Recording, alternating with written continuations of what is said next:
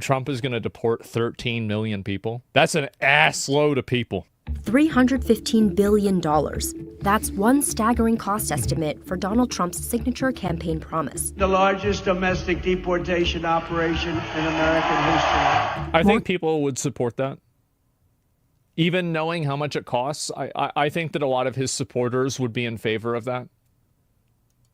Conservative estimates are still enormous. One group puts it at $162 billion. It's not so bad. That's more than the government spent on most federal agencies in fiscal year 2024. Yeah, again, that's what a lot of people, yeah, exactly, get rid of those and deport people instead. Yeah, that's what I think people want.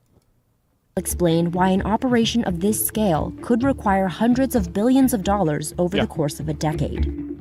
Is it your plan to deport everyone who is here illegally over the next 4 years? Well, I think you have to do it, and it's a very tough thing to do. That means roughly 13 million immigrants who entered the country illegally are at risk of deportation. That's right. About 4% of the U.S. population. Oh. To put that into perspective, the entire U.S. prison and jail population in 2022 was around 1.9 million people.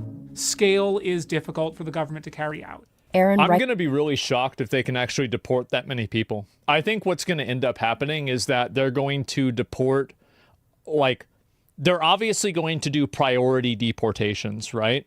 Where they're not going to immediately start deporting grandmas that have been here for 50 years. They're going to probably start deporting people that are, you know, young people that have committed crimes. I will be shocked if they end up deporting everybody. Yeah, gang members, like basically, and that's what you would want them to do, right? Like any logical person would say, okay, focus on the, you know, solve the biggest problems first, obviously.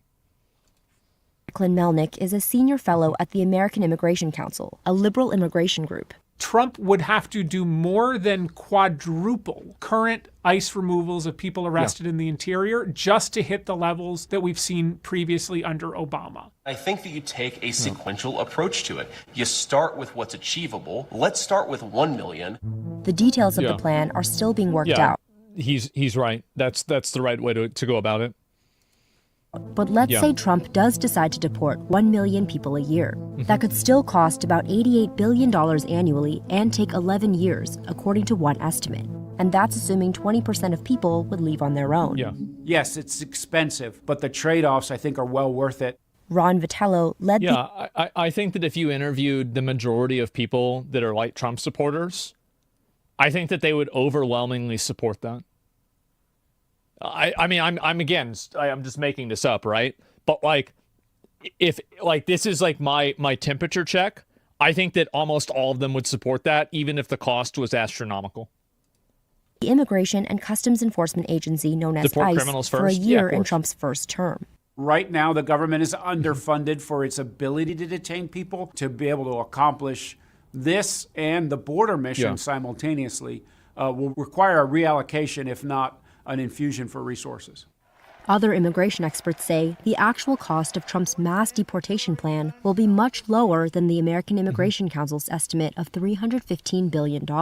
A more robust enforcement like it would be logical that their interpretation of how much it would cost would be higher, because they're probably in favor of some degree of illegal immigration if they're like a liberal mindset. I think that that's generally how like the party lines are for like these different topics. So it would logically make sense that they would come up with a higher number, because a higher number would make the plan seem less feasible. So I wouldn't necessarily trust that number to begin with. Administration is contemplating may create significant economies of scale. Stephen Camarata is the director of research at the Center for Immigration Studies, a group favoring immigration restrictions that helped staff Trump's first term. Once you start doing it and you get an infrastructure in place, then it might be a lot cheaper. Deportation starts with arrest. He brings up a good point that like a lot of it is getting the system started and the cost of doing that. And like that system start cost is like kind of a fixed cost that's like amortized across all of the amount of effort that's going to be put into it. Targeted arrest. We'll know who we're going to arrest, where we're most likely to find them based on numerous investigative processes. We're starting with the criminals, and we got to do it. And then we're starting with others. Trump says Yeah, that's dreamers, or people who entered the U.S. illegally as children, might be an exception. To make arrests, ICE officers would either identify someone who's already in a jail or prison, or go to a person's home. Yeah, of course. The majority of undocumented immigrants are not in law enforcement custody. Most of them have never committed any offenses. Arresting people out in the community, known as at-large arrests, isn't a common tactic for ICE. Vitello says it's more... I think that's what people want to change. Because they don't think that it's proactive enough. Yeah, why are these super-ranking guys so stupid? I don't think they're stupid. Yeah. They committed an offense when they came here illegally. Well, what he's saying is that they never got arrested by the police. more logistically complicated and more expensive, but it's at the center of the Trump administration. Because, like, the police have, like, this, it's stupid, right? But the police, there are, like, the known illegals and the unknown illegals. Where it's like, by the nature of some people entering the country illegally, they are, in fact, undocumented. So it's hard to quantify how many people there are. And so you have that factor, but there's also people that they do have a number and like, yeah, this person is here illegally, and there's like a process for getting rid of them. So like it's both things. I'm not concerned that they won't be able to find them. It's just a matter of time given the circumstances, given the availability of information, and given the resources in play. At-large arrests often require multiple federal agents and take several days because ICE officers don't generally have warrants. Immigration violations are not criminal, which means that a judicial warrant to arrest them would not have probable cause. They might have to wait hours for the person to leave their house. They might have to stake out a work site. To carry out arrests at this scale, the American Immigration Council estimates ICE would need to hire over 30,000 new law enforcement agents and staff, making it the largest law enforcement agency in the federal government. That's a lot. Vitello says this number is overstated, and that state and local law enforcement could be directed via task forces to help with at-large arrests. I think a lot of people would sign up to do it too. Yeah, I do. I actually think that a lot of the media vastly underestimates how many people just want to get the illegal immigrants out of the fucking country. I don't think that they really care if you're a dreamer, if you're, a criminal. I don't think that most people really give a shit at this point. I think maybe if you looked at this issue in 2020 or like 2016, people probably did care more, or at least they pretended to care. I think now they don't. Yeah, get them out. Yeah, get them out. That's it. Literal Nazis. I don't think deporting people for being in a country illegally is being a Nazi. I think that you do a disservice to actual Nazis by comparing the two things. You're making them seem like this is like just a difference of opinion. It's the opposite of Nazi. Yeah, it's very, very dangerous. You shouldn't be saying that. They already do. Having that referral system, having state and locals help ICE officers do their job. Somebody says, what are they going to do? Who are they going to blame their problems on when brown people are gone? Ask Kanye West. Better to have it than not, but not definitive in whether they do the work or not. Then there's detention, the most expensive part of the whole process. It costs around $200 a day to hold someone in ICE custody. Congress has provided enough funding for at least 41,500 detention beds in fiscal year 2025. But that's not nearly enough to detain 1 million people a year. People say such childlike thinking. You realize like Jews have been scapegoated by like, 109 countries have like expelled Jews? Like, you can say it's childlike thinking, but like, yeah, no, that's what's going to happen. After they get rid of the illegals, they're going to blame everything on the Jews. They're already doing it. That's what's going to happen.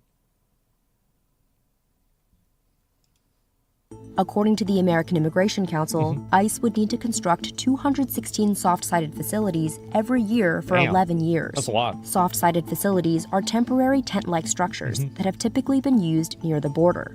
Yeah. Anyone not physically detained would be placed on electronic surveillance, which costs approximately $4 per person per day. Private contractors involved in every stage of the detention process could drive up prices even more. Contractors drive people in between ICE detention centers or drive the vans after somebody's arrested. Detaining children would also make this process more expensive. I don't want to be breaking up families, so the only way you don't break up the family is you keep them together and you have to send them all back. Family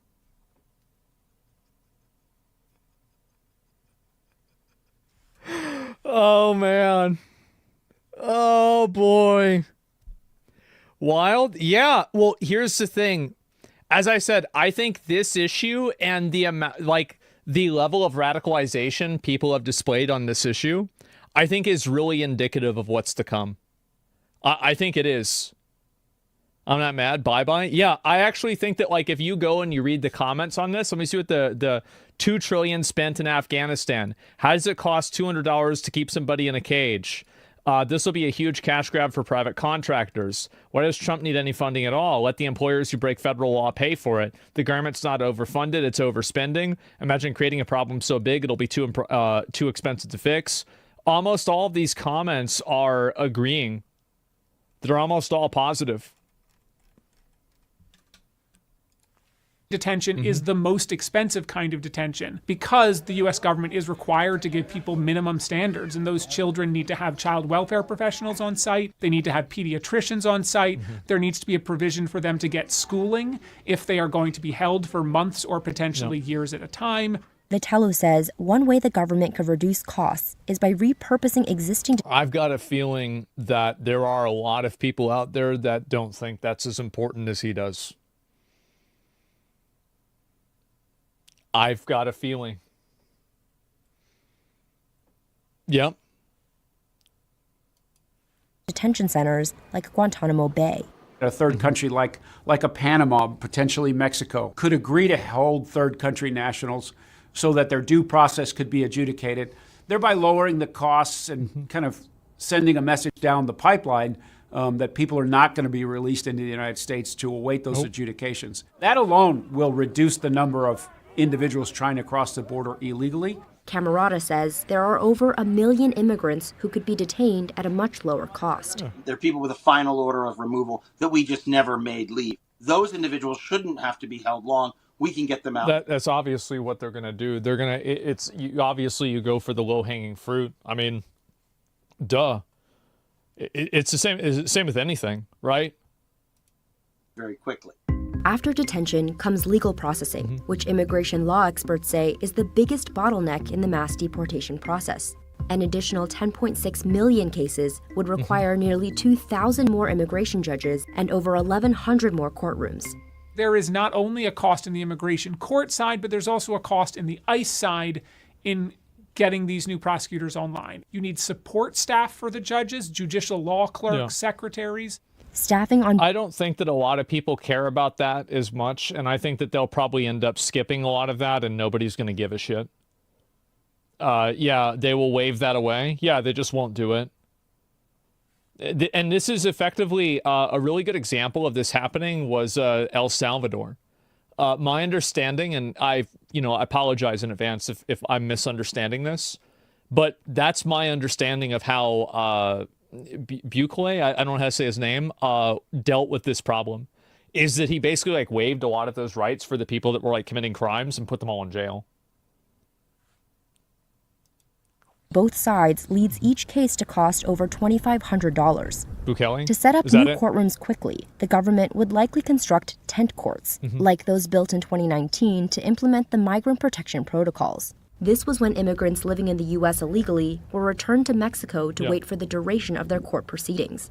They went to tent courts near the border to virtually appear in front of judges. You could do those hearings much faster, logistically get more judges and more hearings heard in a day. As with finding new efficiencies in the detention space, that is another thing that has its limits. Tent-style courtrooms in Laredo, Texas, cost about $16 million to build and $143 million annually. This is my opinion about this.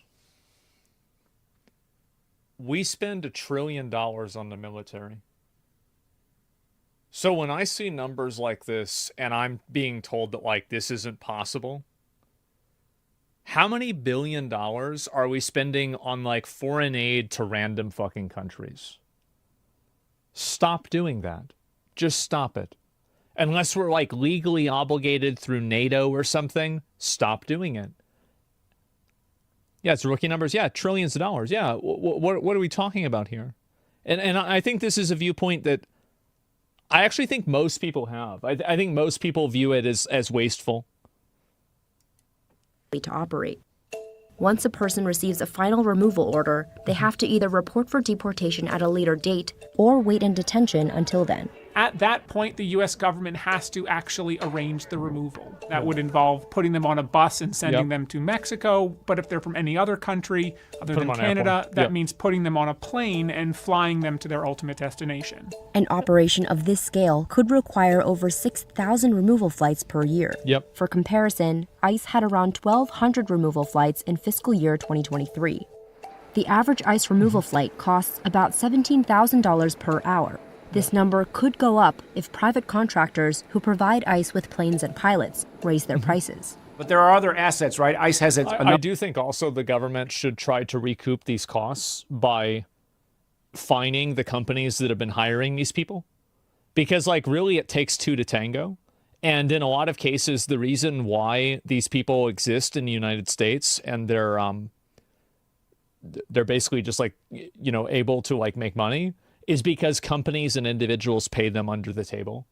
And so, like, really, who should be paying for this? Well, it should be the companies that willingly hire people and knowingly hire people that are here illegally. It's that simple. NATO's obsolete. Well, I mean, personally, I don't necessarily agree with that. I think NATO's important, but that's, again, it's not really the issue. I don't want to debate that. You know, everybody's going to have different viewpoints. That's whatever, right? It's totally different. But I do think, yeah, you should find, and also find the individual immigrants. Yeah, you're right. Like, if they have bank accounts and, like, they have money here, get that money. Absolutely. Fuck that. Yeah, if they're coming here, spending, you know, making money here illegally, then get that money too. It's not even a question. Number of its own aircraft that are already in service today. The Justice Department, the Marshal Service, has their own transportation aircraft. The scale-up need could come from the military. Trump told NBC News in November that there is no price tag for his plan. Camerata says... I think that's what people want. Or at least, like, the ones that agree with him, right? There's people who think this is bad, but, like, the ones that agree with him, I don't think they care about the price. Cost will likely be spread out over several years because it would be impractical to deport even 1 million people a year, let alone all 13 million in a single one-time operation. In this case, it's probably hyperbole. What I think he's trying to do is tell everyone, when I take over, the immigration law is going to be back in business. And I think it's going to have a big effect, and then it's going to be up to the public to judge whether he kept his word. But getting enough funding from Congress will be crucial for an operation of this. I think what's going to happen is that he is probably going to get, like, maybe 20% or 30% of them. And it's probably going to be a lot of the problem people. And then the rest of them probably, it depends on what happens, like who gets elected after Trump, right? And so, like, if somebody like Trump gets reelected again, then you'll see more of them get deported. If they don't, then you won't see more of them get deported, right? I think it's really just that simple. Yeah, cost of keeping them a year is more. Cheaper to send them home. It's a vital point being ignored. Oh, yeah, no doubt. But you have to keep them here because they, like, you have to figure out, like, legally whether they're here, like, illegally or not, right? You can't just, like, shoot first and ask questions later. Like, you go deport them and then you figure out whether you should have deported them or not. Seems like kind of a problem. Third term, let's go. I mean, we'll see what happens, right? I mean, there's a chance that you know, the Trump presidency shits the bed and it's a huge problem. And then, like, you know, we have some bad situation happen. Who knows what happens? And then, you know, there's, like, no way a Republican wins in 2028. Yeah, it will be. Well, I'm saying, like, it's very possible that this could happen. Magnitude. Senate Republicans have said that passing a border funding bill will be the top priority next year. Border security, more bed spaces so you don't have to release people that shouldn't be released, and more ICE agents to deport people who represent a threat to our country and shouldn't be here to begin with. Republicans control both chambers of Congress next term, but it's a narrow majority, making spending on this scale no guarantee. To my Democratic friends, I think if you resist rational deportation policy, you do so at your own peril. I actually think he's right. And I think that what he said isn't actually accurate entirely, or it's not telling the full picture. I think that if you resist rational deportation policy, you will then get irrational deportation policy. And I think that like that's really where things are going, and that's what I think is going to happen. Only the rich stem well. Well, I don't know, but I think that's what it is, and that's why I think a lot of people are so extreme about it now. Is that I think people are tired of being called like like somebody said, like it's like you're a Nazi, right, for like wanting to deport an illegal immigrant. I think that like somebody hears that and they're like, I don't want to be called a Nazi. That's stupid. And so I'm just going to vote against you, right? I don't think people like that type of emotional blackmail. And it's what really causes a lot of people to push back on it. So, yeah. I have a feeling, what's this, is deport the Democrats? Problem solved. Yeah, there we go. And where's the rationality in sending your country into a depression? Because that's what's going to happen. Finance have worked out the numbers again and again. I don't think that I feel like if you have a country that requires a indentured servant slave class in order to exist, you need to figure out a better way of doing business and running an economy. That's really the truth. I mean, I don't think that that's a good thing. And this has been, it's kind of like the same perspective that I have with like the HB1 visas, is that if you rely on an underclass of people that have less protections, less rights, and are being paid less money, and the entire premise of the business model is built around taking advantage of that, what you have is a fundamentally predatory economy. And I don't think that that is a morally good thing. I don't think it's good at all in any capacity. So yeah, that's what I think about it. I mean, I don't really think that's a good argument. I think it's actually a very bad argument. And also, like, and this is something that's like not really discussed a lot, is that a lot of the people who are illegal immigrants, they get taken advantage of in a lot of big ways. And, you know, it's like if they get shortchanged, they don't get paid enough money, you know, they're not being paid fairly. What do they go and do about it? Like, you know, they can't go to the police, they can't sue the person, they can't do anything. So they're in a massive, there's like a massive power imbalance there. And I think that that's something that a lot of people need to realize. They can't get proper medical treatment. Yeah, exactly. Right? But they can get charged too. Yeah, no doubt. But no more rights for H1B1. Yeah, there's the video, by the way. And so basically what I mean by that is like no more rights is that, so a person, and I could be wrong about this, right? And so correct me if I'm wrong, but my understanding is that if you have one of those visas, if you leave that job, you put your visa at risk and you can get sent back. Is that correct? Yeah, yeah, of course, right? Of course, that makes sense. And so basically what happens is that if you have that, you can't change the job. Yeah, exactly, right? What ends up happening is that gives the company an extra level of control and a distortion of what the normal relationship with the company would have with an employee. So like with an American citizen, you don't have this extra layer of fear of getting deported from the entire country because you leave the job. So logically, a company could treat a person who's on one of these visas worse because that person has more to lose if they say no. You see what I'm saying? I feel like a lot of that makes sense. If you choose to go somewhere else, you have to have the company that you're going for be your new sponsor. Yeah. And so it's modern slavery. It's not slavery, it's just a distorted power structure, and it's not healthy for these people, right? To say that it's slavery, no, it's not really slavery, but it's just it's a distorted and asymmetrical power balance between the people that are seeking out these jobs and the companies that are providing them. And it provides an incentive for companies to take advantage of people. And if you're taking advantage of like Indians or, you know, Chinese people or, I don't know, people in Malaysia, whoever's coming over from like H-1B visas, that's bad, right? Because those are still people. It's the same as the illegal immigrants here. Like these are people that are being taken advantage of. And so like effectively by allowing it to happen, you create an underclass of people that are prime for exploitation in a bunch of different ways. Not just one way, but a bunch of different ways. So yeah, I'll look at a few more. You just described slavery. They're not slaves. They're just not. I mean, like, I understand, like, it's just not. Like, it's just, I don't know why people have, like, this huge problem with like the emotional weight of vocabulary, and they can't think about things logically. It's just simply not slavery. It's the same thing I said about terrorism, right? It's like these like emotional vocabulary hyperbole words like Nazi, slavery, terrorism. Let's just try to look at, yeah, it's extremist language. Yeah, it's very crazy.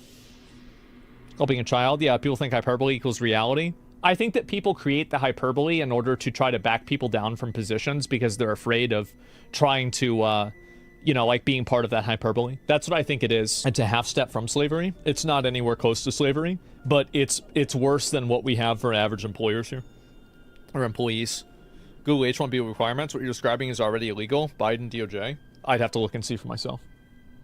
Yeah, I don't know. I mean, you'd have to give me a better example than that. Got ban appeals in their hamster wheels? Yeah, well, I mean, yeah, we do need to do ban appeals again.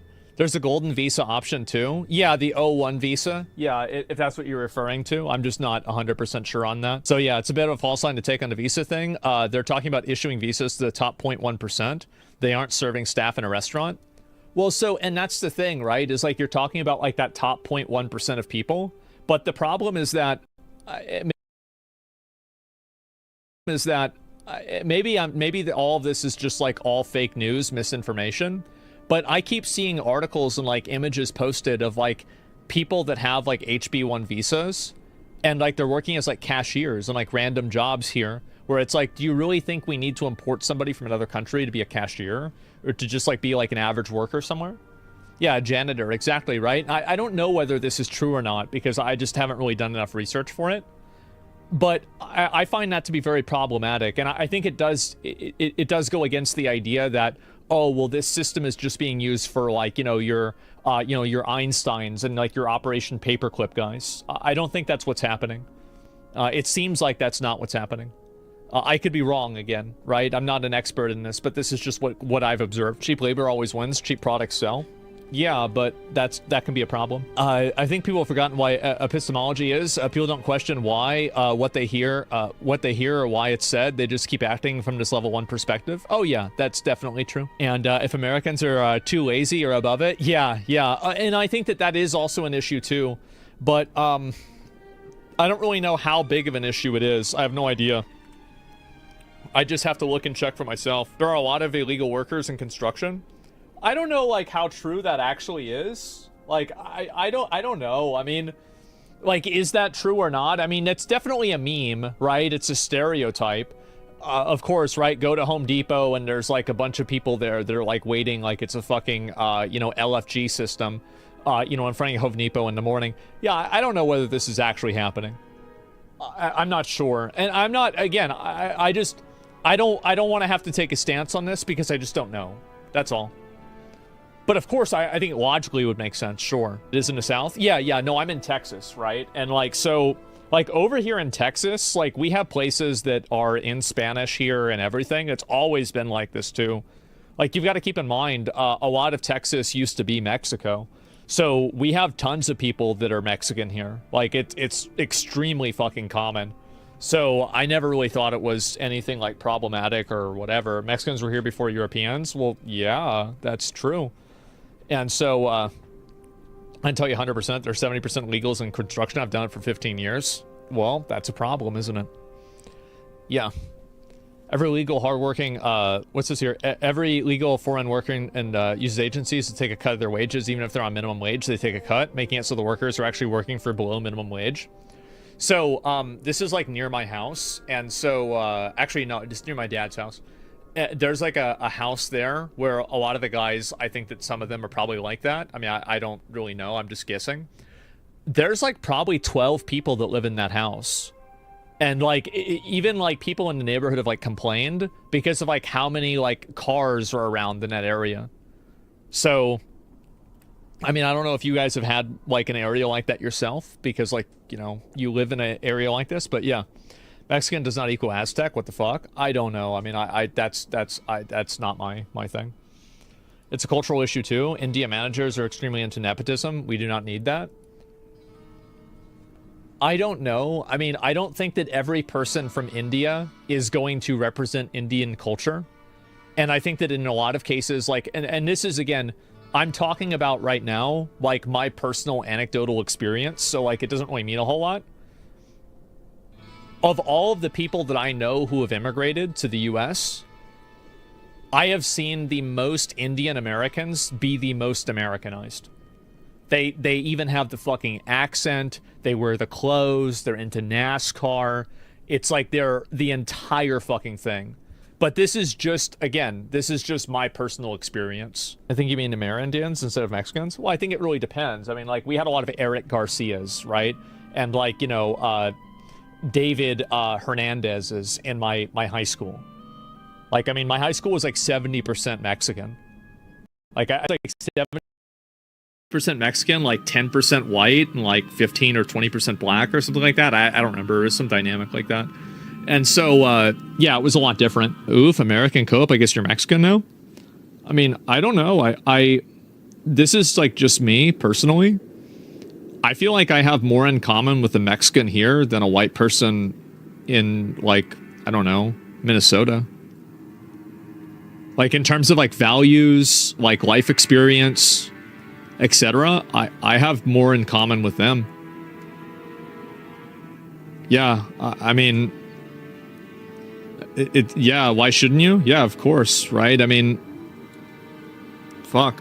Yeah, we eat the same food, we go to the same place, we have the same, like, culture, pretty much, right? I mean, you know, by the way, I don't like drinking, but when I did drink, you know, socially, Corona was always my favorite. I always, yeah, I like Modelo and Corona more, so, fuck, I don't know what to say. So, yeah, growing up, like, I grew up in, like, a very kind of, like, multiracial area.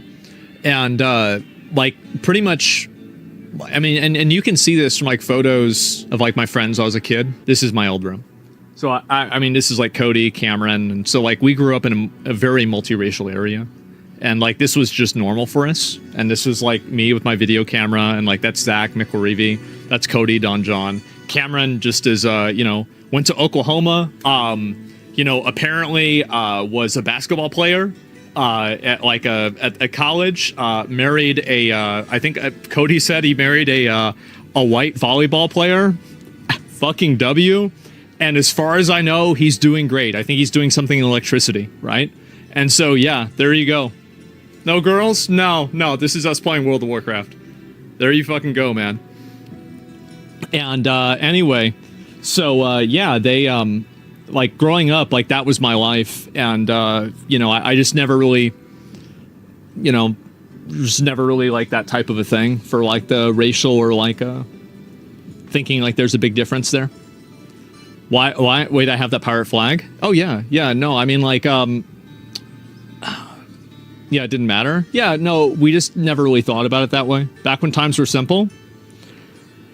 Yeah, things were really good back then, man. I remember...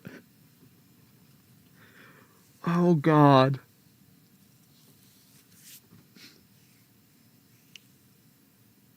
Oh, God. I remember in high school, we had a clan in Halo 2, and the clan's name was, like, it was, like, N-word killers or something like that, but, like, the first letters were switched.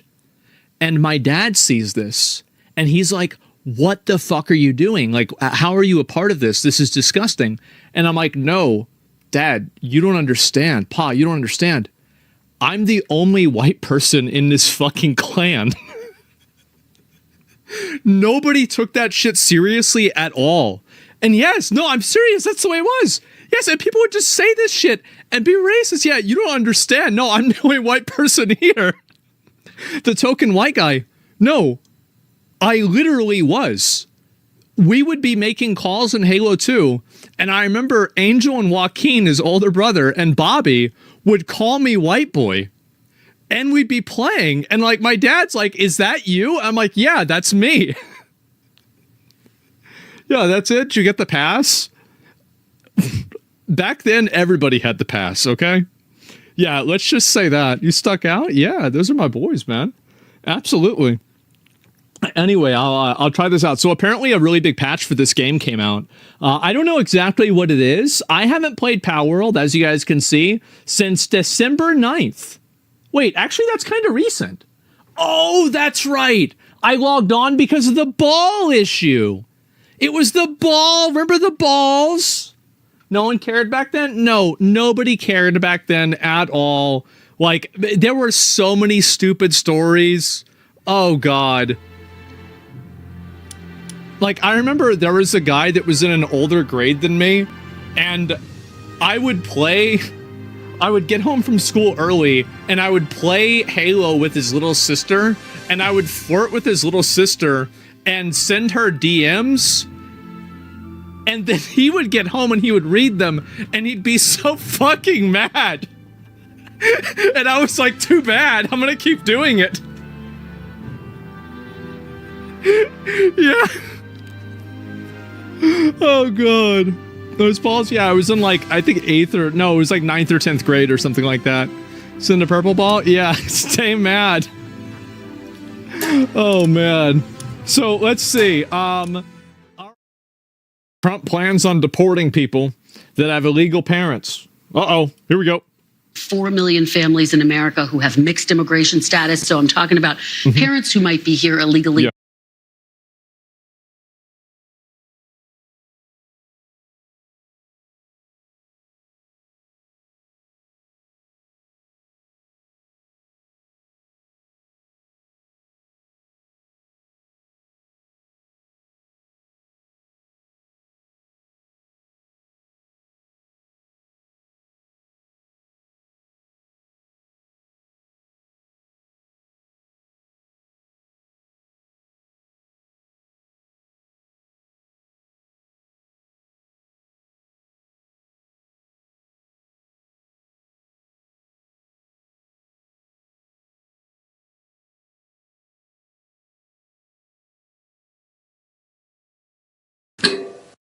Thank you, Mommy. You're welcome. Well, ladies and gentlemen, it is official. We can announce it. Season 2 of the Kate Meany tapes are in. That's right. That's right. You want to talk family? You want to call family? I bet family might be calling you after we listen to a little of this. Yes. Literally sent us an invitation. So, invite accepted. DabbleCon 3. Oh, speaking of DabbleCon 3, here's a little something I could tell you about season 2 of the tapes. There's a lot. There's a lot. There's a lot. In fact, yeah. My idea, DabbleCon, 2 days of laughs, love, and tapes. Night 1, WATP has a package of the tapes that they play. We sit in. Night 2, Uncle Rico has a package of the tapes they sit in. Boom. Done. I'm out. I'm out. Yeah. And let's give credit where credit is due.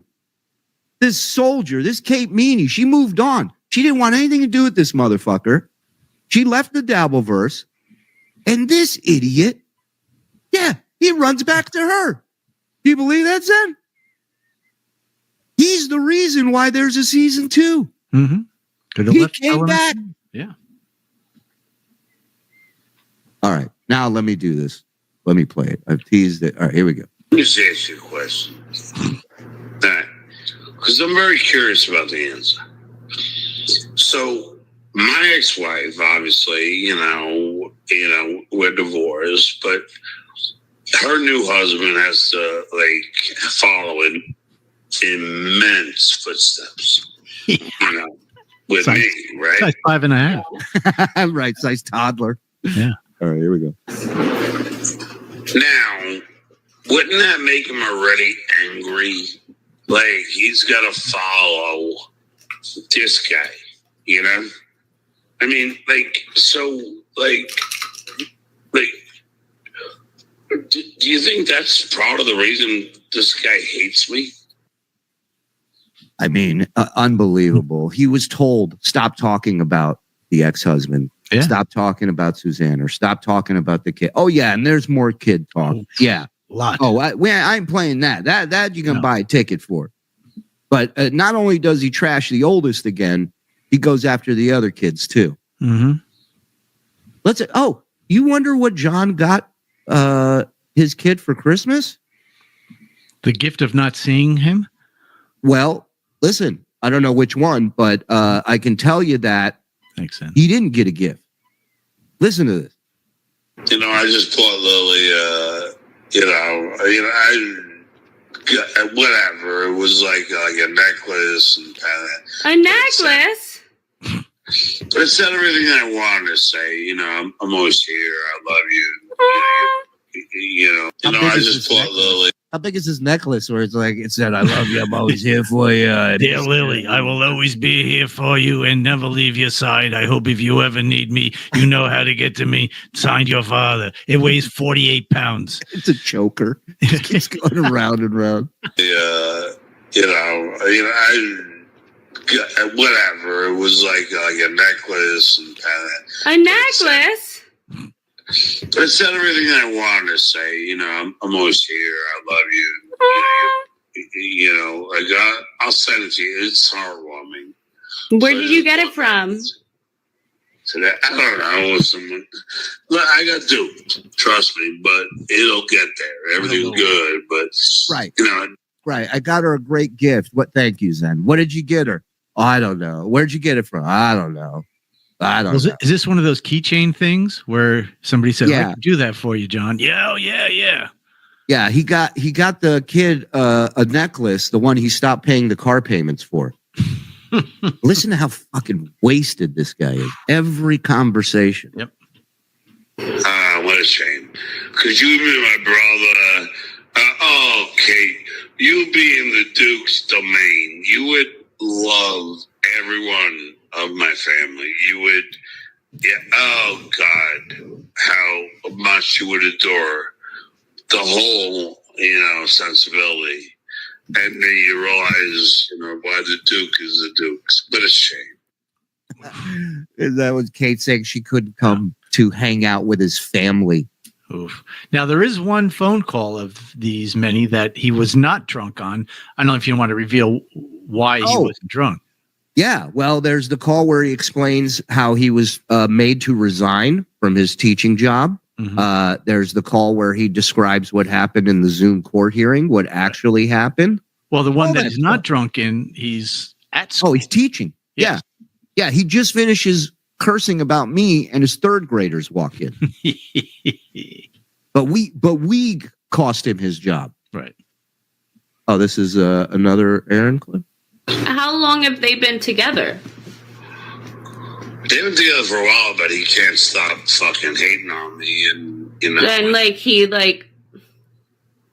oh, believe me, I mean. But who do your kids side with? My ex-wife. And there's not I wished her a happy birthday in November. Scorpio, as I remember.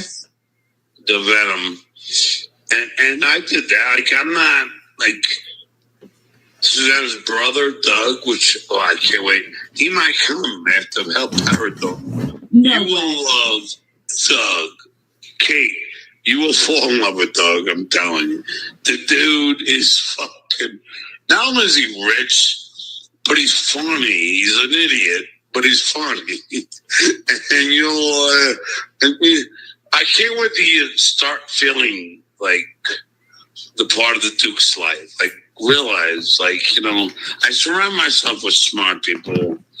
Yeah, no shit. Mm-hmm. Nobody's as dumb as this fucking guy. Of course. Of course there's smart people around you. Yeah. We have over 2 hours of conversations just in 2 calls. And I got a lot more in 2 calls. And again, shout out to Kate Meany. John, you might want to think twice before texting somebody's mother a whore, somebody's mother that their daughter's a whore, and they didn't raise their kid properly, and all this other shit you talk, and expect them to just sit there and be your friend again and want to be romantically involved with you. Yet again, this woman might be responsible for the greatest moment in Dabbleverse history. Yet again. It's going to be the greatest DabbleCon, I can tell you that. Well, and he couldn't just come on and do his last show. Talk your shit, do your last show. But a part of me thinks, he does this last act because he knows he's leaving, so he doesn't have to sit there and get the shit, take the shit for it. Mm-hmm. Because if, you can't sit here, even if you're an SJ Army member, and you sit here and he cries about this every day, we cross the line, and then he goes and does it live on the air in front of everybody. It's amazing. Hit the follow button, hit the like button. And be like, yeah. Fuck Doom. Doom fucking sucks. Doom never includes me in anything. He's a beep, piece of shit Doom, loser Doom, dipshit Doom. When I'm Doom, I'm stupid. I'm a dumbass. My name's Doom. I ain't got nothing to do except troll. No wonder why they call you Doom.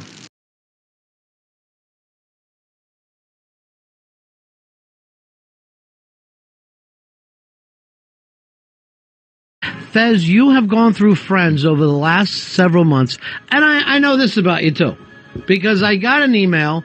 I'm not even going to get into it on the air.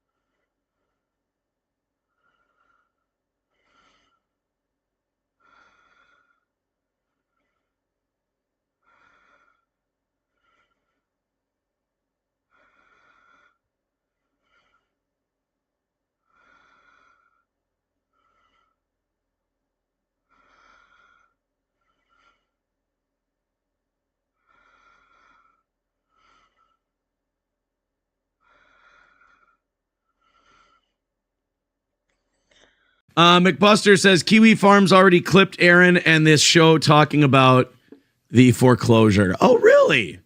Well, thank you, Kiwi Farms. I'm sure they'll find a way to talk about what a piece of shit I am, though, in it.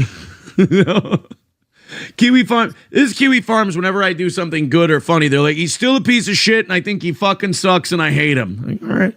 Okay. No accounting for taste, I guess. The one thing Kiwi Farms does that's a little autistic and retarded, and I'll fight him to death on this, is they do this thing whenever I come out with information, they go, it's Aaron, so take it with a grain of salt. One thing I will fight you fuckers on, suck my dick. I've nailed everything. Told the truth about everything, been right about everything. Every piece of information I've given you has been independently confirmed. So suck my dick with that grain of salt shit. I fucking nailed it. Everything else you say about me is totally fine. But that one, that pisses me off because I fucking... That's not okay. A lot of the shit that you guys write about is based on the shit I've fucking nailed. So thank you. Look, I'm just saying you guys are baby bird each other. Yeah, fine, whatever. This grain of salt shit. No, it's gotta stop. The baby bird thing is a no. That's absolutely not. But I didn't give you that information. A jealous ex-boyfriend gave you that information. Elzabel says, this true? I have more news. You can vote now for Lol Cow of the Year on Kiwi Farms. Nick is winning. I'm winning the Fresh Meat Award. Am I going to win a fucking Kiwi Farms award this year? Do they send you an award? They'd fucking better. Hey, Kiwi Farms, this will get back to him. Hey, Farms, if I win fresh meat, I want a fucking trophy. I want a medal. I want a trophy. I want something that I can put back here. If I win Kiwi Farms Fresh Meat of the Year, I want something that I can put up in the studio. I will display that with pride. I think you're the only one in this contest that's actually got that attitude. It's all fun and games, right? Yeah, for all of us, but a lot of the people who do this on the internet apparently take it very, very seriously. And so they don't view this as quite the jovial contest that you do. But aren't we just having fun? I mean, we are. Aren't they having fun doing what they're doing? God, I wish. But then if we're both having fun, give me a fucking... If I win that fresh meat and Kiwi Farms doesn't give me a fucking trophy for it, their awards mean nothing. They're fucking bullshit. And if Nick won't accept his Josh, this is to Josh Moon, closed circuit to Josh Moon. If Nick will not accept his 2 Lol Cow of the Year trophies, I will accept them with his name on them in his stead. You know how like at award shows when people don't show up and someone accepts isn't it like for them? in absentia or whatever? I'll accept in absentia for Nick Rekieta. He won Lol Cow of the Year last year. It looks like he's primed to win it this year. I'm going to win the Fresh Meat Award. I will accept on his behalf if he will not accept. So I want my Fresh Meat Award trophy if I win. And I want I want to accept both of Nick Rekieta's Lol Cow of the Year trophies, and I want to display them back here. See, I think it's funnier if they don't give you a trophy. You go on some sort of like scorched earth campaign to just destroy the farms. And then someday in the future, what happened to the farms? Johnny said that. I'm just saying. I didn't say a fucking word. Johnny said that shit. A peace between us this night, Arthur Costas. Of all the things that ended up pissing off people about the farms and making them want to take up arms again, you end up like getting upset because they don't give you a trophy. I want if I win fresh meat, I want my fucking trophy. And if Nick won't accept his Lol Cow of the Year awards, I will accept in his stead. I will accept for him. Now I'm honestly curious what the trophies would look like. A kiwi. Like, would it be like the movie The Golden Calf or whatever? I think it should be like the bird. It should be a kiwi. The kiwi bird. Okay. Kind of like laughing hysterically. All right. And I want to, if I win fresh meat, I want a fucking trophy. That's all there is to it. I'll make my own. I'll make my own fresh meat trophy. So if you're fresh meat and Ricada is lolcow of the year, does Melton get like even an honorable mention? Best new pedo? Question mark? I mean, best new pedo. That's the win.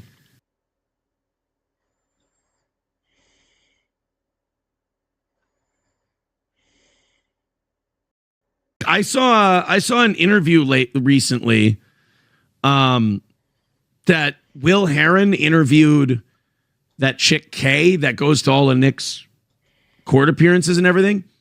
I don't know if you saw it or not, but so like she's been going to Knicks appearances and she's been talking about how she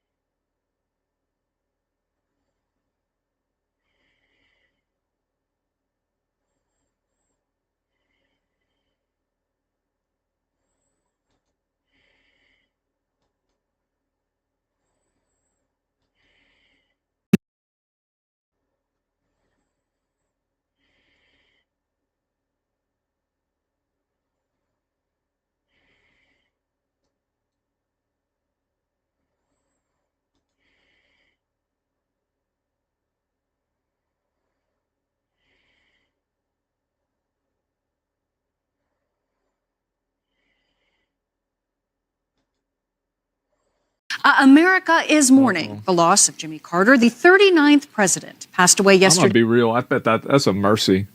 I saw pictures of this dude. This guy was living in hell. Brain cancer ate his brain. People said he wasn't even responsive most days. Like, really, like, that's mercy. Like, good. Thank God. Now he's finally at peace. Yeah, he's in a better place. I mean, any place would be better than what he's in. Today, at the age of 100. He was the nation's longest living president. A national day of mourning and state funeral are set for January 9th. Both President Joe Biden people didn't like, I talked to my dad about this, people didn't like him as president, but I think that almost everybody agreed that he was a good person and a good guy. Like, this dude was like well into his 90s building houses for people. Like, out there with his own hammer, hammering, putting together. Yeah, he might have made some mistakes as president. There's a lot of people that are great people, maybe shouldn't be president. There it is. President-elect Donald Trump offering moving tributes to Carter. Trump posting, in part, quote, "While I strongly disagreed with him philosophically and politically, I also realized that he truly loved and respected our country and all it stands for. He worked hard I love how, like, every other politician has, like, a normal professional photo taken of them. And Donald Trump has this, like, weird AI art version of his face painted on like he's Braveheart with the American flag. The guy's a meme? Yes. Make America a better place, and for that, I give him my highest respect." Meanwhile, Biden addressed the nation from his vacation in the U.S. Virgin Islands. Jimmy Carter stands as a model of what it means to live a life of meaning and purpose, a life of principle, faith, and humility. His life dedicated to others. But during Biden's comments, the media appeared to see Biden's remarks as a bit of an opportunity to get a dig in at Trump, and Biden seemed a bit eager to oblige. Thank you. President Trump to take from President Carter? Decency. Decency. Decency. Everybody deserves a shot. Everybody. Can you imagine Jimmy Carter? They did bait him. They baited him so hard on that.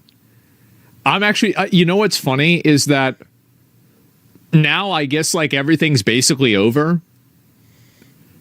He doesn't have to worry about getting baited. I bet he knew he was getting baited. He knew at the moment, this is happening to me. And he says, fuck it, I don't care. What are they going to do? They're going to fire me? They're going to fire me? I'm almost out. Walking by someone and you need something to just keep walking. Can you imagine Jimmy Carter referring to someone by the way they look or the way they talk? I can't. Tammy, he was given the opportunity, and he took it with a grin on his face there. Look, it's a shame and it's embarrassing for Joe Biden. He had that I think it teeth thing that he does. Yeah, that was, bro, that shit was a bit odd. Like, where is it? That's a lot. Damn, bro, like that.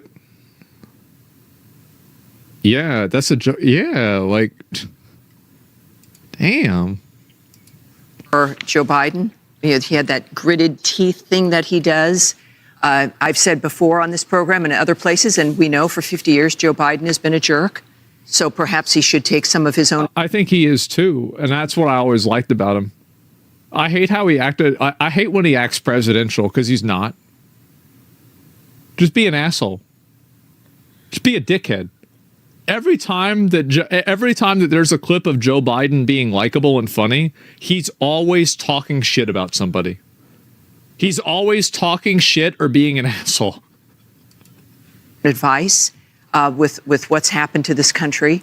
It was an opportunity, as President Trump, I think, illustrated, to be generous, right? Be generous.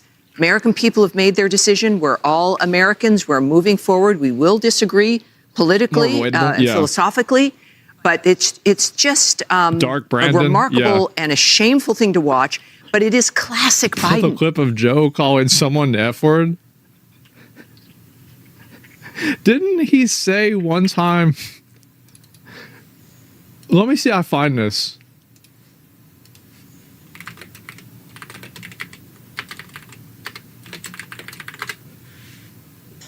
If was that it? He just refers to this guy as just fat. Listen, fat. We all know Trump has been messing around in Ukraine over there, holding their foreign aid for them to come out. He doesn't give a fuck. Saying it's an investigation. We know all about that. He's no backbone. Shut up. But you, on the other hand, sent your son over there to get a job and work for a gas company. Get ready. He had no experience in gas, so nothing. See, and like, what are the odds that he knew he was about to talk some mad shit, so he's trying to get some distance, so like he could get away before the dude would try to attack him, because he knew he was about to start some shit. You know, get out of range. Get access to the president. So you're selling access to the president just like he is. So you got a damn liar, man. That's not true. And no one has ever said that. No one has proved that. I see it on the TV. You see it on the TV. No, I know you do. And by the way, that's why I'm not sedentary. I get up and no.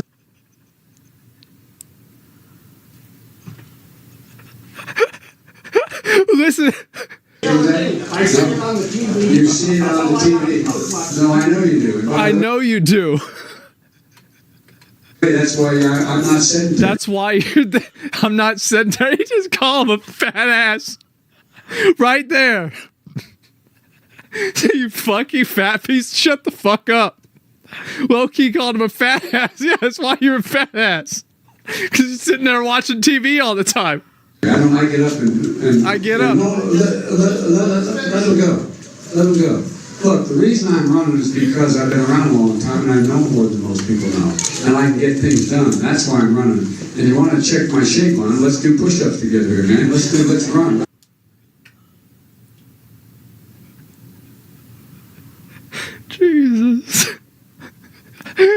Jesus.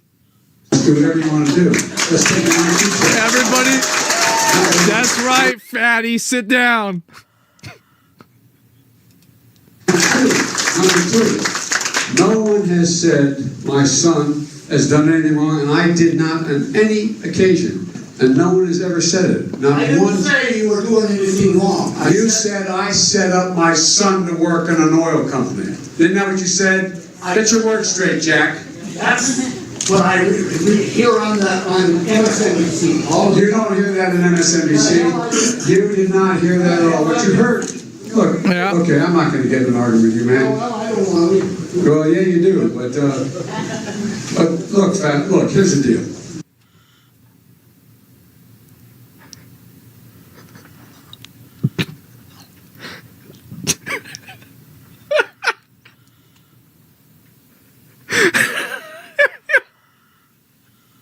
Look, here's the deal.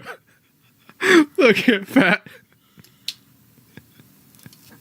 Here's the deal. Yeah, you do, but look, Fat, look, here's the deal. Here's the deal. It looks like you don't have to go back home to Trump. That's what you're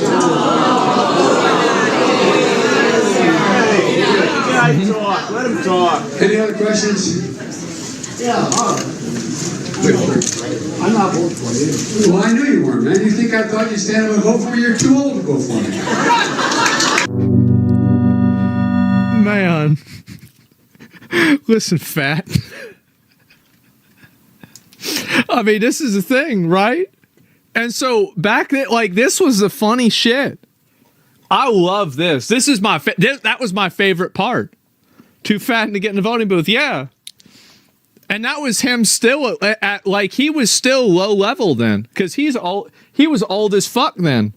Like, if you go back even before that, he said all kinds of plenty annoying shit like that. He was talking shit constantly. Let's do push-ups, Fat. This is what we've been seeing, and it's partly what the American people don't like. You might not agree with Trump's style, but Biden is presented as being, as he was, the unifier and the nice guy, and Scranton Joe. And he's mean and he's a bully, and it's a shame. That's why the truth is that, the happiest I had ever seen Biden when he was sitting and hanging out with Trump. You guys notice that? And it's embarrassing and it's unfortunate.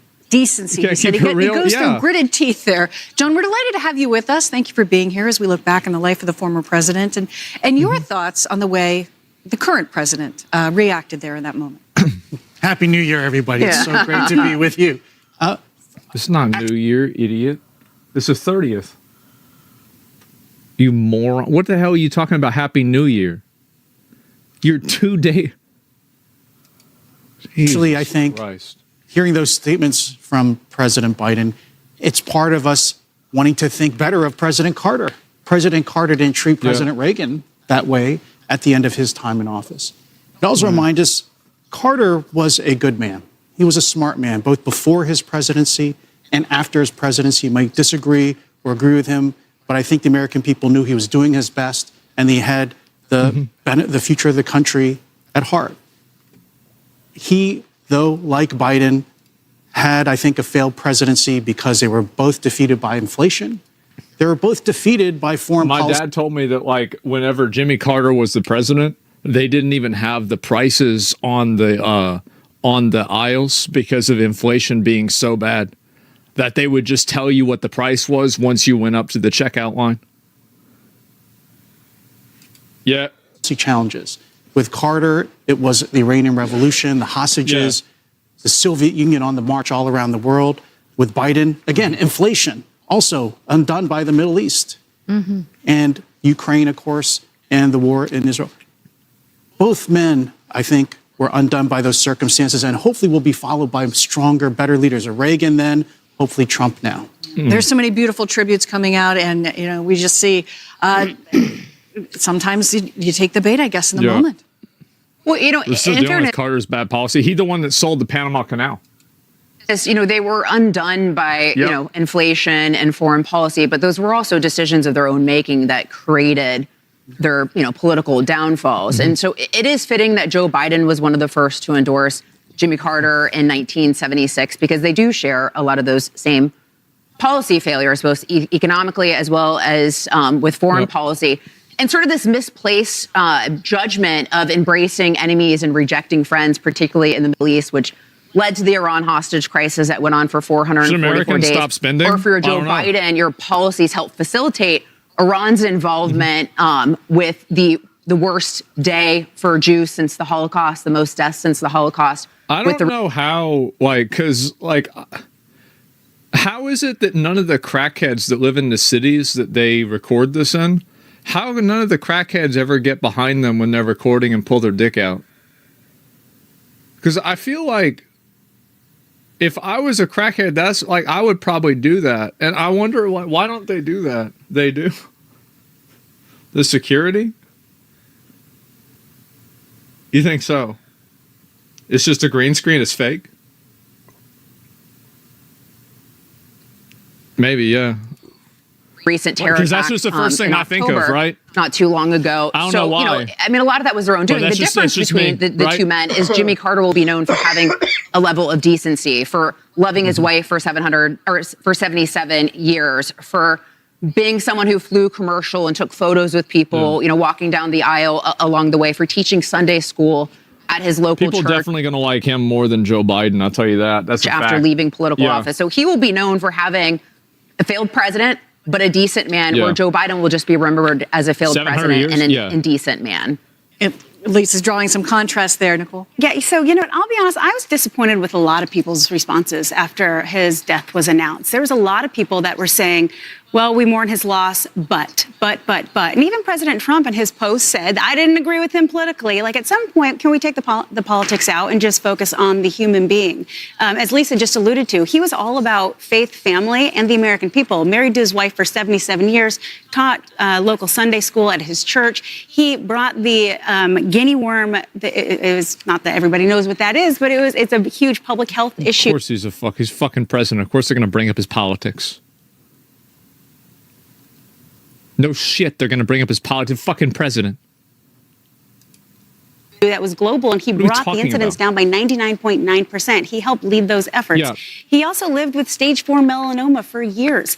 This was a good human. And I think people can just focus on that. And we don't have to say, this is good. But President Biden obviously did that. He said it with gritted teeth. It was really upsetting to watch it. And it wasn't his handlers. It wasn't like that was an prompter. That actually is what he said. And, he failed. And I think he's just going to continue to go out looking like a bitter old man. Yeah, but I also just thank God.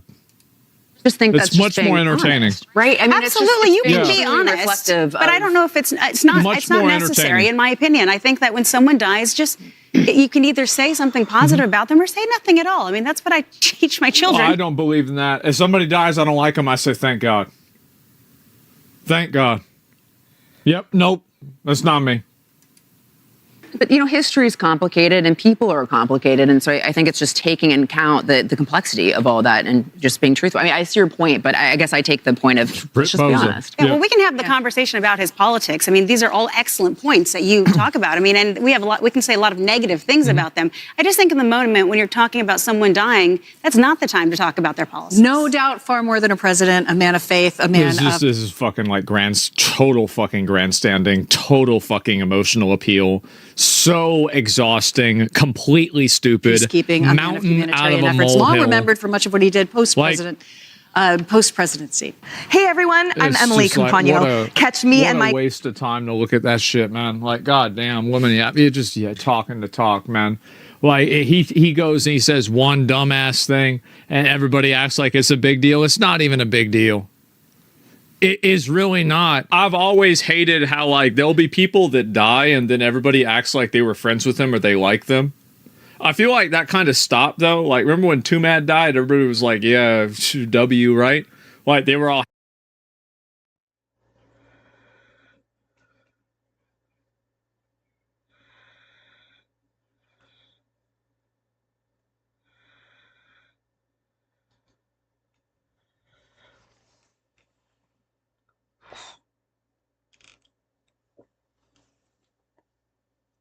So, Pat, what's new in the?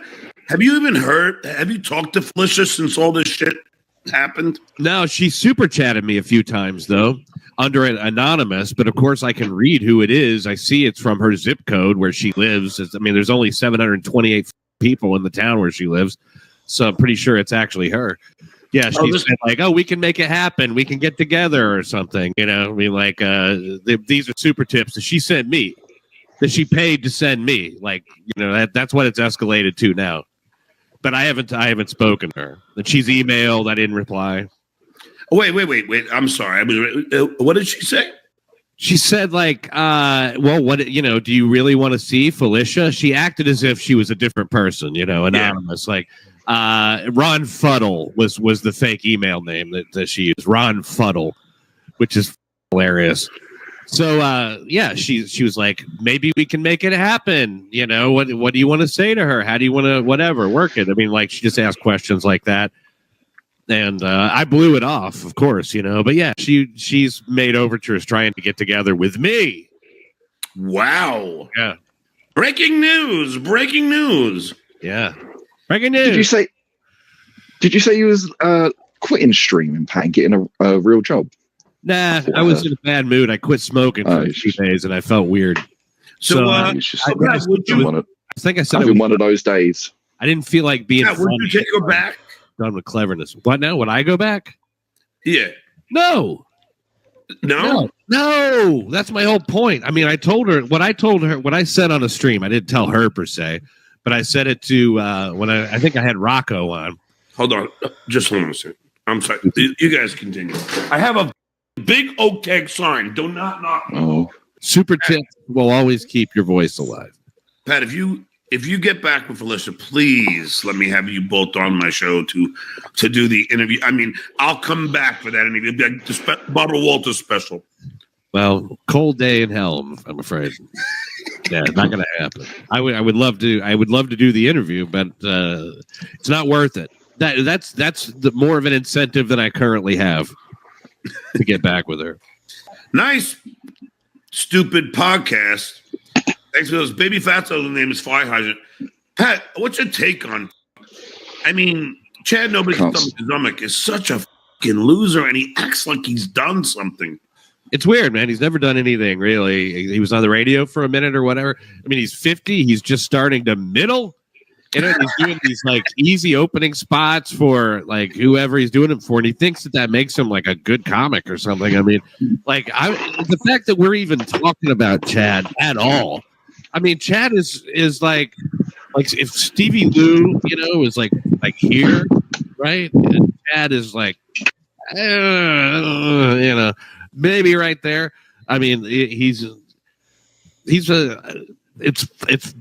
baloney. It's just baloney, I mean, like served up by MLC, I mean, it shows you can put a grapefruit on MLC long enough, I guess, and then, people will pay attention to it. Pat, I didn't know if I was allowed to read that, that thing that you sent me. I didn't know if I was allowed to say that you sent me that email, the email, Chad, where Brennan his mother was paying his rent and his wife had an affair. Allegedly, yeah. I mean, that's what somebody. It's all alleged, but isn't it funny, Pat? He's the one saying my mother bought my house when she didn't. Yet his mother is paying for his rent. But I was thinking about something that was really revealing about it. He's really mad at his brother Neil because Neil wouldn't give him any money when he was struggling. Yeah, of course he is. He's such a fraud. Yeah. He's the king of double standards. To put it in short, he's the king of double standards. Whatever he's doing is great, but don't talk about it necessarily. But like whatever he's done, wherever he's been, and shit like that, he's all insult and no introspection. He's just not a soulful guy. No, but a lot of that shit, like his wife, I didn't know that. Well, allegedly she was having an affair. That explains, a lot of his anger, right? I would say, yeah. I don't know. And like maybe that has something to do with why he likes to go to people's exes, and yeah. He's done that time and time again. Or to anybody, just like your ex, he wants to talk to, a lot of people want to talk to your ex, which I don't really get. I don't really get that at all. Like, what is she going to say? Even if she hates you, she's going to say you're a dickhead. And she asked me, she goes, should I do this? I go, nah. She goes, but I'm only going to say what a great guy you are. I go, no, don't, because it's only going to bring hell upon you, especially if you say what a great guy I am. Then forget it. Yeah. Join should be the Duchess of the Dabbleverse. She doesn't want that. And that was Shitware trying his hardest to get her on, wasn't it? Mainly. The offers were coming from Shitware. Pinky. It was Pink. Well, what the offer that she spoke to you about was from Pinky or from KC and Shitware? I'm sorry? The offer that she was talking to you about was from Pinky or from KC and Shitware? I think it was Vince and Shitware. It was like everybody was going to end Pinky. They were all going to. Yeah, KB would talk about it, but I doubt KB would go to the effort of contacting your wife. Who knows? Oh no! He Pat. Yeah, really? Ask Pat about that claim. That has got to be the dumbest thing you've said. Oh, I don't know. Ask Pat about Pinky having an ex on. Felicia was, she was beating his door down, though. Yeah, that's what I'm saying. Like, I don't know if KB went out his way. Obviously, he would have her on because he had Pat on, and there was that whole triangle going on. She was getting paid to go on there as well, so she's all about the money, right, Pat? Felicia, check that. She would do it for free, man. She's all about having an opportunity to relitigate all our old relationship bullshit without having any counter voice to it. That's her whole thing. Hey, by the way, I heard that this Hackamania they're doing, is that in January? I don't even know, but in May 9th through 11th. Oh, okay. I thought it was in January, but is that I heard it's not selling well already. Almost all the VIP tickets are sold. I mean, for some reason, people are buying the VIP tickets. Are you going to that? Back? I may. I don't know. I'm not 100% yet. Are they going to pay you this time? They paid me last time. Oh, I thought they weren't going to pay you because you listened to MLC. Yeah. How else am I going to find out about it? Yeah, you can ask me. I mean, I got paid, and I probably got paid more than I was worth. Considering that my set was cut short due to unforeseen circumstances and some other shit wrong. So you did do a set then? I didn't even know that you did a set. Yeah, I did a set. Yeah, it was pretty short, and it was a weird situation. I had a connecting flight and an awkward amount of time to deal with. I'd been up the previous night doing my stream, and then Patrick started going back and forth with me about this keyboard. I had to keep texting him about that. And, look, I mean, you can't blame anybody but yourself, man. My alarm didn't wake me up, and I missed that first show. It's true. And I missed the meet and greet. So, I think I got paid about right. I helped put you at the end, Did you blame the booze and the pills, Pat? Yeah, the booze and the pills. Why don't we do some Jocktober? Jacktober. It's Jocktober. A celebration of all things shitty in radio. That's not very nice. Fantastic failures of pontificating proportions. That's so bad. Wow. An interactive exploration of what makes radio rancid. Jocktober. OMG. Hosts, polls, bits, and stunt boys. This isn't funny. It's time for Jocktober. I got a tree on my house. And today, I got a tree on my house. we go to Colorado. Colorado. Oh, this sounds good. Magic 93.1, Mary and Chris Britt in Grand Junction, Colorado. Grand Junction? I used to visit there. You know Grand Junction? Yes, I used to go there with Melinda every year or so at least. Very nice. A year to go see Buddy and Jen and the boys. Very good. Love them. Hated Grand Junction. Why did you hate the Grand Junction? First of all, pain in the ass to get to. You had to fly to either Salt Lake City or Denver, and then take one of them fucking little planes over to Grand Junction. Over the mountains? Yeah. And when we would go there for Christmas, it's 1,000,000 degrees below zero. It's so fucking cold. Why would you pick that time to go out there? Wouldn't you go out there in the summer? Well, we had gone in the summer. Oh. When it's 1,000,000 degrees above zero. Oh. So when's the perfect time to go to Grand Junction? Never. Never is the Yeah, answer. Buddy and Jen wound up moving back to New York. Thank goodness. Oh, they even did. even they had to get the fuck out of there. Get out Gotcha. of Dodge. But yeah, it was just always fucking freeze. I just remember being the coldest I've ever been in Grand Junction, Colorado. You could bundle up. You could do everything. It's like, oh, you want to go to the movies tonight or go out to dinner? I was like, no. I don't want to go anywhere. I want to stay in the house. You felt it in your bones? It was so fucking cold. Like, the air was frozen. I'm not even shitting you. Like, it would look like fog, but it was tiny little ice crystals in the air, and it would freeze on everything. I can relate. Buffalo was Crazy, like that. Buffalo crazy was cold. Brutally cold. I hated it. And just nothing to do there. Yeah. Nothing to fucking do there. Yeah. So that's where these two are coming from, huh? Yeah. Grand Junction.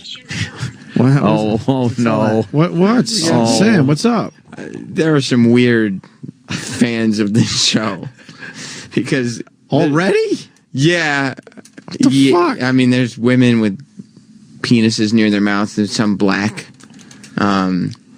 Double fucking. Oh, there's me in the chip hat. Wow, that was a bad way. Do we still have that, right? I'm sure. Yeah, we do. And it says double fucking bust, motherfucker. There's a picture of Bane saying, "I can't understand a word this cunt is saying," referring to Scott Shannon. Scott Shannon. Oh, I thought it was going to be Roland. Oh, God. That's a good shot. Ugh. Girl with a giant black dick by her feet. Disgusting. You don't like that? No. I love that. Terrible. No, Jimmy. Picture of Nicole Biggins that says this woman is an alcoholic. They just rag her like She that. was really pretty there. That's a good pick. Oh, jeez. Oh, man. And why not? She's a bad girl. She needs some fucking black discipline. Yeah, women getting black discipline. I mean, we haven't even... I fucking hate looking at that. Doesn't bother me I at all. cannot look at those fucking pictures. Nice blonde girl. What the hell happened? I like that. She's being taught a lesson. She fucking needs to be stretched a little. Terrible. There's a picture of... this one is from...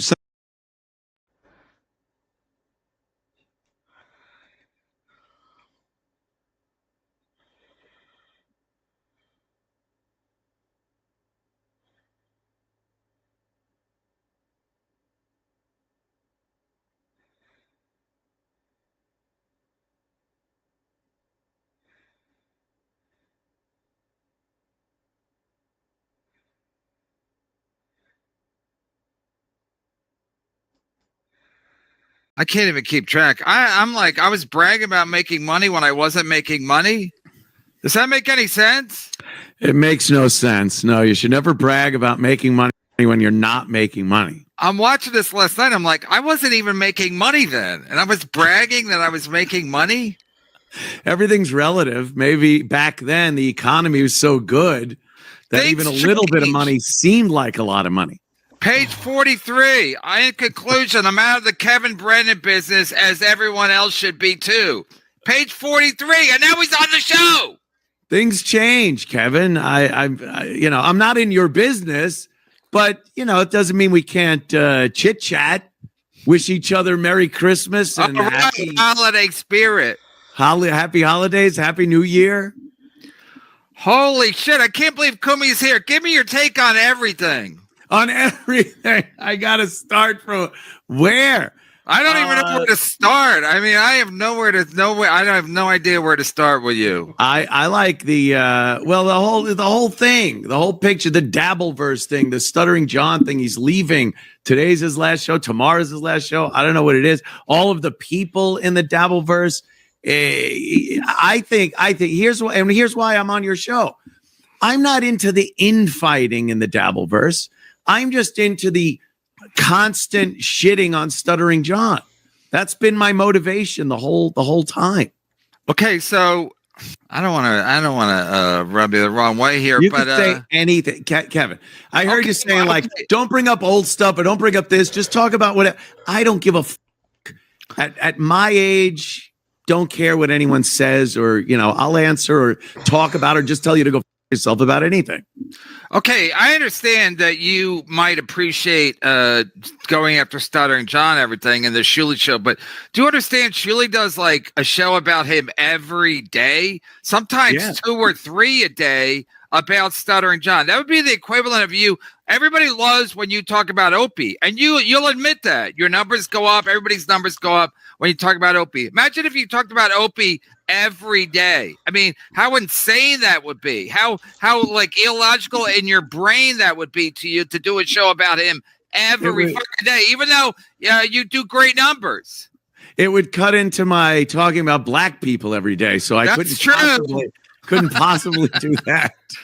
So wait, did you lose your channel, or are you just on suspension? No, I'm suspended from live broadcasting for a week. I got the whole catalog permanently suspended. Yes, because I talked about guns and I showed a gun on a live stream, which I will not do.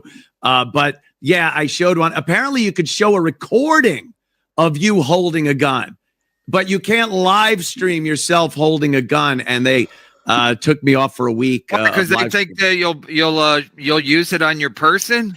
They probably are a little leery about that. You know, they change the rules all the time. It's a week. It kind of was a good excuse for me to figure out Rumble and get that up and running. So whatever, it doesn't matter to me. I got like my show.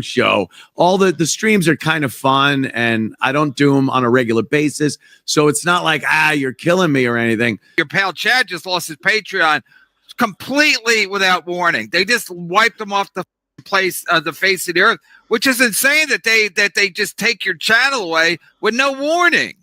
They must have something in the terms of service that says you must have some talent whatsoever. That's why whenever somebody makes a joke, we say he picked up a pen, because that idiot Ray DeVito, he's always telling everybody to pick up a pen. What's your other takes? Give us a bunch of takes. First of all, I got to ask you are you good with Levy now? Is that what I'm hearing? I don't know. Like, Levy's an idiot. So like he's like Ray DeVito to the second or third power. So he's doing a Friday.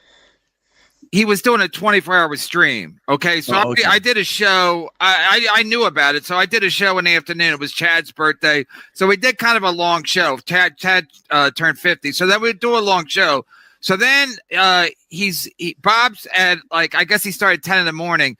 So at about 11 p.m., he's like 12, 13 hours in. I text him, I go, and Bob's like, I'm gonna stop. So I go, Bob, I'll help you. I'll jump on your show and we can rat-tat-tat for a little while. Basically, it's like, I'll help him out. You know, the guy's struggling. You know, he's already done 12, 13 hours. So then I tell Leo Gunn, because Bob, I went on Bob's show. I chatted Bob, send me the link. And Bob goes, that's not the real him. It was. So then I call him, then I text him, then I send him a super chat. Bob, send me the link. Then I have Leo Gunn send him a super chat. And then he's like, it's not him.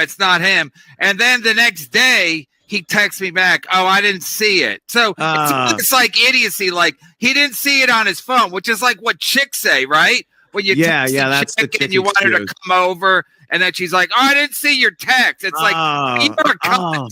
And then I had you over in a second. Right. Of course. Yeah, I didn't know you were driving around my house stalking me. So then Bob texts me the next day, oh, I didn't see it. And then he goes live, I guess, sometime in the afternoon, and he's like, then he sends me the link. I'm like, no, Bob, we're not doing it when it's good for you. We're going to do it when it's good for me. But it's just like these idiots where they play dumb. And Bob is dumb, to be fair. But they play dumb. And then you're supposed to kind of like, be understanding of like, yeah, Bob probably didn't see my text. He didn't see my phone call. And he didn't see the super chats. And he did. I was basically trying to help him out. Because I figured, maybe I'd do another 3-4 hours. And why would he not want you on? Because he's an idiot.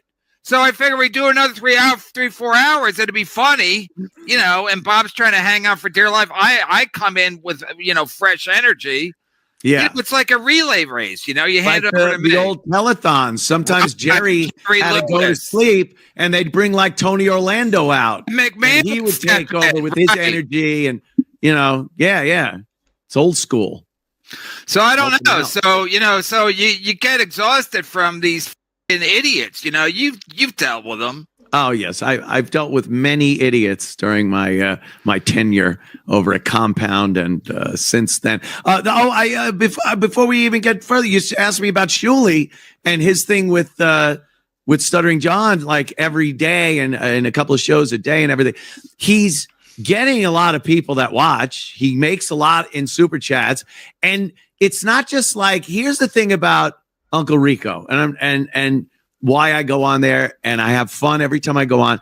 They don't just go, oh, let's just rag on John.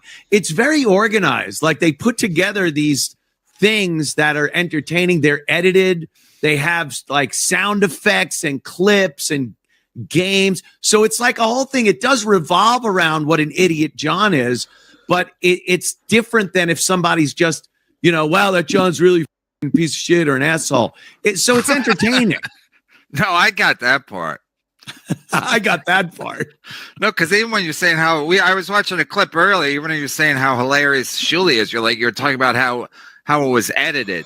Anyway, I don't like Shuli, and your girlfriend doesn't either. So I'm enjoying Gino's downfall. I think it's terrific. Like, you like Uncle Rico. I enjoy Gino's downfall as much as you like Uncle Rico. Like, it's fun to watch. You think he's going through a downward spiral, or a bit?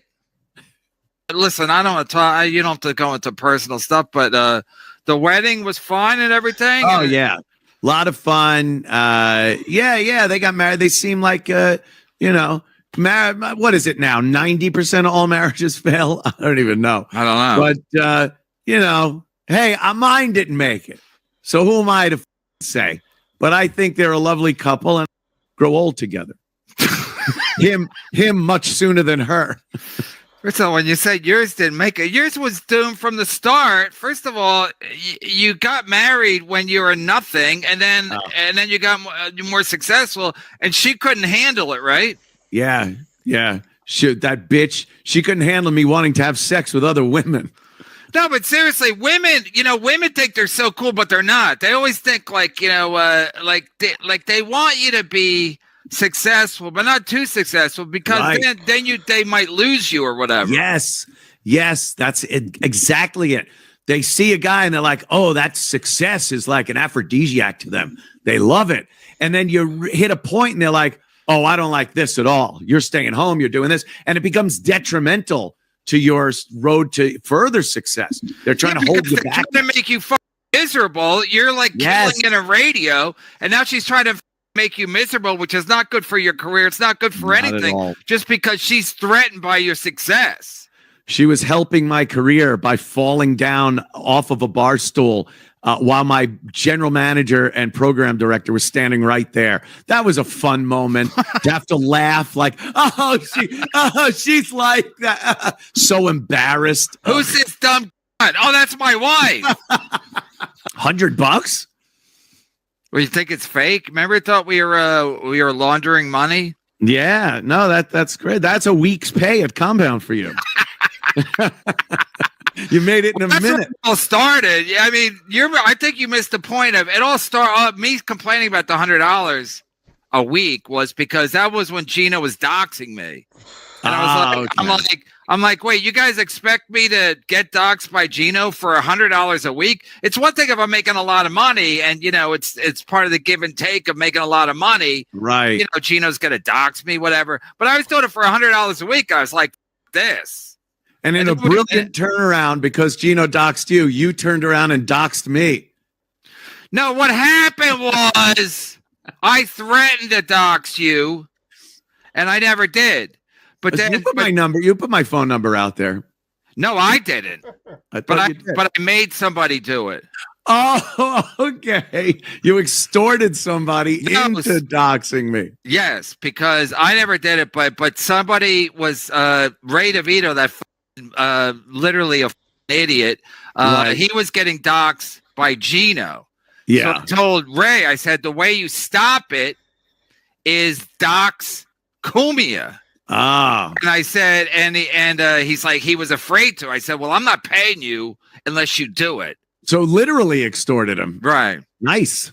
No, it didn't do anything. I got a few. Yeah, plus, I don't pick up calls from my family. I'm not going to pick up either unknown call from West Virginia. I know who picks up their phone anyway. No one. Like mental patients pick their phones up when they ring. Yeah, then I would get texts, and then you just block them, so it doesn't even matter, you know? It's not like the old day. You're sitting at home and ring, the phone rings. Everybody runs to the phone. Everyone runs. It's some guy pranking you because you were doxxed. That didn't happen back then. It just rang, and then if somebody kept calling you and pranking you, you'd take it off the hook for a little while. Right, but that's why John's such a piece of shit, because he gets his mom. Yes. His mom has to answer. I'm going to answer the phone, answer the door from when they send him beer and pizza. And then I heard him. He was bitching that his mom has to wear a warm microwaved pillow around her neck because she hurt herself. She fell down answering the door for a delivery that was sent to John's house by somebody. And John blamed the people for delivering shit to his house. How about you answer your own door and don't let your 87-year-old mother run up and down stairs to get a door? But he blamed the people. If you didn't live at your mother's house like a loser, then your mother wouldn't be answering your deliveries and phone calls. Yeah, also he puts his mom on the show. Have you ever seen my mom on my show? Never. Okay, so John puts his mom on the show, and then he complains that people like call her or whatever. He's a piece of shit. Also, I said all he has to get is he could get his green screen sent to his mom's house, and nobody would even know where he is. But he's such a piece of shit. He does the same thing with his kids, where he puts his kids on Twitter, and then people make comments, and then he's like, "Oh, you guys went after my kids." No, you put them on your show, just like my mom and my kids aren't on my show. Neither is my wife. I mean, he's literally human garbage. John needs to be a victim. He needs to be the one that's an amazing person that for some reason everyone wants to shit on, but he puts the victim bait out there. He does things that people go like, you're an idiot. Why are you doing that? But he sees it as a victim, like the thing with his mom and his kids. Don't put your kids out there then. Right. But he needs to do that so that when someone rags on his kids, he can go, oh, poor me. Look, they're ragging on my kids. Do you get mad if someone goes on someone else's show that was on your show? Well, that's kind of a regular on your show. Let's put it this way. If somebody does my show and then they want to get paid, then they do someone else's show that doesn't pay. Why would I pay them? If they're basically saying their market value is zero, if they'll do shit for zero, why would I pay them? I'd have to be a fucking idiot. That's a great point. I didn't even think of that. Like, yeah. If you're going on another show for nothing, then you're valuing yourself at nothing. So I will give you what you. I'd have to be a chump to pay somebody. Yes. Kumia, sit down, Zuma. Kumia, how come the best comics in comedy love me, including your boy Norton, but you and all your no talent ball watchers like Carl, Chrissy, Bill Schultz don't. Carl blows, Gino stinks, Iraq is terrible. All right. Who do you Carl blows, Gino like it's like marry kill. Carl, Gino, or Iraq? Who has the least amount of talent between Carl, Gino, and Iraq? Carl, Gino, and Iraq. Comedically, probably Iraq. He's not like a comic or anything. Is Iraq a buffoon? No. Iraq is I think he's a little spectrumy. Iraq has some great talents besides eating that I think translate well into a geeky, nerdy podcast that he does. But it's not for everybody, obviously. But and this, like, how come comics and comedy love me, including your boy Norton? It's not. See, there's a difference between loving someone and just not really paying them any mind. In this universe of the Dabbleverse, Chad is kind of an asshole guy. People don't like him. And it's like, well, you guys don't like me, but look at these guys love me. They don't love you. You're just there. You're just there. It's like saying you love a fire hydrant. You walk out and you're there. You just don't see it. You don't notice it. You don't care about it. But if you go on a show where their show is based on hating fire hydrants, then you're going to think everyone hates you. So, yeah, there is an element of professional wrestling here, and Chad's like a professional heel. Yeah, all these guys are a little narcissistic, if you ask me, too. It's like you live in a little Dabbleverse bubble, and the people that shit on you, you really think they care enough to shit on you. No, it's, I got 5-10 minutes left in a show. I got to put something up there. Oh, this guy's a douchebag. So, that's for the real Chad, by the way, as far as I know. Oh, yeah. Byron Allen. Hey, Anthony, big fan. Love your Kirk Douglas watching Behind the Candelabra impression. Also, Kate Meany claims you tried to DM her multiple times to hook up. Is she lying? Yeah, I never DM'd her to hook up. We went out one night years ago after Chrissy's show. We were just hanging out at Sullivan's and then decided to go to, which is funny, a strip club, which is what John did. And just went to the strip club. I went in, got like a lap dance. I came out and she had already left. But yeah, it wasn't, that was really the only contact we ever had. I have heard things from Kate about John, which is interesting. I don't know if those will come out somewhere else. I certainly aren't. I'm not going to be the one that spills the beans. But no, we haven't had any hookups or relationship, or I'm not DMing her to hook up.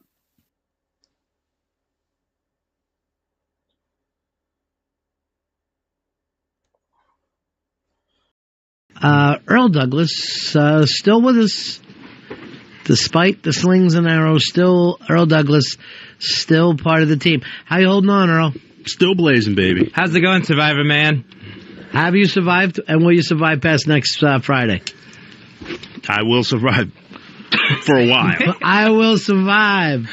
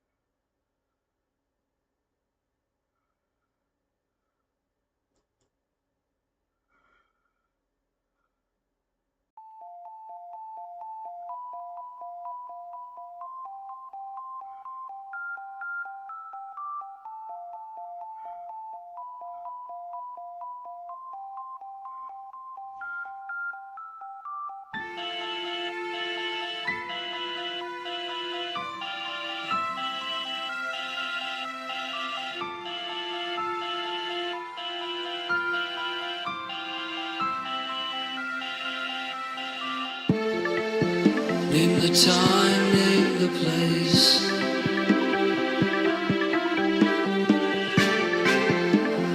Past is overrun.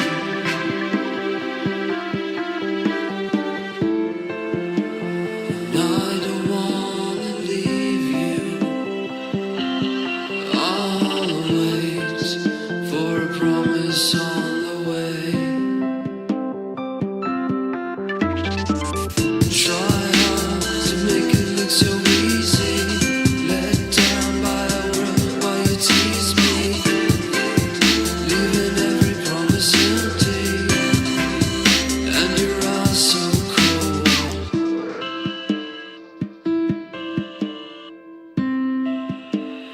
Maybe there's a light ahead, but I don't know. Is there a summer that I never really talk about? Is there a winter that I lost myself in doubt? 'Cause pain is like a drug, it tears you up inside, then it's all you have. Did you ever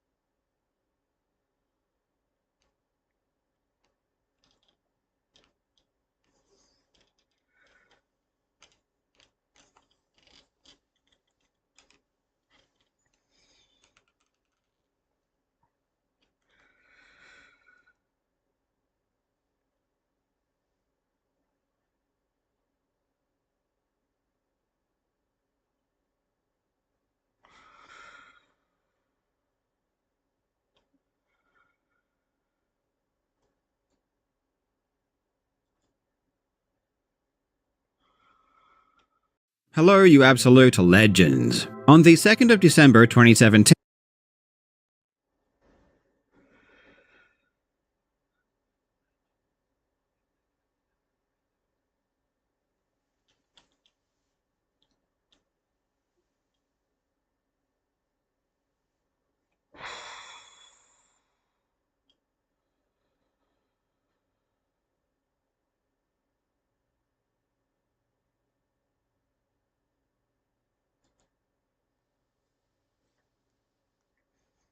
For 31 days, I went all in on the Denver Nuggets. I wasn't just watching basketball, I was dissecting it. Every Jokic dime that made you question physics, every dunk that made defenders rethink their careers, and every turnover that made Coach Malone's blood pressure skyrocket. After a month of living, breathing, and overanalyzing Nuggets basketball, here are all my findings. This is everything you won't find on the box score about Denver's December. And trust me, there's a ton of interesting nuggets here. Throughout December, Denver oscillated between two offensive identities, a high-paced, transition-heavy team, and a deliberate, Jokic-centered half-court machine. The Nuggets excelled when they embraced pace, utilizing Braun's speed and Jokic's vision to create easy opportunities. Against the Trailblazers, Denver's ability to score before Portland's defense was able to organize stood out. Murray to Porter, and Porter slam dunk! Plays like Braun's lightning-quick three-pointer off a single pass showcased their precision in early offense. They also excelled at turning rebounds and steals into immediate scoring opportunities. Braun capitalized on Jokic's vision multiple times. This theme carried over into games like the Kings, where Gordon's relentless rim running created mismatches. Dump it into Gordon, and Gordon puts it away. Jokic consistently rewarded efforts like this, threading precise full-court passes. And Porter has tied his career high. However, transition play isn't foolproof. Against the Suns on Christmas, Denver's reliance on pushing the ball led to turnovers that Phoenix converted into momentum-shifting points. Just not on the same page as Peyton Watson. The balance between pace and control became a recurring theme, one that Denver struggled to master. Porter Jr. lost the handle. Can't get any better. Here's Beal setting up Durant for the throwdown. In the half-court, Denver relied heavily on Jokic to initiate everything. Plays like his two-man game with Russ, or his ability to create open looks from the elbow demonstrated why he's the focal point. Yet, when Jokic wasn't involved, the offense often stagnated. Murray's isolation tendencies, especially during the Suns game, disrupted flow and allowed defenses to key in on individual players. Play has it. And here come the Suns the other way. The Suns looking to snap a 3-game losing skid. Meanwhile, the Nuggets looking for their third win in a row. And one opportunity for Mason Plumlee. While Denver's offense is often lauded for Jokic's playmaking, their cutting actions deserve equal praise. This wasn't just about Braun or Gordon running the floor. It was an intricate web of off-ball movement designed to exploit defensive lapses. Against the Kings, Jokic's high-post passing opened up backdoor cuts for Gordon, who thrived at sealing smaller defenders for easy finishes. And Jokic with a perfect dime. Porter Jr., while often criticized for his inconsistency, had a few standout moments in this area. In the Hawks game, his intelligent slips on screen-away plays created easy buckets off Jokic's dimes. Back cut, Porter's got it, and he puts it away. Nice pass from Jokic. These actions were deliberate and showcased Denver's ability to exploit mismatches without needing complex sets. However, one of their most fascinating wrinkles in December was their use of inverted screens. Instead of traditional guard-to-big pick-and-rolls, Denver flipped the script. Jokic often set screens for guards at unconventional angles, creating chaos for defenders. Against the Pelicans, Gordon was setting inverted screens for Jokic, leading to uncontested runners in the paint. 2-1. AG open, and he collects it, puts it in. These plays not only confused the defense, but also opened up new ways for Jokic to attack. At the same time, his scoring in December was evolving. His three-point shooting emerged as a critical weapon. But what stood out even more was his use of touch and angles in tight spaces. But the real shift came in his decision-making. Against the Pelicans, Jokic repeatedly got doubled on the low post, but didn't panic. Jokic on the run. Jokic going to work, backing in Messi, and he scores easily. Instead, he moved after passing, reestablishing deeper position for a second touch that led to easy finishes. Into Jokic, got his man pinned, laying up and in. This secondary action is what sets him apart. He turns defensive pressure into offensive advantage. But if December confirmed one thing, it's that Denver lives and dies by Nikola Jokic. His fingerprints were all over every win, whether through scoring, rebounding, or facilitating. In the Warriors game, Jokic's three-point shooting was pivotal, with a clutch corner triple that forced Golden State to rethink their defensive schemes. As many minutes as they need to get it. Jokic 3, and Jokic has 21 points. But his brilliance wasn't limited to scoring. His two-man game with Russ reached new heights. This partnership thrived on quick reads and decisive actions. Their interplay produced back-to-back easy baskets against the Cavs and the Pelicans. Jokic away, and he drops it off the backboard. Russ's ability to leverage Jokic's gravity and make timely cuts was a revelation. What made this duo particularly dangerous was Westbrook's willingness to adjust his game. He wasn't just scoring or assisting, he was creating advantages by attacking gaps and forcing defenses to collapse. However, there were games like the Suns where this duo wasn't fully utilized, and Denver's offense suffered as a result. But the Joker's ability to read the floor was unmatched. Crowder got a chance to redeem himself for 3, yes! Jokic's elbow touches absolutely carried this offense, but their lesser-used plays deserve attention. One standout was their use of ghost screens, faint slip screens designed to confuse defenders and create mismatches. Green and roll with Westbrook. Great pass into Jokic. What a pass! Against the Kings, Jokic set a ghost screen for Murray, who drained a game-winning shot late in the game. Back to Jokic. Jokic handoff to Murray. Murray pulls the trigger. Yes! The subtlety of this action made it nearly impossible for Sacramento to switch in time. Similarly, Denver's backdoor cuts were devastating when executed correctly. Against the Clippers, Gordon's baseline cuts consistently found him at the rim for easy finishes. A step back out under to Gordon. And Gordon drops it in with a foul on Batum. These plays weren't flashy, but they demonstrated Denver's ability to exploit lapses in defensive focus. And off Porter. Porter in the lane. Porter all the way. Yes, and a foul. One of Denver's recurring offensive challenges was their inability to maintain consistent ball movement. Too often, possessions became stagnant, with missed opportunities to kick out to open shooters or find better looks through passing. On defense, Denver shifted between brilliance and frustration. Spins away from Porter. Oh, flushes it in. Counted on a foul. Lob it inside. And Watson. Defensively, the Joker faced challenges. Teams like the Pelicans repeatedly targeted him in pick-and-roll sets, exploiting his limited mobility. 5-point game.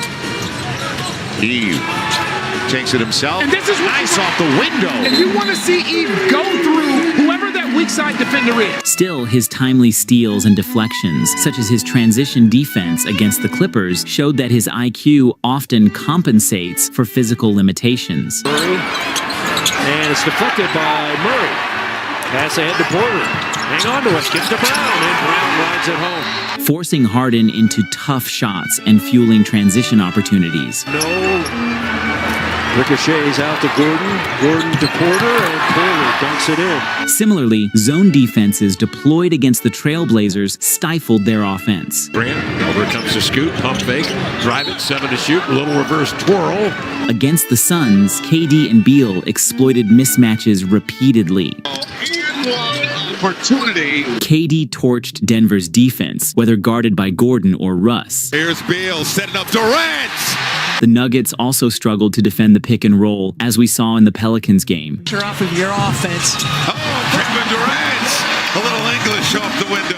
However, they also showed flashes of brilliance in tailoring their strategies to opponents. But there were missed opportunities as well. Against the Warriors, trapping Steph Curry on ball screens forced Golden State into secondary actions, limiting him from scoring and making him a facilitator. It's all about our defense. We get offense off our defense. Chip away. Score, stop. Score, stop. Low man, by yourself. Up, up, up. Hands, hands. Way to be that, too. Offensive. Yes. One under-discussed aspect of Denver's struggles was their communication on defense, particularly when it came to securing rebounds. Against the Warriors, Denver allowed multiple offensive rebounds due to poor box outs. Heel inside with an open lane. Defensive rebounding has been a big part of what Golden State has done. This trend carried into other games, like the Pelicans, where miscommunication led to wide-open corner threes. The inside buckets go. While Denver's defensive schemes often succeeded in forcing tough shots, their inability to secure rebounds gave opponents second chances. And the bench? Well, they were the definition of inconsistency in December. Braun brought relentless energy, thriving in transition, as we saw in the Hawks and Suns games. That could have been a foul there. Christian Brown, alley-oop to Michael Porter Jr. What a pass. His activity on both ends was pivotal. Out on those screens, now intercepted by Christian Brown. Christian Brown throws it down. Russ became a reliable secondary playmaker, creating opportunities for others. So give it to Brown. Coming underneath. Yes, and a foul. But his turnovers, like the careless passes against the Suns, underscored his high-risk, high-reward style. 13-0 advantage in second chance points. Russell Westbrook outside and just not on the same page as Peyton Watson. However, other times when the second unit stepped onto the floor, the execution often deviated from the structure Coach Malone had intended. Instead of adhering to the designed sets, possessions turned into improvised, disjointed sequences. Strawther and Watson, while talented, struggled to maintain consistency. They have 5-on-4 if they want it. Alley-oop to Watson, and he throws it down with authority. Strother's forced shots exemplified the bench's inability to sustain momentum. For Murray, this month was marked by both promise. Murray gonna have a tough shot for three. Yes! And frustration. The drive, tried to flip it over to Porter, just a bad pass. When Jamal Murray missed 2 games, the expectation was that Denver's offense would falter. Instead, Westbrook stepped into the starting role and elevated the team's execution. Snap pass. Porter up and under. Who knew? The offense operated with precision, emphasizing ball movement and spacing, leading to 2 convincing wins. A very good three-point shooter and thread the needle, baby. His return showcased both his potential and his pitfalls. Stolen, little showtime. Take it up, put it down. Right hand hammer. In the Kings game, Murray's clutch performance in the final moments reminded everyone why he's pivotal. Back to Jokic. Jokic hand off to Murray. Murray pulls the trigger. Yes!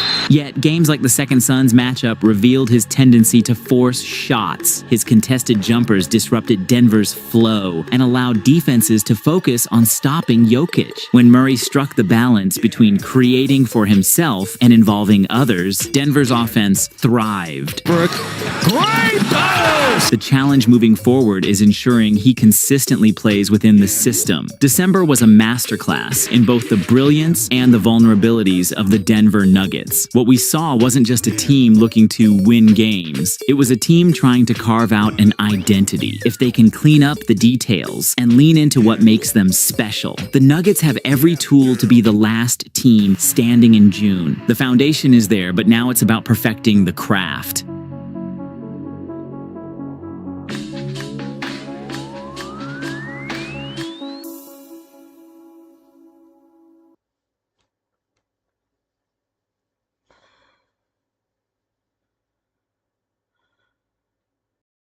Well, yes, I have talked about this in the past, but amid recent bombshell reports that have been trickling around the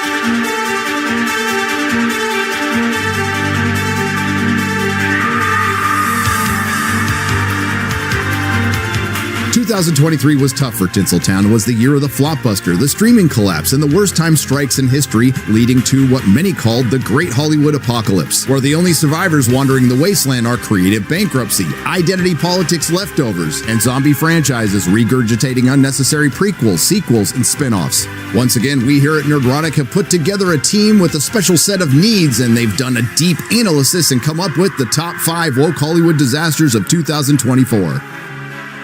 Number 5, Madam Web.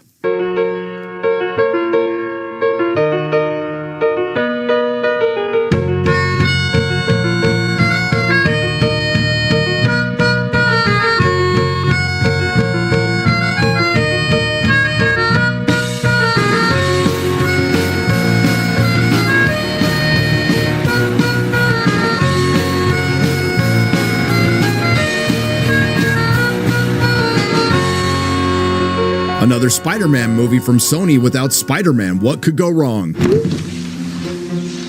Starting with the casting of Dakota Johnson playing Madam Web, who, in the comics, is a clairvoyant elderly woman who's blind and crippled. The resemblance is uncanny. Now, how do you screw up a movie with Dakota Johnson and Sydney Sweeney? Well, possibly lie. Based on their Instagram posts, there's a lot of speculation that they were led to believe that they were in an actual Marvel Studios production. When I got the Madam Web role, I ran into Lizzie Olsen in a hotel lobby and spoke to her about it for a bit. She said she had a great time and seemed very relaxed about it.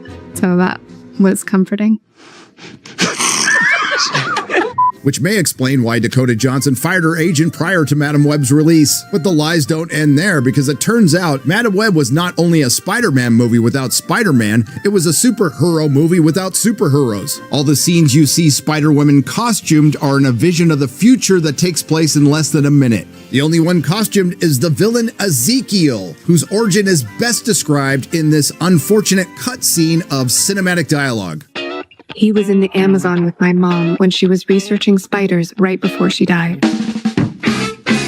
Wow. Turns out he left Madam Web's mom for dead and now has visions of these spider women killing him in the future, when in truth those visions were of these women killing the Sony Spider-Verse.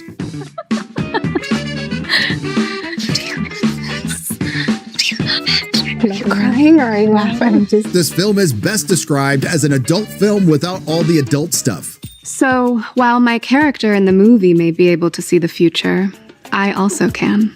And I know what the future brings. I know that when you see Madam Web, you're gonna love it.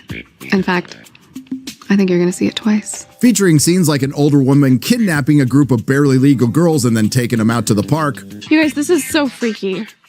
Who are you? What is going on? Then there's a scene of the older woman abandoning the barely legal girls and leaving them to their own devices. Just stay here and don't do anything dumb. Seriously, don't do dumb things.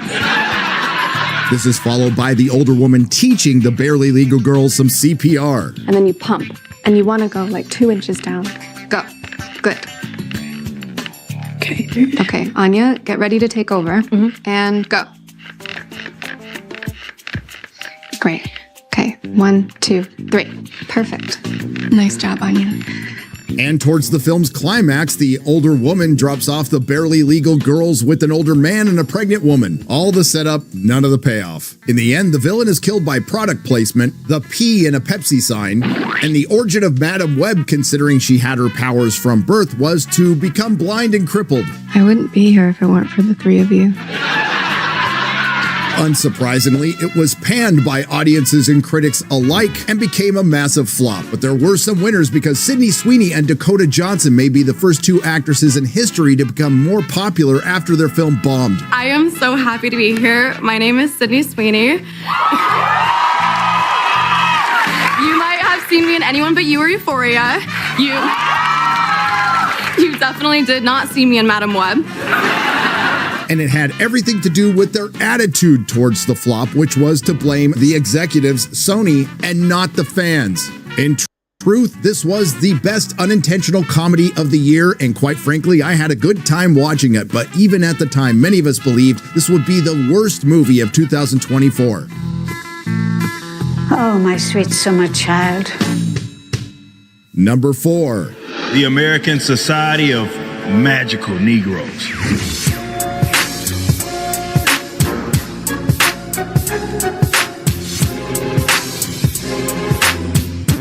Nope.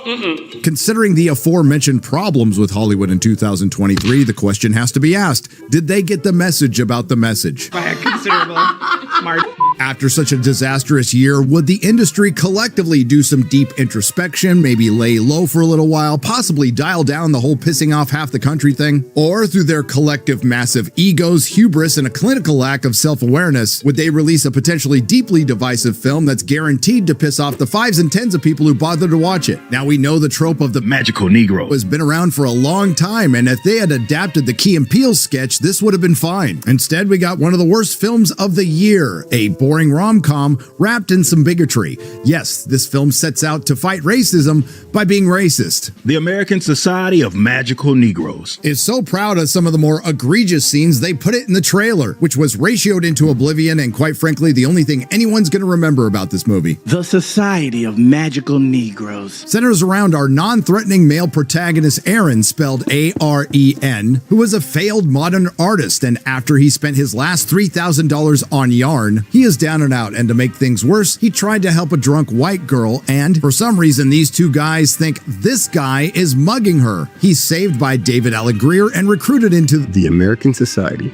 of Magical Negroes. As per the film's synopsis, a young, diverse, non-threatening male protagonist gets recruited into a secret society of magical black people who dedicate their lives to making white people's lives easier. Although initially enamored with his new powers, he begins to question the value of using supernatural means to do the very thing he's felt obligated to do his whole life. And why does our young, diverse, non-threatening male protagonist and the American Society of Magical Negroes feel the need to make life more comfortable for people? I think it's best to let the film explain itself. What's the most dangerous animal on the planet? Sharks. White people. Ah, here we go again. When are white people most dangerous? And they're teamed up with sharks. When they feel uncomfortable. White people move into a neighborhood, they feel uncomfortable, gentrification. Okay. White cop sees a black man, feels uncomfortable, another shooting. There was a time when all you had to do is look at a white man and make him uncomfortable. That was pretty much it for you. The last thing we see in this world is an uncomfortable white man. We are the vanguard of white relaxation. Black knights making sure that they don't take it out on a brother. Because the happier they are, the safer we are. If you were looking for a punchline there, you weren't alone, and it never comes. And let's not forget that white discomfort is measured by a white tears meter. That's right, according to this film, the safety of all black people, only in America by the way, is based on white comfort. And why does David Alan Grier recruit the young, diverse, non-threatening male protagonist? I know you can feel their discomfort, Aaron. Watching you walk through a room full of white people was the most painful thing I've ever seen. I mean, aside from being a young, diverse, non-threatening male protagonist, he's over-accommodating to white people because he's constantly in fear for his life, and that makes him a perfect recruit for the American Society of Magical Negroes. Hold up. Wait a minute. Something ain't right. Which, as the film states multiple times within the first 20 minutes, is a collective of magical black people who are assigned to specific white people, and as far as the origins are concerned of the American Society of Magical Negroes. It comes from a group of slaves who developed this collective magic to make white people feel more calm. Now, I think a better use for it would have been to escape. Anyway, David Alan Grier assigns our young, diverse, non-threatening male protagonist to a mediocre white male who somehow is a threat to all black people in America. So after the first third of this film is essentially racism's greatest hits, it devolves into a Gen Z love triangle rom-com, which made me miss the racism. They're like a couple, you know, in the movies. That's really sweet. What is this? What the f? And the worst part of the film was the message, and I guess I should be specific. Not the message, the film's message. It turns out that the American Society of Magical Negroes is a self-absorbed journey about a young, diverse, non-threatening male protagonist who believes he has spent his life trying to make white people feel comfortable, who got a job where he has to make white people feel comfortable, and then deciding he doesn't want to make white people feel comfortable. And the film ends with the Gen Z identity politics equivalent to the feminist speech in Barbie, except it makes the feminist speech in Barbie sound reasonable. I've been on this planet for 27 years, and I just figured out this week that I deserve to be alive. You going all crazy out on me. The American Society of Magical Negroes. A film by first-time director Colby LeBee is a self-insert working through his personal hang-ups. The animatronic robot from Chuck E. Cheese. What's he look like? You sure I'm not an animatronic? I think you look like the rat from Chuck E. Cheese. Chuck E. Cheese.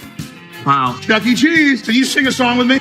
Okay. And for the people out there who don't think this film is racist, let's play a little game. Let's replace white people with Asian people, Latino people, multiple choice demographic. What conceptually could probably be a good film if it was made in 2008 when we could still have comedy turned into something angry, hateful, reductive, sad, and dumb. Oh my God. The American Society of Magical Negroes Was so bad, critics and what few members of the audience who actually watched it hated it, and despite its $15 million budget, it was still a well-deserved flop. Number 3, The Acolyte.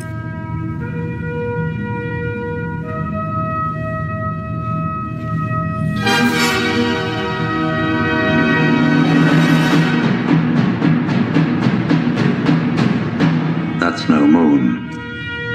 It's a space station. It's too big to be a space station.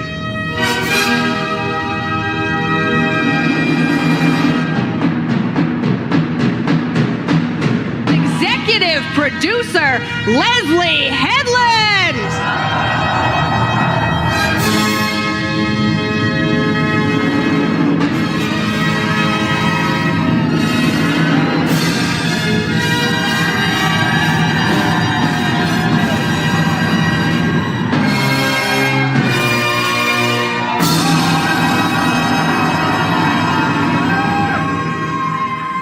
Who? I am the type of Star Wars fan that doesn't even have a favorite movie. So when people are like, what's your favorite Star Wars movie? I'm like, there is no Star Wars movie. There is only Star Wars. Please, please, Queen Kathleen Kennedy.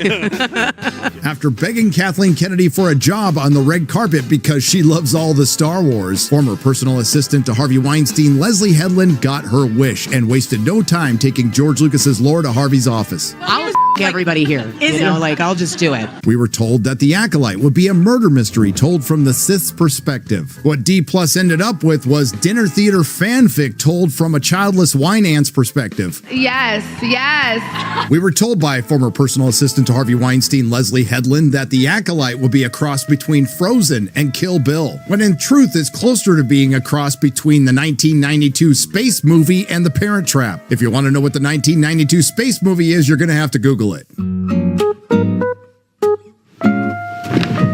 It's hard to say what's worse, the coven of communist lesbian space witches singing The power of many. What the f***? The coven of communist lesbian space witches conceiving twin girls without a man. What the f*** is this? They eventually grow up to be identical twins played by Amandla Stenberg, exactly the same way, who throughout the series changed sides faster than the Young Turks after an election. There's also the little things in this show, like turning the Force into the thread. All living things are connected by the same thread. Some call it a force and claim to use it. But we know the thread is not a power you wield. A few moments later. That's it. I'm calling Child Protective Services.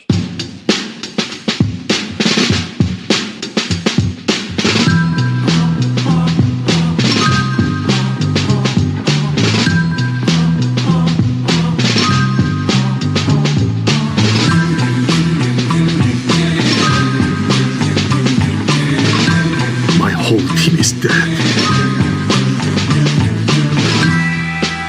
A bunch of pussies. Or maybe it was the cowardly and incompetent Jedi. Or it was Jedi that looked like the Bee Gees. Or Jedi-a-beaties. Or maybe one of the problems with this show is your best actor, that guy from Squid Game, can't speak English. They want to take our children. The Jedi do not take children. Accompany that with the inappropriate Jedi-Padawan relations, but we also have to consider the possibility that this is one of 2 shows on our list that are adapted from purely male brands and written specifically for the bane of fandom. shippers. Because there's a lot of people at Lucasfilm who made a lot of money who thought it was a good decision to have a thirst-trapped Sith villain, Smilo Ren. As he begins to untie a belted knot from around his waist, she straightens up for a better look. He begins to undress, revealing a prominent scar on his well-toned back. Dropping his billowy-legged hakama pants, he steps forward with the sunlight accentuating his taut muscles. He wades barefoot into the pool, keeping her predatory gaze on him. Why is everything so sexual with this person, man? Everything is just so sexual. There's a lot of very well-paid people at Disney and Lucasfilm that thought this show was a good idea. Well, for starters, it turns out it wasn't a good idea to give former personal assistant to Harvey Weinstein, Leslie Headland, $230 million to make a Disney Star Wars show. You just have to have the confidence to walk in there and pretend like you know how to do it. I'm telling you guys, like, the truth. Like, that's how I made my first film, was that I was like, I know what's going on. I didn't at all. And I think it shows in the movie.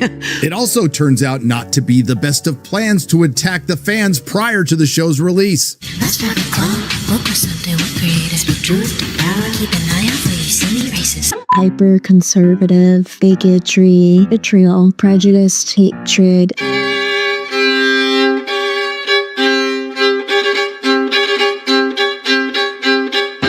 I'm going out on a limb here, but I don't think it was the best of strategies for the show's star, Amandla Stenberg, to record a diss track attacking Star Wars fans. But the worst move of all was actually releasing the show, and then the world could see the one thing they were honest about. The Acolyte was indeed the gayest Star Wars, and the living embodiment of the South Park meme. Put a chick in it, make her gay! And coincidentally, it became the most memed television show in recent memory. Every trailer was ratioed into oblivion, it was content gold on X Twitter, and it launched 1,000 content creator careers. And aside from being adored by the corporate legacy critics and the shills, it was panned by absolutely everyone else, including but not limited to having the lowest audience scores on multiple platforms of any Star Wars project in its history, and having the lowest ratings of any Disney Star Wars project on D+. But then the unthinkable happened. I felt a great disturbance in the Force, as if 5s and 10s of Acolyte fans suddenly cried out in terror and were suddenly silenced. I fear something terrible has happened, and it did. The Acolyte was canceled. It certainly had its fans. Unfortunately, it wasn't enough, and as predicted, the Acolyte became the Marvels for Star Wars, the undeniable truth. And it became a cultural moment because that's when the world realized the fans were always right. And Disney, with their willing and able comrades in the corporate legacy media, didn't just lose their integrity. No, they found out they never had it. You might be asking yourself right now, what could possibly be worse than The Acolyte? And that will be a good question. Well, it turns out there's another show with a lot in common with it. Questionable showrunners with questionable talent and questionable connections, preemptive attacks on the fans and the press, embarrassing promotional interviews, flying out shills to meet the showrunners who of course followed that up with glowing reviews, massive ratios, abysmal audience scores, and losing most of the audience that you had left by the end of the season. The only difference being, and I can't believe I'm saying this, Disney was smart enough to cancel it. This brings us to the next show on our list, which according to Games Radar is the best of 2025 and number 4 on Empire Magazine's list, and it's a not so solid number 2 on ours, The Rings of Power Season 2. What you are witnessing is real. The participants are not actors. They are actual litigants with a case pending in a Numenor municipal court. Both parties have agreed to dismiss their court cases and have their dispute settled here, in our forum, the People's Court.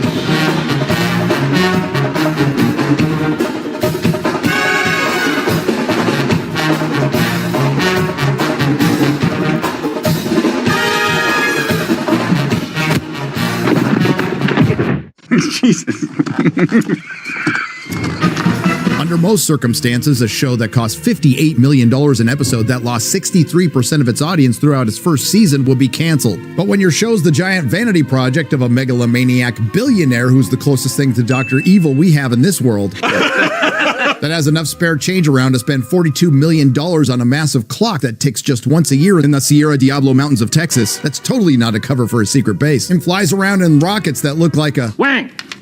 Pay attention. I was distracted by that enormous flying... Johnson, Yes, sir. So of course the show was safe, but did Amazon learn from their mistakes and listen to the fans that they called patently evil? But a lot of it, I have to say, at the end of the day, we just got to tune it out. There's nothing anyone can say about the show that one of us hasn't already said, oh, this didn't turn out. Oh, that was supposed to be better. Oh, that didn't work. But you did it anyway. To be fair, after some quiet reflection, Amazon did identify the one single problem they had with season 1, all the male directors. I'm so happy the season has been directed by women. It gives a different perspective, I would say, the feminine gaze. That's what I meant to ask you. How different is the feminine gaze? The fact that 3 women get trusted with this huge budget, I always say, why not? Why wouldn't we be able to, right? Absolutely. We might have a female president soon, so...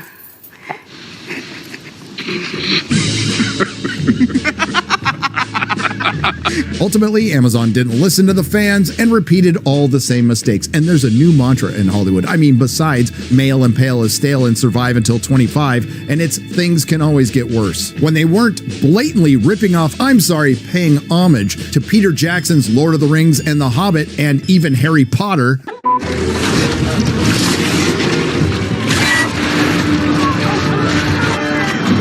What was that? There are nameless things in the deep places of this world. There are older and fouler things than orcs in the deep places of the world. He's never mentioned you.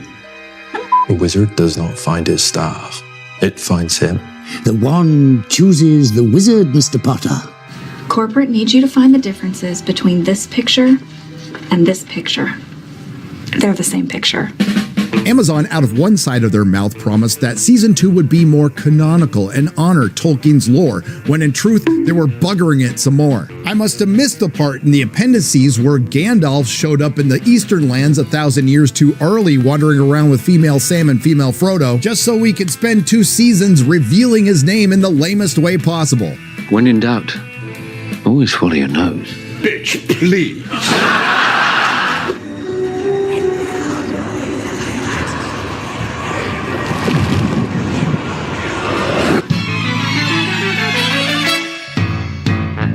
It's afraid you lose control again. Without a ground. Hey, know what I mean? Know what I mean? Nudge, nudge, know what I mean? Say no more. What is it? From the staff I saw in my dream. He's a giant. Like an elf? Bigger than that. Oh, so he's a great big grand elf. Say no more, know what I mean? Nudge, nudge. The secret fire whispers to us if we have ears to hear. Thank you kindly, grand elf. Very good, very good.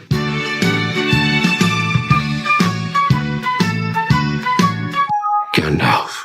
Great, it's about f***ing time. And it's astounding that everyone on Earth who actually read Lord of the Rings completely missed the point with orcs. Instead of being the embodiment of evil, apparently the professor intended for the orcs to be an oppressed class of victims who just want a safe place to raise their kids, be evil, and practice their corrupted form of life in peace.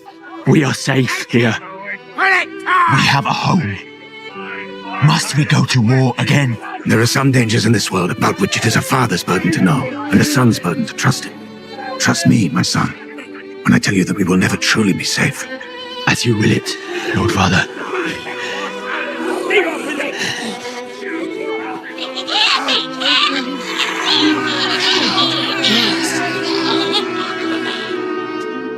Now, I'm no Tolkien scholar, but I can't say I recall Elrond making out with his future mother-in-law, Galadriel. Yeah, I love you. Just the way you are.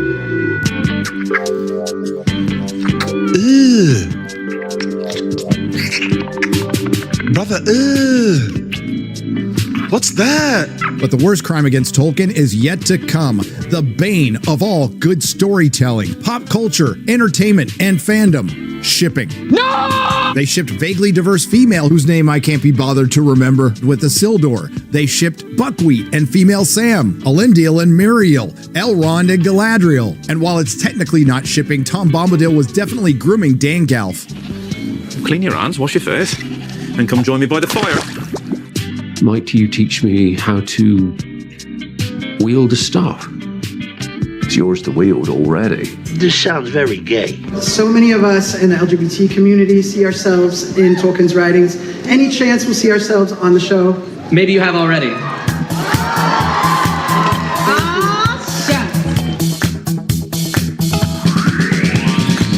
of course, they couldn't resist shipping Sauron with Celebrimbor. Don't believe me? What were the ones we came up with yesterday? Celebrimbor? We're hearing about the Celebrauron. That's the one.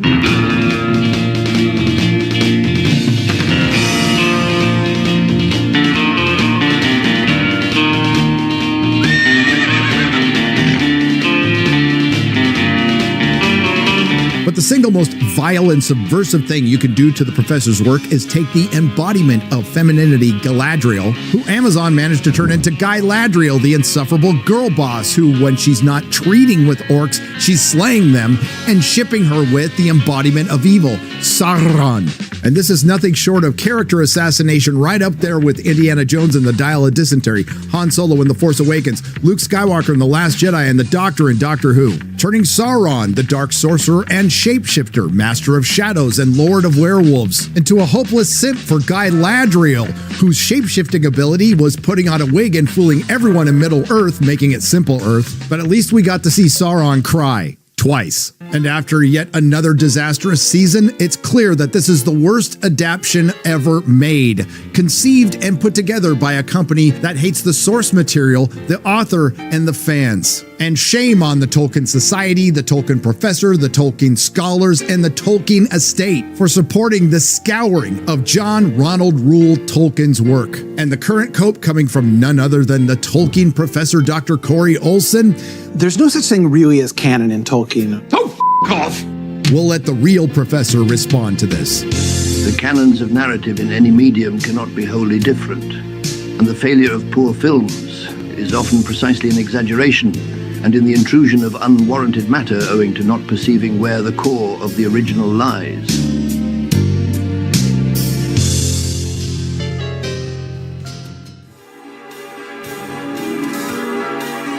Before we get to number one, here are some worthy dishonorable mentions.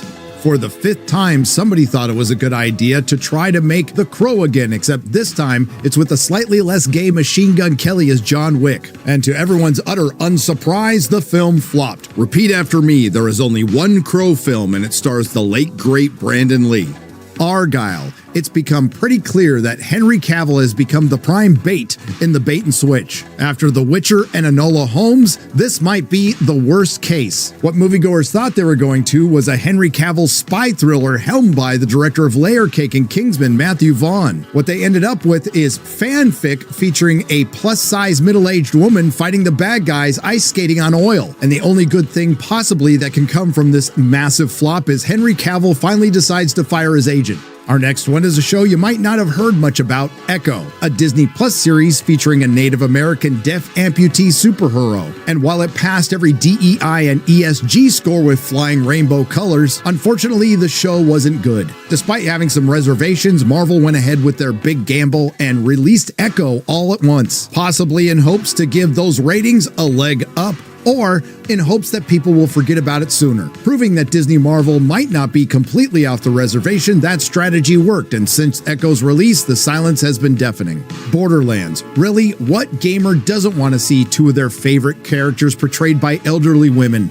Agatha all along. After the massive hit that was Deadpool and Wolverine, Disney Marvel decided to take a page out of Disney's Star Wars book and snatch defeat out of the jaws of victory. Apparently, it wasn't enough for Disney to have one show about a coven of musical lesbian witches that's the gayest Star Wars ever. They required another subsidiary to make a show about musical lesbian witches that's the gayest Marvel ever, coming off as a bad attempt to make Marvel Glee and Wicked. With the following success of Wicked, one thing became clear. Nobody wants Marvel to be Glee or Wicked.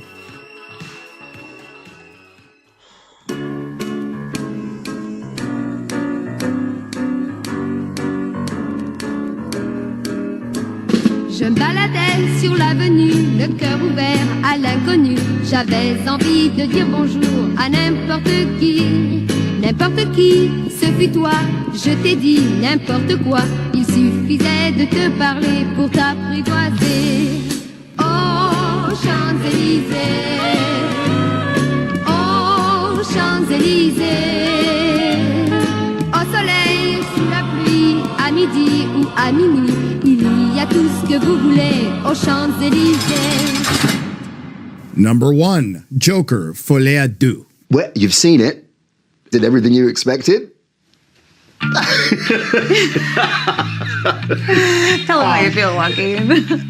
Prior to its release in 2019, the Academy Award-winning billion-dollar box office smash Joker was generally perceived as another soulless corporate cash grab peripheral Batman project that no one asked for, featuring the origin story of a villain who's never had one or needed one. And despite the corporate legacy media trying to push the narrative that this film would lead to incel violence, instead of putting a shadow over the Joker, it helped propel it into the stratosphere. Laughing all the way to the box office, Joker raked in a record-breaking $93.5 million domestically, $234 million worldwide in its opening weekend.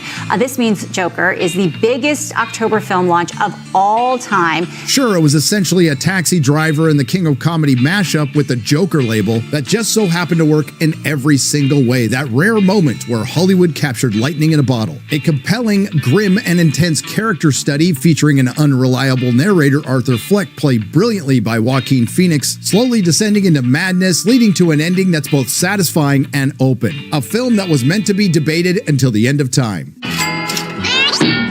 Or until Warner Brothers, America's dumbest company, decides to back up a couple of Brinks trucks full of money to an actor and a director who didn't want to do the sequel in the first place. Are we going to see you do another one with Batman and Joker? Definitely not, no. Why not? Why wouldn't you want to take it to the next level? Because we like this as a standalone thing, as its own thing, yeah. Add to that, casting a pop star, Lady Gaga, and announcing the sequel's going to be a musical,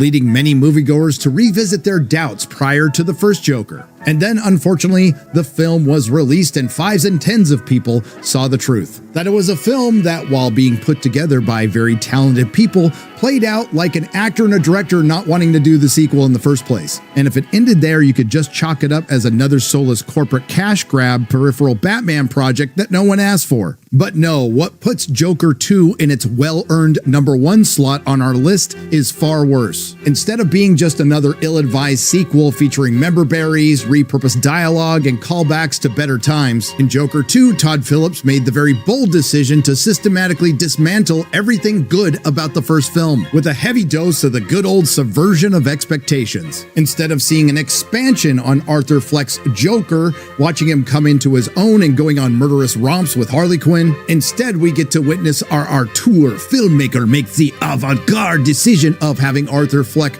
withdraw and regress into the character he was at the beginning of the first film, and then regress some more. It's a deconstruction of a deconstruction. This is high art. And as far as the unreliable narrator is concerned, in the first Joker, there was a lot of scenes where we're not sure if it's happening in Arthur's head or not, until the Joker 2 during a court scene where we're shown that the events of the first movie went down exactly how we saw them. While the corporate legacy media was trying to push the narrative that the first Joker will lead to incel violence, I think we can all agree that the second Joker will lead to narcolepsy. Lady Gaga didn't add much to the film, playing Harley Quinn as essentially a manipulative clout chaser, and the monotony is occasionally broken up by the musical bits that don't feel like they fit at all. Half of them are mumbled, and the rest are Lady Gaga singing oldies. For once in my life, I have someone who needs me. No, shut up! She's a fool, and don't I know it? Shut the f*** up! Forget your troubles, come on, get happy. Will you shut up? Sing hallelujah, come on, get happy. Ready for the judge. Shut up! Shut up! That wasn't good! But the final insult comes when Arthur Fleck is killed by the Joker and dies sad and alone. And we find out that the joke was on us because we weren't watching a Joker movie. The corporate Hollywood equivalent to clickbait. Fives and tens of people will cry that Joker 2 is misunderstood and will be considered a masterpiece in 20 years. If we go along with that line of thinking, we have to believe some of the excuses provided as to why Joker 2 flopped. Theaters played too many commercials prior to the film, it was the toxic fans' fault, or my personal favorite, the audience is too stupid. Or the media literacy crowd might want to consider this one possibility that the audience was smart enough to pick up what Todd Phillips was putting down. I was in Joker 2, which just came out. It's the worst film that has ever been made. So bad. It's actually not so bad. It's the worst film ever made. This was one of the top disasters that has ever been. Like, I'm part of something that's kind of cool. It's really cool, actually. It's one of the greatest failures of anyone in entertainment at any time. And after a decade of Hollywood demonizing half the country, when a film comes out and quite literally tells them to f*** off, they did. So you can go with the media literate, cinephile, speculative fiction, or you can go with reality. For starters, Todd Phillips has managed to make a sequel of one of 2 hits DC has had in the last 5 years and turned it into their 6th bomb in a row. While the first Joker grossed over $1 billion globally without China. Joker 2, which was released in China, grossed just over $200 million worldwide. Just a slight difference of $857 million. While the first Joker's budget was $55 million, the second was $200 million, which coincidentally is exactly how much money Joker 2 lost.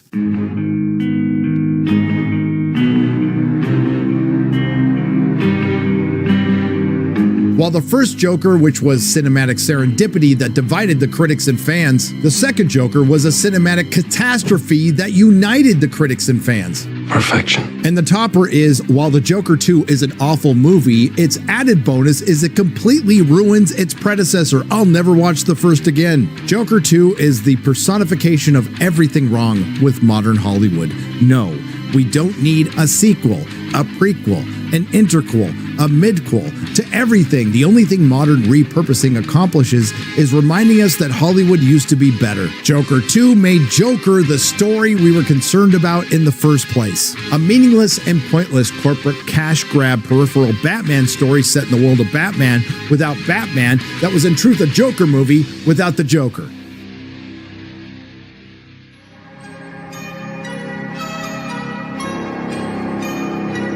That's our list, folks. The top 5 woke Hollywood disasters of 2024. A year that's been tough on Tinseltown because an entire industry and its celebrities learned that they lost what little influence they thought they had. The year of the woke Hollywood reckoning.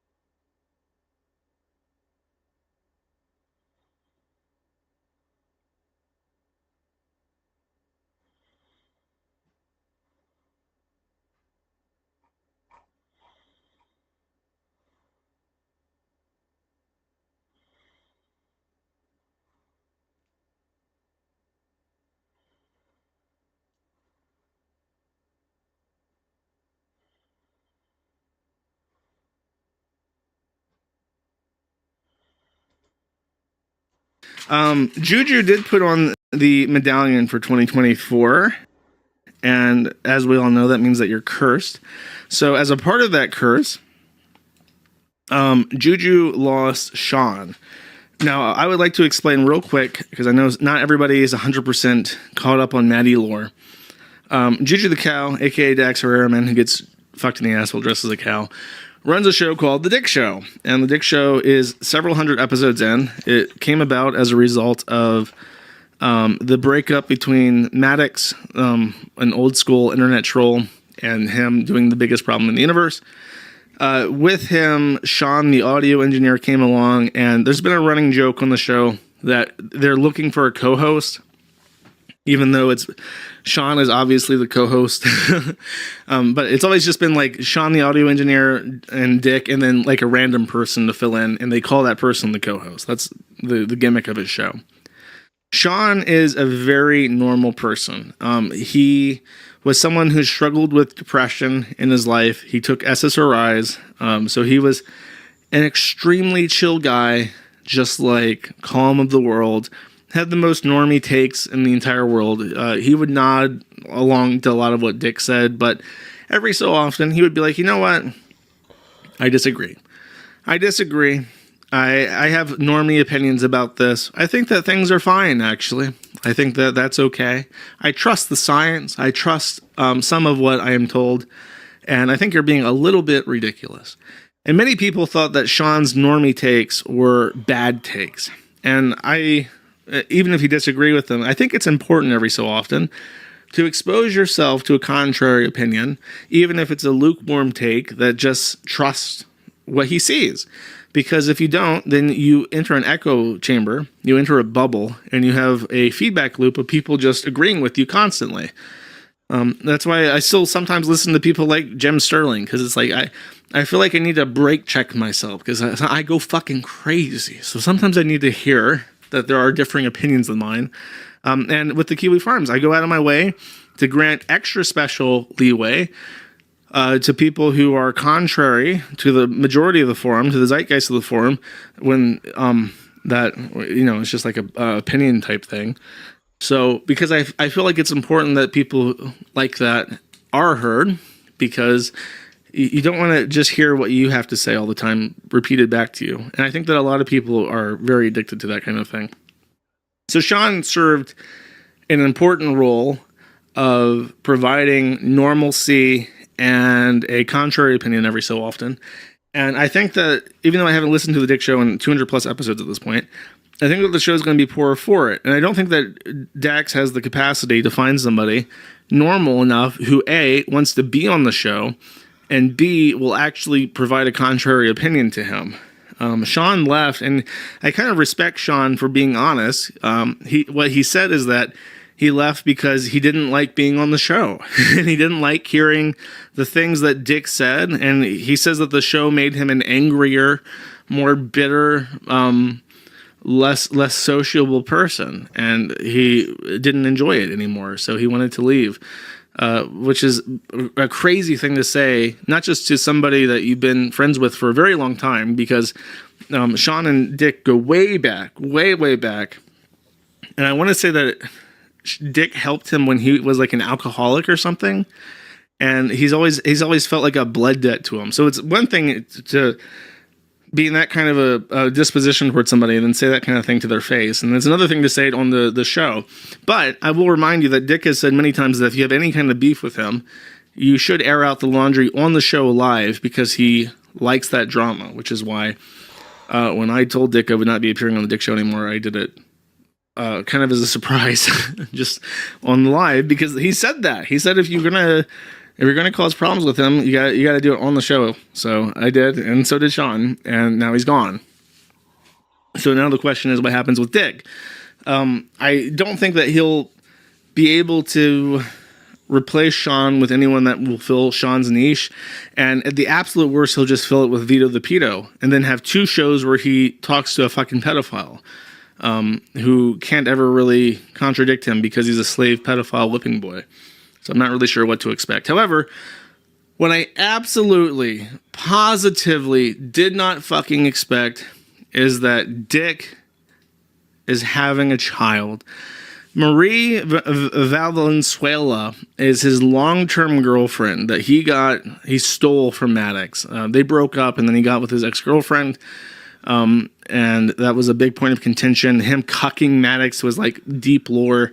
Not going to get into all that, but her role as being like a girlfriend to Dick is crucial to his persona. And she is 40 something, and she is pregnant. Now, I had made the prediction a while ago that the Dick Show saga would end with Marie blowing his fucking brains out, because I was 100% convinced that Dick got snipped and then just kept telling Marie, oh, you know, we'll keep trying, and if it happens, if it's meant to be, it'll happen. If it's meant to be, it'll happen. And then for whatever, somehow, I don't know if they did IVF or what, but she's pregnant. Now, as many of you guys will know, I vehemently protest when people say, like, oh, a woman becomes infertile at 28, because that's fucking retarded. But I'm not like a science denier, okay? 40 is pushing it for having a kid. And it's a geriatric pregnancy. It is automatically a high-risk pregnancy. It's a big deal. Having a kid at 40 is like, it's not a trivial matter. So it makes me think it's IVF, which is crazy to me because it's like, did Dick agree to this?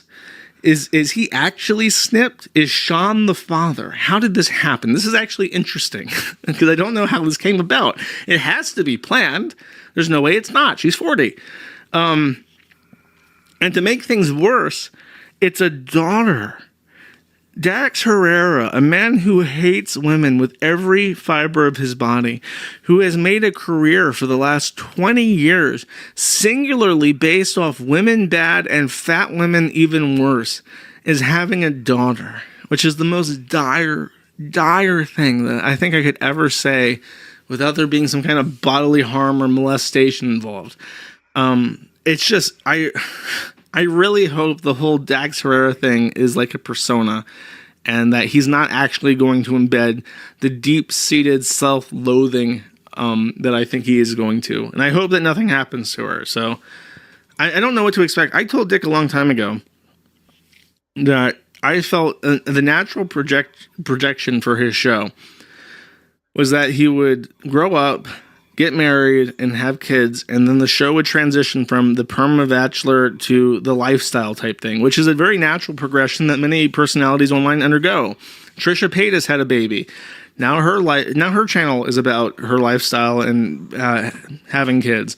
PewDiePie had a baby. He doesn't really do video game stuff as much anymore, but he publishes a lot of vlogs about what it's like to be a dad. There's many channels like that. That's how you know that you're old. All the people that you used to watch are having kids now. They're married.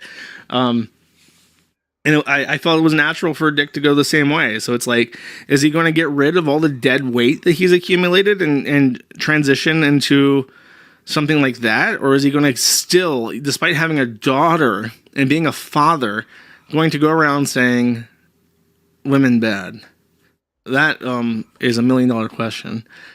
And I have a sneaking suspicion that the Giga Chad woman hater, Dax Herrera, is less immune to disposition changes as a result of being a father of a daughter than he would imagine himself to be.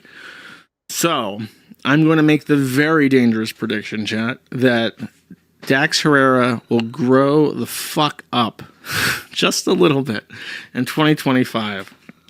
We'll see. We'll see. I am exhibiting a level of positive poly that could not prior have been predicted. The charts were not designed to encapsulate that level of positive polyness, but it's happening. I'm like Super Saiyan 3 God right now in terms of positive polyness. Kevin Ryan H. Foley, the Are You Garbage podcast. First time in studio. Thank you guys for coming in. What's up, man? Thanks for having us. Thanks for having us, buddy. I'm in Australia right now. This is coming out in a week. Time travel. I will be in Australia. Have you gone to Australia yet? Not yet.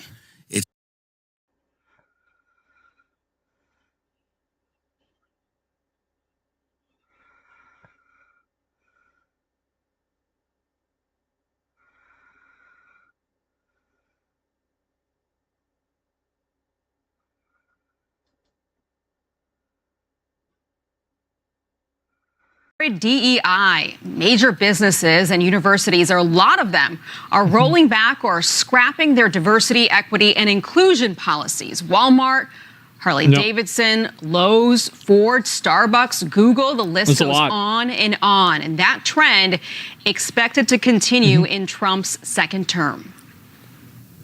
President Trump is certainly going to make sure that his administration gets out of the quota business and gets focused on making sure that our corporations are about productivity. We've seen whether it's John Deere or Tractor Supply, all the way to Walmart, which is one of the highest, if not... In my opinion, I think they should hold people legally liable.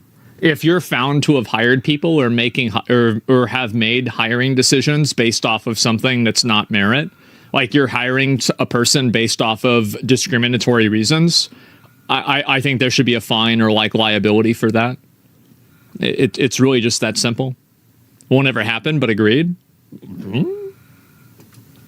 The highest never say never company in the world making a decision to move away. It's hard to prove. I feel like it's not. In this case, it's not hard to prove because that's when they're defining it.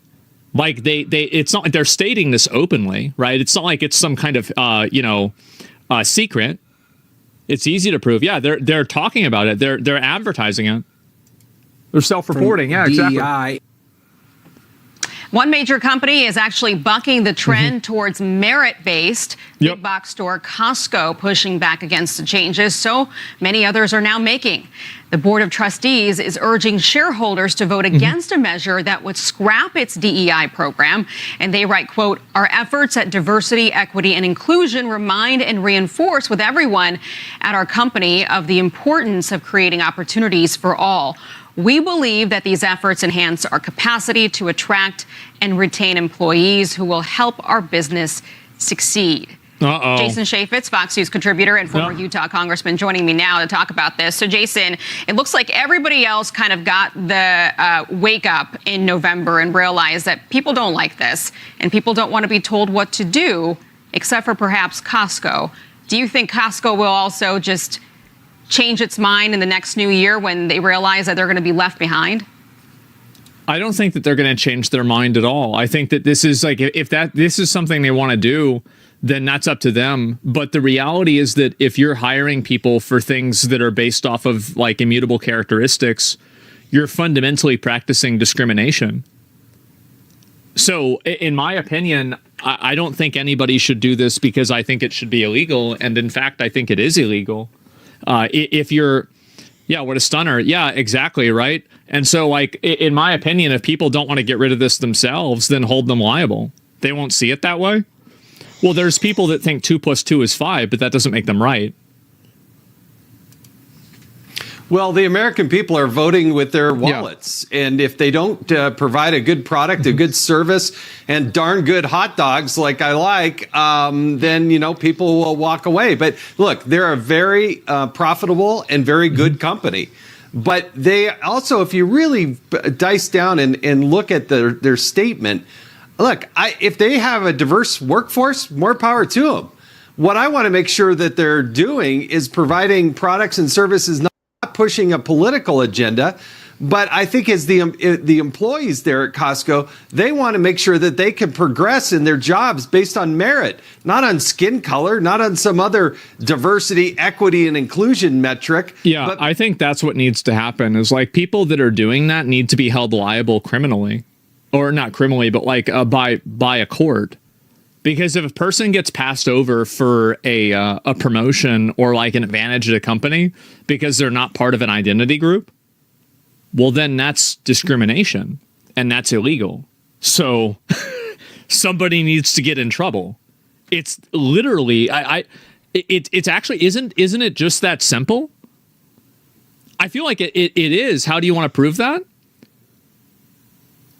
Well, what do you mean? How do you prove that? I mean, you prove it the way that you prove any other form of discrimination, right?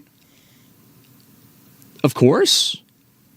What do you mean? Like, yeah, that's the whole reason. Based on merit, and as long as they're doing that, then they'll succeed like these other companies.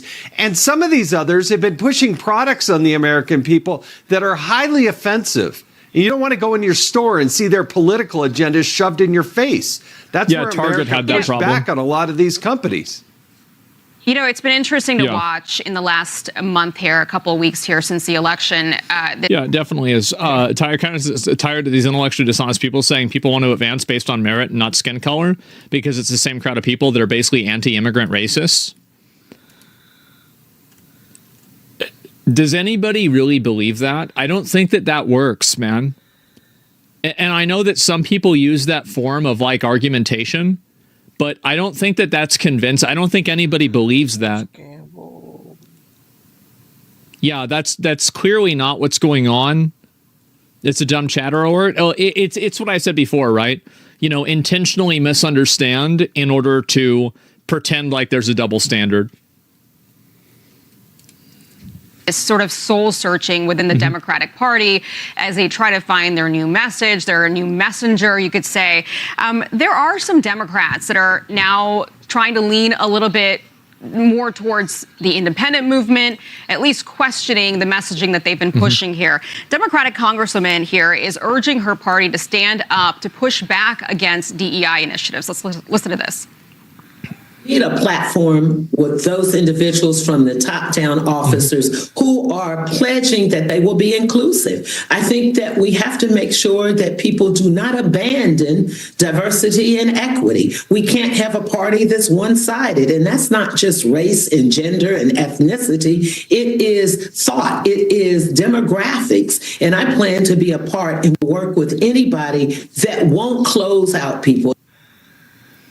So that's Joyce Beatty. Does that surprise you coming from her? Look, if she's being thoughtful and wants to have an honest discussion with people who have maybe a different political perspective, more power to her. I think that's great. I think there are arguments to be had on both sides. I think what America is saying, though, and the reason these companies are shutting down their DEI initiatives is that, A, it's very costly. It doesn't produce... I think that the reason why the companies are shutting them down is they're worried about getting in trouble. I think the probability of Trump or Elon Musk or somebody in like their government or JD Vance actually just deciding, you know what, you're doing this, it's clearly discrimination, we're going to crucify you. I think they're afraid of that happening. And I think really with somebody like Trump, can you imagine a company that like just for some reason makes Trump mad? A CEO makes a negative comment towards Trump. Trump immediately fucking goes in on that. Absolutely. Yeah, I like really. I mean, 100% this would happen. They'll get called out. Yeah. Better product. And they're bypassing a lot of people who, based on merit, are more qualified to do things. And so if we want to become a country who's less racist, then let's be less racist. Let's get rid of the affirmative action out there and say, you know They're what? quietly If consuming. you're the best person for that job, maybe. doing the In best some cases, you're that probably you right. possibly can, then that's the person that should get the job. And that's where I think America has come to as a whole. Not everybody agrees with it, but I think in mass you see these big companies recognizing, and these universities too. Some of these universities, like the University of Virginia, which I love, I saw something about that recently. Great school, but they spend millions of dollars on these initiatives that don't make the education better. I would argue that it actually makes it worse. Yeah, I think those universities have a lot of looking inside and trying to figure out what their future holds. As we saw this past year, a lot of people, families at home thinking, I don't know if my kid needs to go get that higher education degree, that university, with some of the stuff that we saw this past year. Jason Chaffetz, thank you for I think that if you are so afraid of your kid being brainwashed and being stupid, I think it says more about you. Like, my parents never cared what I read or what I looked at or anything because they just trusted me to make a good decision. Yeah, that's always how it was. joining us. We appreciate it. You want to read Communist Manifesto? Go ahead. You want to read some other crazy shit? Everyone, go ahead. I'm Emily read the Campagno. Quran? Go ahead. Catch me and my co-host Harris Faulkner and Kaylee McEnany on Outnumbered every It's not good weekday. parenting. I think it's the opposite. I think it is good parenting because if you try to protect somebody from something, the moment that they're not protected, they won't be willing to. Like you build up a resistance over time. I think you build up a very big resistance over time to kind of like bullshit. And I think that if you protect people from building up that resistance when they're young, they don't have that residual buildup for when they become adults and they get thrust into it no matter what. There's like a certain, but you're smarter than average. No, I don't think I'm really that smart or anything. No, I mean, not really. I mean, I can come up with solutions to things sometimes, but that's about it.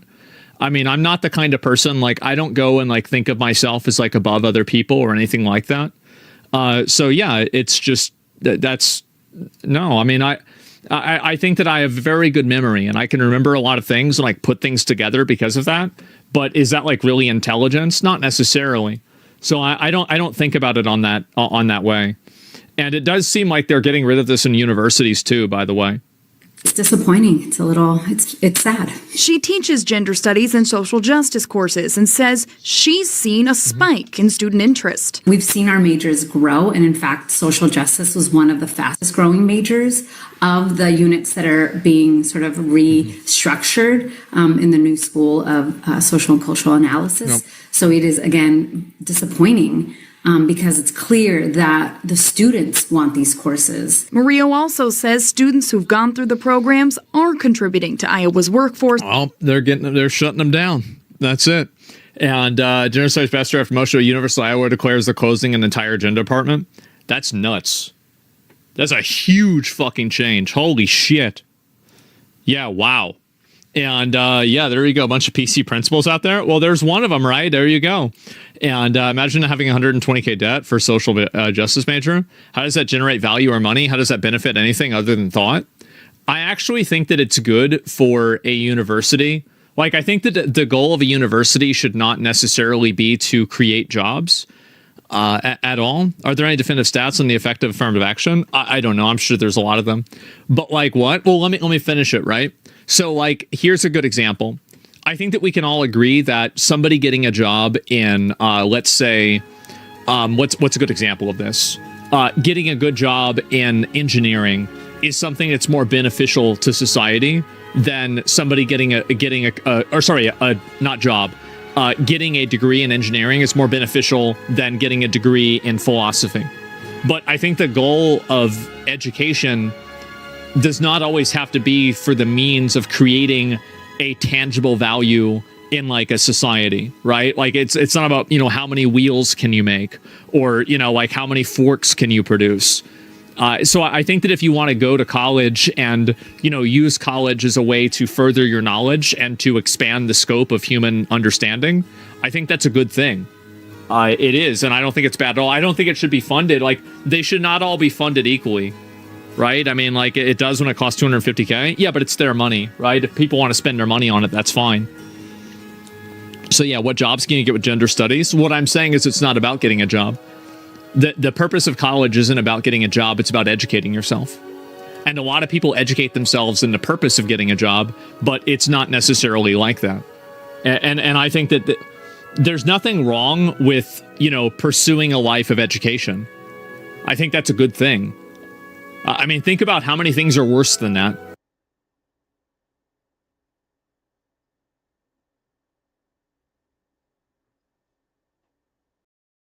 How designer brands keep you poor. This bag right here costs $300,000. This is a $300 bag. I've seen the same bag at Target is $30. And not because it's lined with diamonds or was owned by the late Queen Elizabeth, but because this is a Birkin bag. If you're not familiar already, the Birkin bag... I don't know what a fucking Birkin bag is. I have no idea. It's an expensive bag. Expensive luxury handbag in the world. Jesus. The costs range from $8,500 to... I mean, it's a nice bag, I guess. I mean, sure, it looks okay. But, like, why do you... Like, this is the thing, bro, is, like, if you have this, like, you gotta put on... Bro, what are you, in a laboratory? You doing experiments to find out what the fuck is in COVID? This is what's that? A crocodile skin bag? Like, what the fuck is this? Mickey? Yeah, is this Mickey Mouse looking at this bag?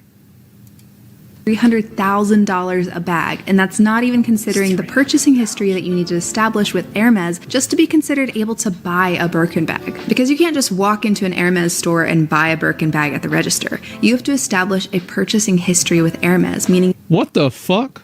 So you gotta give them money so they can let you give them more money. This is actually kind of a smart thing for them to do.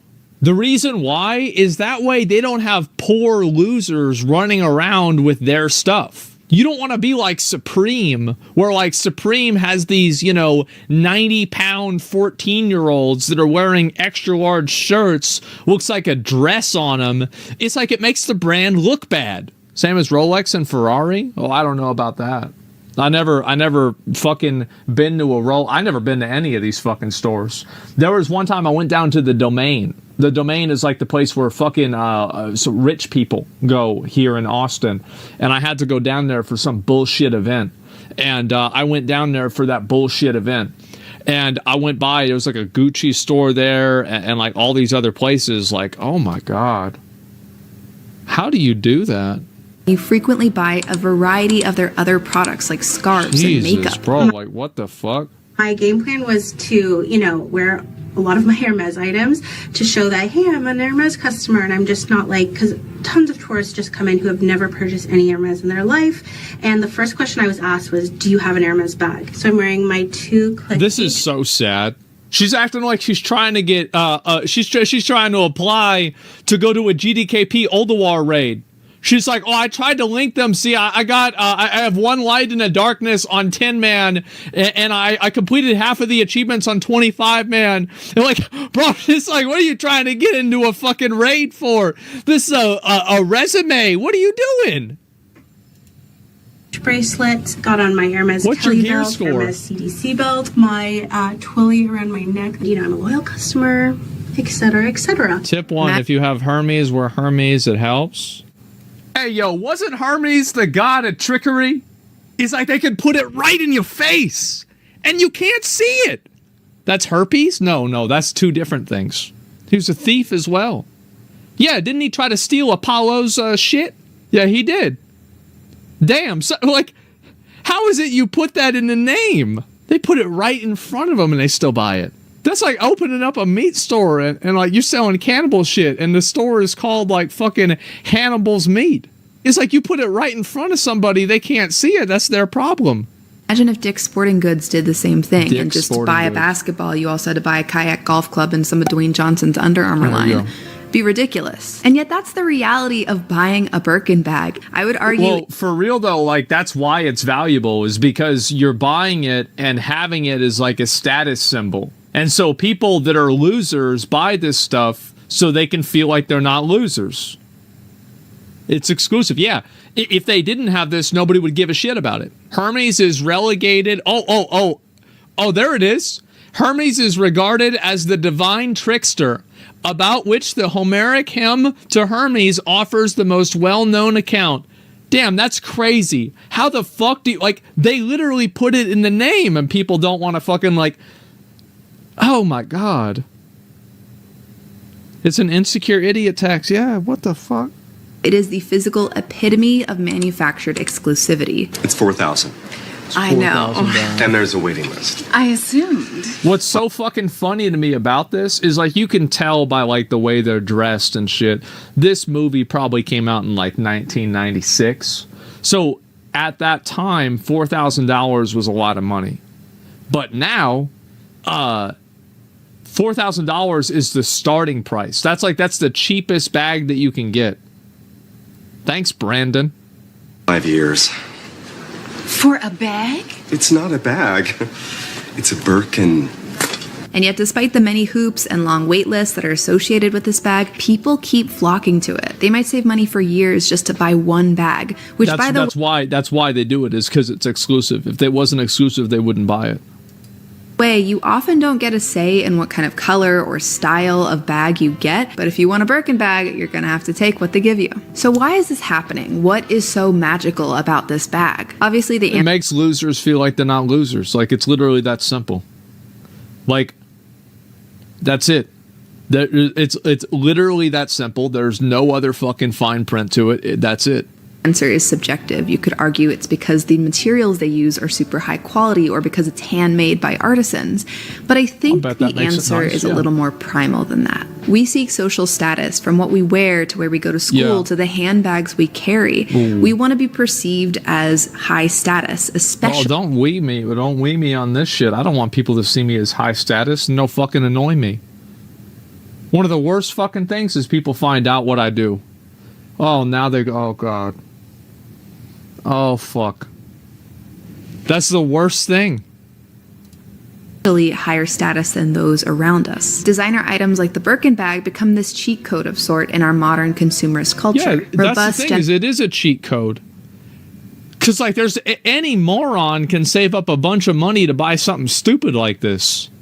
Generational marketing has labeled values, status, wealth, and some indescribable specialness to designer items. Yeah. And those who buy into the marketing messages, Here's the thing. It's like if Versace or fucking Balenciaga, any of these people sent me stuff and it felt good, I would wear it.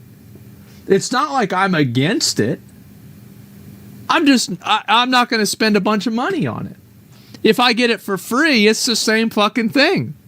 Assign those same labels to the person owning the designer items. The world of designer brands from Louis Vuitton to Rolex is one where social status is achieved purely through consumption and spending. Yeah. It's a system that can easily keep you poor if you're not careful, which is why I want to dive into this topic. Of course it keeps you poor because the people who care about it are fucking dumb, and dumb people make dumb decisions with their fucking money all the time. Like, you want to find out if somebody is stupid or not? Look at what they spend their money on. That's going to be a really good indicator. Designer brands. Hey, yo, don't make fun of her because she's fat. Who cares if she's fat? Make fun of her because she's buying all that stupid shit. Today's video. Let's talk about how designer brands target the poor instead of the rich, how they prey on our psychology, help destroy the planet, and how rich we could possibly be if we didn't spend money on designer products. By the way, if you're interested in more videos on money, media, society, and intentional living, be sure to subscribe and check out my other video essays. I'm trying to post every other week. The Dangers of a Stay-at-Home Girlfriend? I should probably watch that. More like a monthly cadence, and my goal with these videos is to share financial education. What dangers? Well, one of the dangers is I had this happen, is they stay at home all day, think about what to be mad at you for. That's one. In an interesting, accessible way, while also encouraging people to reduce consumption for our planet. Be sure to subscribe, and thank you for watching. So first things first, designer brands will keep you poor.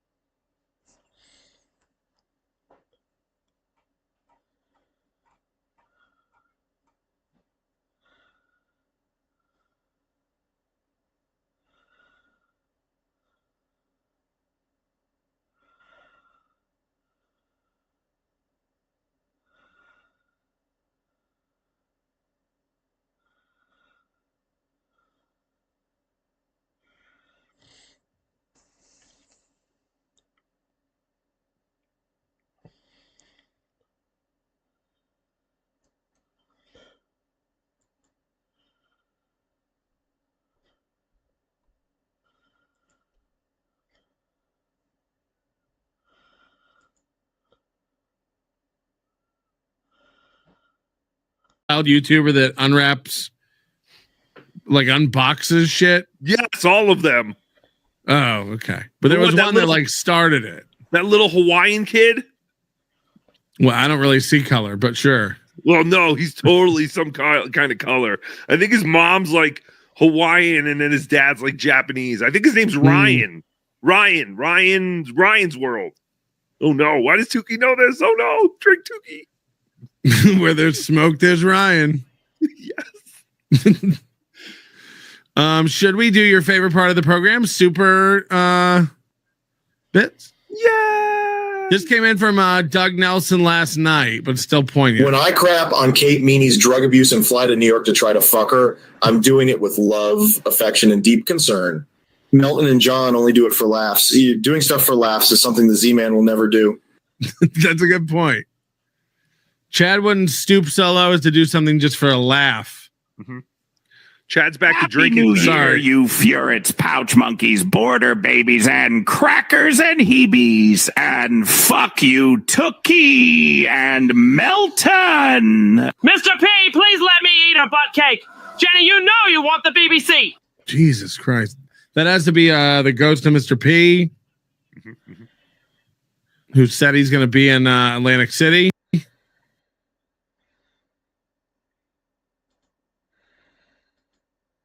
Mm-hmm. And he wants trouble. Yes. Crazy. He's crazy. Very nice.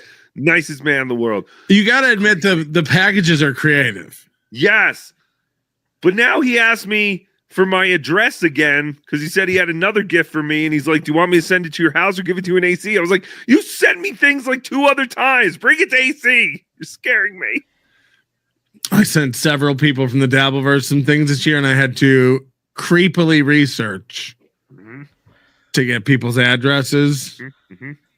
Yes. Thank you. Thank you for the airplane snacks. It was fantastic. I sent Dr. Steve something, and I legit stalker found out who his last name and where he lives. Oh, no. And I realized I could have just checked his Hackamania ticket purchase. Yes. But I'm retarded. You could have asked me or probably Carl. Yeah, I didn't want to, you know. What are we going to say? No, don't send Dr. Steve anything. It's weird. Hackamania 2, just do it. Just do it. Just do it. You have to say it like a homosexual, like John does, so that you mimic homosexuals like John does. Oh my God, 4 minutes left. Is there a way to watch the new Dick Clark's Times Square? Let's see how Chad and Kevin are bringing in the new year. Oh yeah. That's actually a much funnier way to do it. MLC Or John podcast. Yeah, but like Chad's not talented enough to strike out on his own. Chad's drinking tonight. He's gonna stop, but he's back to drinking tonight. Okay, hold on. You can tell his little hairs. Little hairs are coming out from under his hat. This is nice. Okay. In your honest opinion, you're not dogging anyone. It's just a medical opinion. Do you think Stuttering John is a narcissist? So I can't comment on anybody specifically. That's just like one of the things we can't do as psychiatrists. I'd say in general, though, they're gonna ring in the new year just talking about Stuttering John being a narcissist. And then we're gonna ring in the new year watching them talk about Stuttering John. I don't know which is sadder. Subscriber mode is so fruity. We want Tukey, not you. That's how I trick you, motherfuckers. They're right. Got ya. Thank you, PL.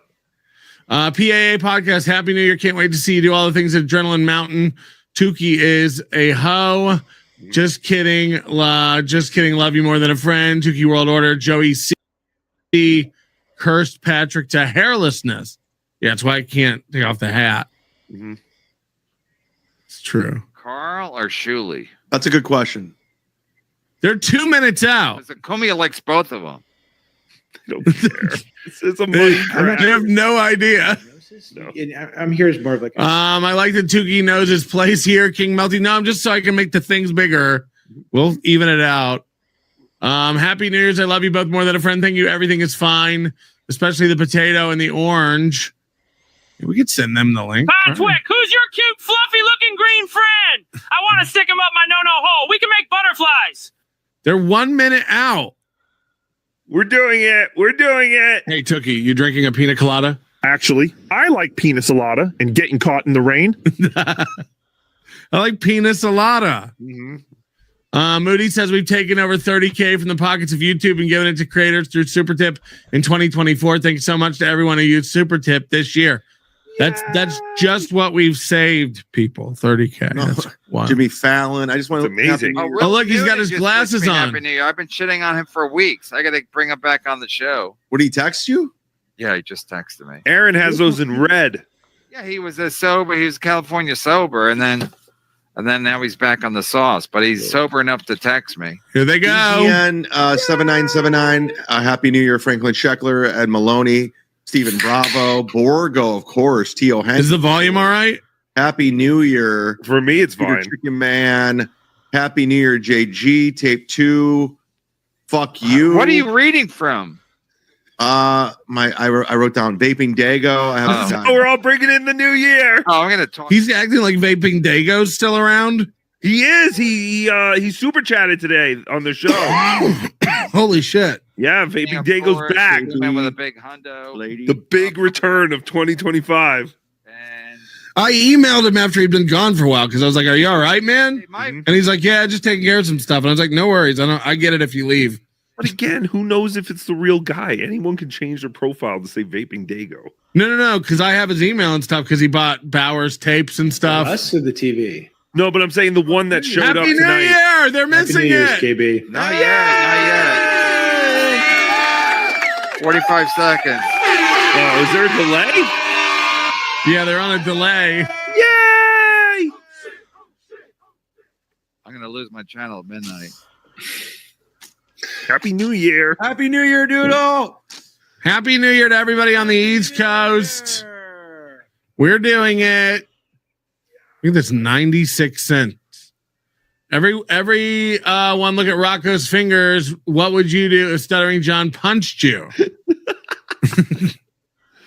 What would I do if he punched me? I would punch him back. That would be open season. I think you're right. I think you could do the same exact prank to him again. He wouldn't see it coming. No, I have some ideas, but if John does show up, I do accept his challenge of paying me $100 to ask him that question again. I would have done it for free, but now John has challenged me to do it for $100. He said he'll give me $100.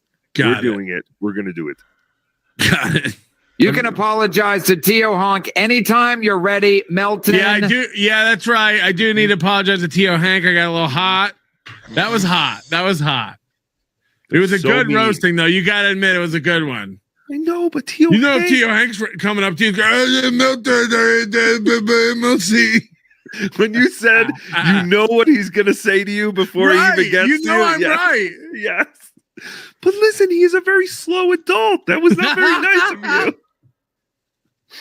I do owe him an apology. I got to buy you a drink, Tio Hank. Or a burger. Yep.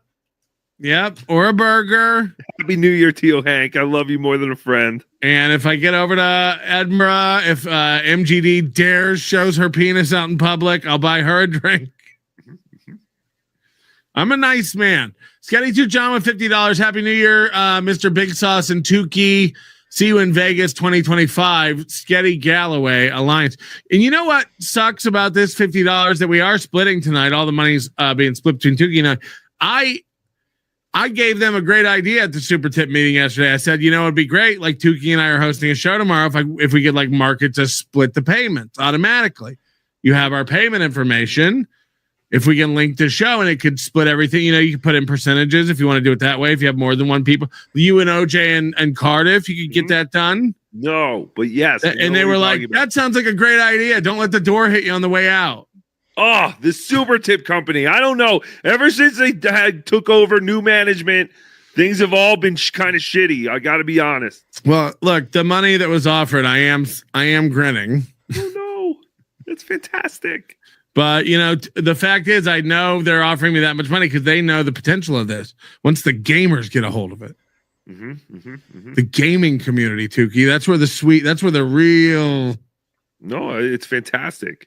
Jealous. Oh, I'm seething. Wait, how many Nogas want to ride with me? How many Thug? Nogas and Scrimps want to get high with me. Don't cry for me. Just ride for me. 1 to 87. 2-1-1 is a robbery. It's like a slam poetry. I hang with killers and dealers. thug nogas, and bangers. See third world nogas. Keep one in the chamber. Don't play no games. Boo, because this shit be real. How do they make it pause? I roll with young nogas that be hard to kill. I mean, it never has. There's no rhyme or reason to it. Yeah, it really is one of the stranger things. Like when you want it to pause, you'll put like, what are the 3 periods?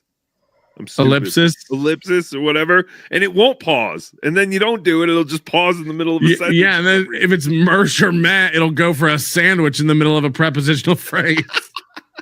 It really is nuts. Hey, Mr. Green Puppet, do you know Kermit? Kermit fingered me and said it smells like Miss Piggy. Slow bitches are the best. I let them live because they are smarter than me. Ray, did you just do a poo pee on the floor? Why don't you just Ray pee me? We don't endorse that. I am the Brad Pitt of New Zealand. I move product, baby. The cereal sales went up 60% after my commercial. My Sharona. I love his commercial. Wait, no, I did see that commercial. Yeah. OT Bix. We've watched it 100 times on this show. I am involved in a major liability discussion project. Yes. I can't say much. It's not patented, but we might have Charlize Theron. I've said too much. Said too much. It really, imagine creating this thing and then they just want you to leave. They're like, you're not. Mm-hmm. Thanks for your idea, fucko. There's the door. Oh, so don't forget your big bag of cash. You don't have time to dedicate to it. You don't really code. You're an idiot. Yeah. You talk shit. Your shit's all retarded. Tukey! It's like Bert and Ernie, where one has all the talent and the other is the comfort bottom. Hey, buddy, take that for what you mean it for. Thank you. Oh, I'm the comfort bottom? Yes. Oh, you're very comfortable. like a waterbed from the 80s. It's fantastic. Okay. Hold on. Kevin ended his show. Of course. They just wanted to get to New Year. That was it? Of course. They don't care. No, seconds after? Okay. Happy New Year. We're done. Holy shit. No fucking way. Hold on. Speaking of the goddamn devil. Holy shit. Look at this. Vaping Dago with $100. Thank you. No, it is Dago. that's wild because I felt gay about it. I've reached out to 2 fans in my life and Vaping Dago was gone forever. And I was like, I just out of curiosity. I want to know if you're okay. If you're not a fan of me anymore, if you turn Jeff closer, it's fine. But, if you go Dirty Dalish, it's fine. But I just wonder what happens when these people are here every day and then they disappear. But it's good to know you're alive. Mm-hmm. Vaping Dago. I'm sure Ray will be relieved. Mm-hmm. Ray loved Vaping Dago. Yeah, I wonder if he was in Ray's chat today. I didn't. I was listening to Ray a little bit, and then John came on. I went over to John. Did you see John called Shuli's dad? No. Who has to be in his late 80s, early 90s? How, on a basic level, how dumb are these guys that they don't understand the fucking hypocrisy? John's the hypocrisy police, but he goes after anyone's family and anyone's garbage. It's garbage. So insane. And trust me, Shuli has never called John's mom, but this was revenge for all the fucking with John's mom. But the most amazing thing is Shuli does a dead-on impression of his father. If you've ever heard Shuli do his father, yeah, you just hear this old man hello? And John's like, is this Mr. Iga? He's like, yes. I just want you to know this is John Melendez and your son has been making fun of me on the internet and I just thought you would want to know so maybe you could talk to him. He's like, and why did you call me? Yes, oh, this poor old man. Just being bothered by John. He could probably kill John with 2 fingers too. You would think that John, of all people, would understand that he has no control over what his kids do. Mm-hmm. Yes, good point. Good point. John, you have no say in your children's lives. What do you think this old man's going to do about his old man son? That's where we're at, though. We're at the I'm going to call your mom point of the Dabbleverse and get you in trouble. Surely you're in big trouble when you get home to your dad. It makes sense if you think about it. Mm-hmm. Because if you want, look, John's quitting tomorrow. So why wouldn't you do everything you can to get people to leave you alone? Yes. It all makes sense. He's also right been before bragging. You quit, you want to try to like steal from the company and get a felony indictment right on your way out the door. Mm-hmm. It makes sense. He's also been bragging about his numbers recently, his super chat numbers. He's very excited. He sounds like someone who's about to quit this forever. Well, yeah, it sounds important to him. Here's another 100 from Internet Person. In 2024, I chewed out my old boss and quit. Found a new job and I'm making 25% more. I think watching you yell at people every day inspired me. So I owe you best of luck.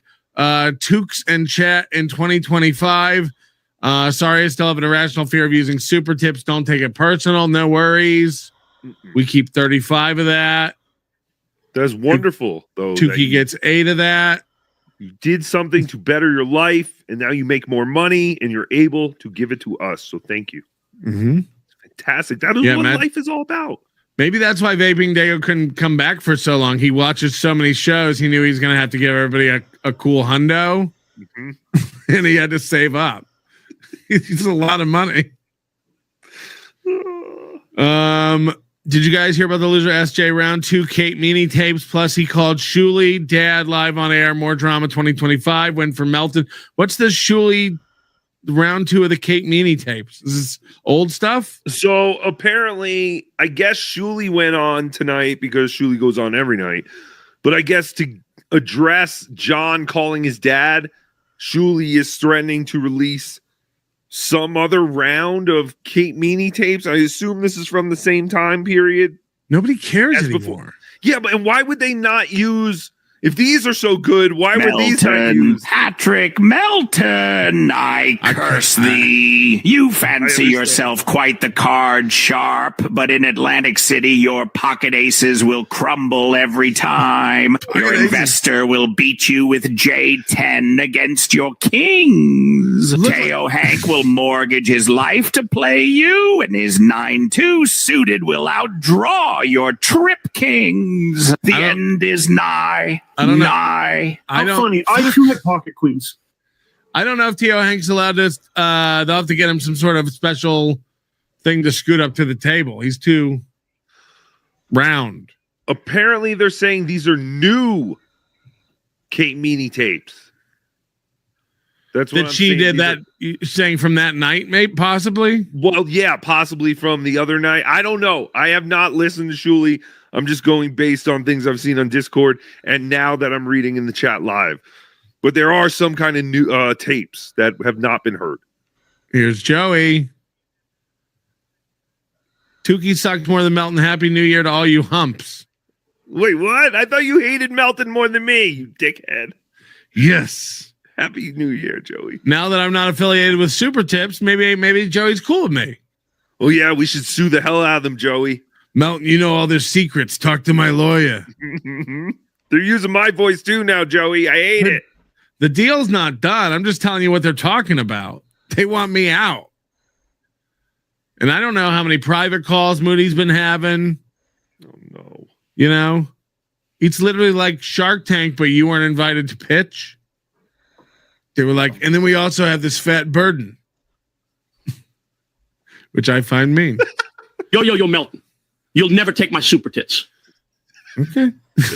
They are super. Pretty super. Stuttering John called Shuli's dad for his episode gag. You should call. Yeah. How many people are going to tell us this? Happy New Year's, everyone. Love you all more than a friend. Thank you. George says Happy New Year, Patrizzi and Tukey and Moody and everybody. Jay Dabbler says Happy New York. Tukey escaped with a fucking party to watch you. I don't know what that means. What? I think he was going to a different lifestyle party. Got it. Clearwater Chad says Skull And Interrut says Kate taped him again. John is truly that stupid. You had to figure Kate was doing something like that. I mean, yes. Why? Only this idiot thinks Kate wants to hang out with him. Like he's some kind of New York status symbol she needs to be seen with to be the next Anna Delvey. She's going to be like a socialite around town. You won't believe who was spotted on the arm of Stuttering John. Yes, Patrick, you don't understand. He couldn't wait to go on and let us all know that he slept in the same bed with her, all his clothes on, and rubbed her back all night and sang her a song that he originally wrote for his kid. Oh, God. Oh, God. That was a win. That was a win for the schmo. If that doesn't make her come, I don't know what will.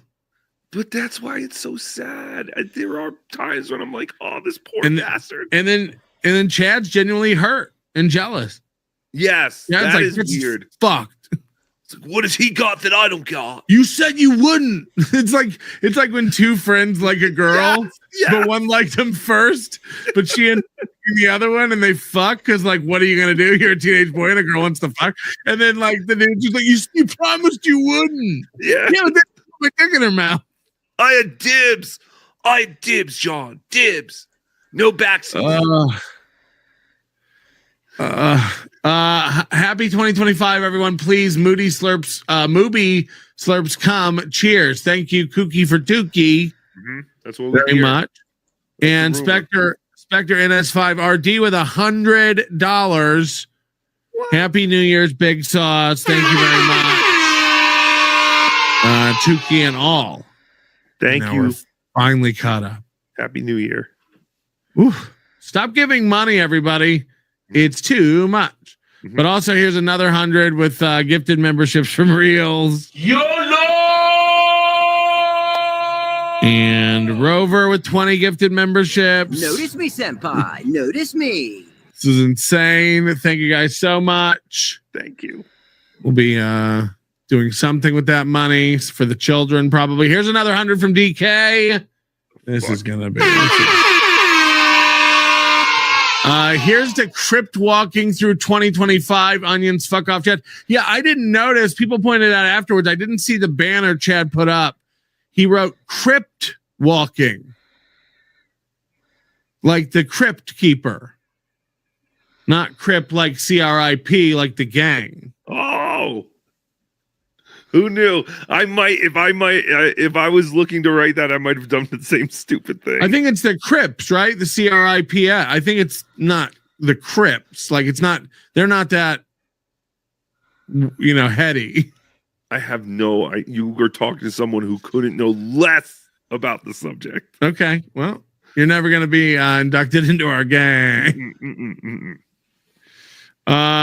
What was your favorite? Let's talk about some of the stuff that happened this year. It was obviously a big year, whether you want to talk about Chad or Kevin or our favorite Aaron M. Holt. Oh, I mean, there are so many, but yes, I have to say Aaron M. Holt definitely had the breakout year. All of them. Who would have thought that we would have started with Aaron and Aaron in April to start the year? And what's funny is there's a photo of or Aaron said today on his show that like he's in a much better position this New Year's than last New Year's, but he thought he was on top of the world last New Year's. Yes, I mean, well, compared to I guess this New Year's, but I mean, he wasn't in a bad place. He didn't think he was in a bad place last New Year's. I think he took a picture with April in Vegas when they decided to cheat, and he was bragging about how he's so in love with this woman and she's the one and the talented and so good to the children. And I think once your marriage gets to a point where it's like, hey, you want to cheat?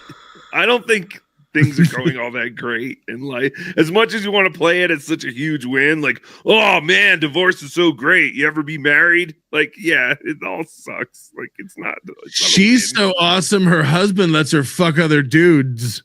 Oh, huh? I want to talk to Kayla. Like, I was hoping that you guys would, be able to talk to Nick the other day on this little piggy. if Nick comes, I think Nick said if he comes out to Hackamania, Kayla will come. Yay! So and Kayla, I don't think wants to be on any shows or be a part of the spotlight, but I imagine you could have some conversations with her. I imagine there's some interesting tales that'll be told around the bar at late hours. Yeah, I just want to know if there was any feeling of the same way that Aaron did about her towards him.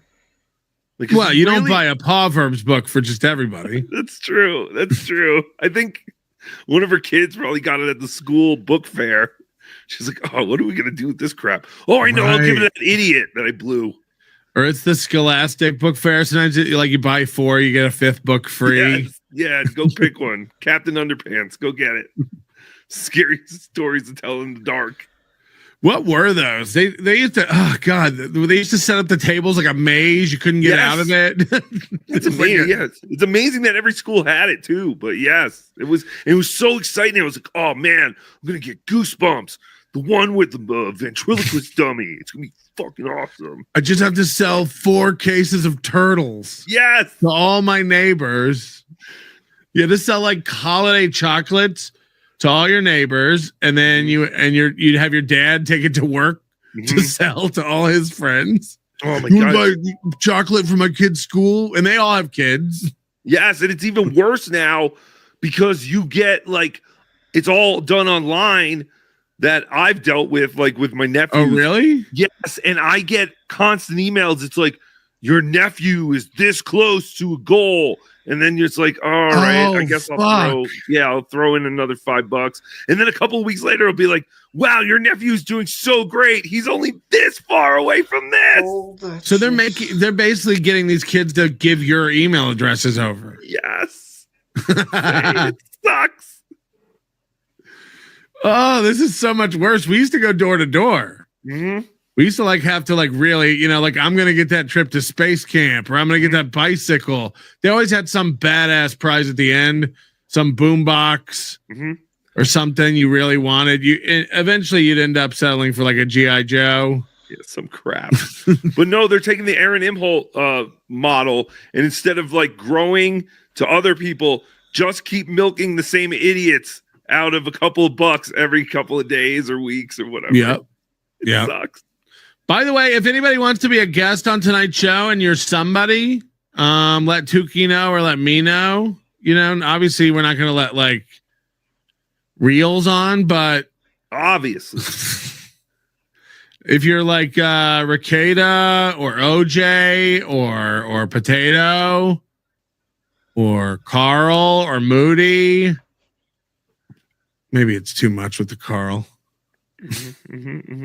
People have really had enough with the Carl. I'll tell you that. Max Bringle says, Happy New Year, Big Sauce and Tukey. By the way, Nelson Brothers is overpriced truck stop food, but the burgers were great. Oh, yeah. Did you see this? No. What are we talking about? Puppet plays cards. The puppet. I'll bet the green Seether doesn't even know that Q4 always beats KQ. I'm going to show him how it's done. I pay the table minimum for the company. I loan the company the money to play at the table, and we always hit the goal. We always hit the goal. Pocket nines usually lose to aces toe, but you can't stop winning.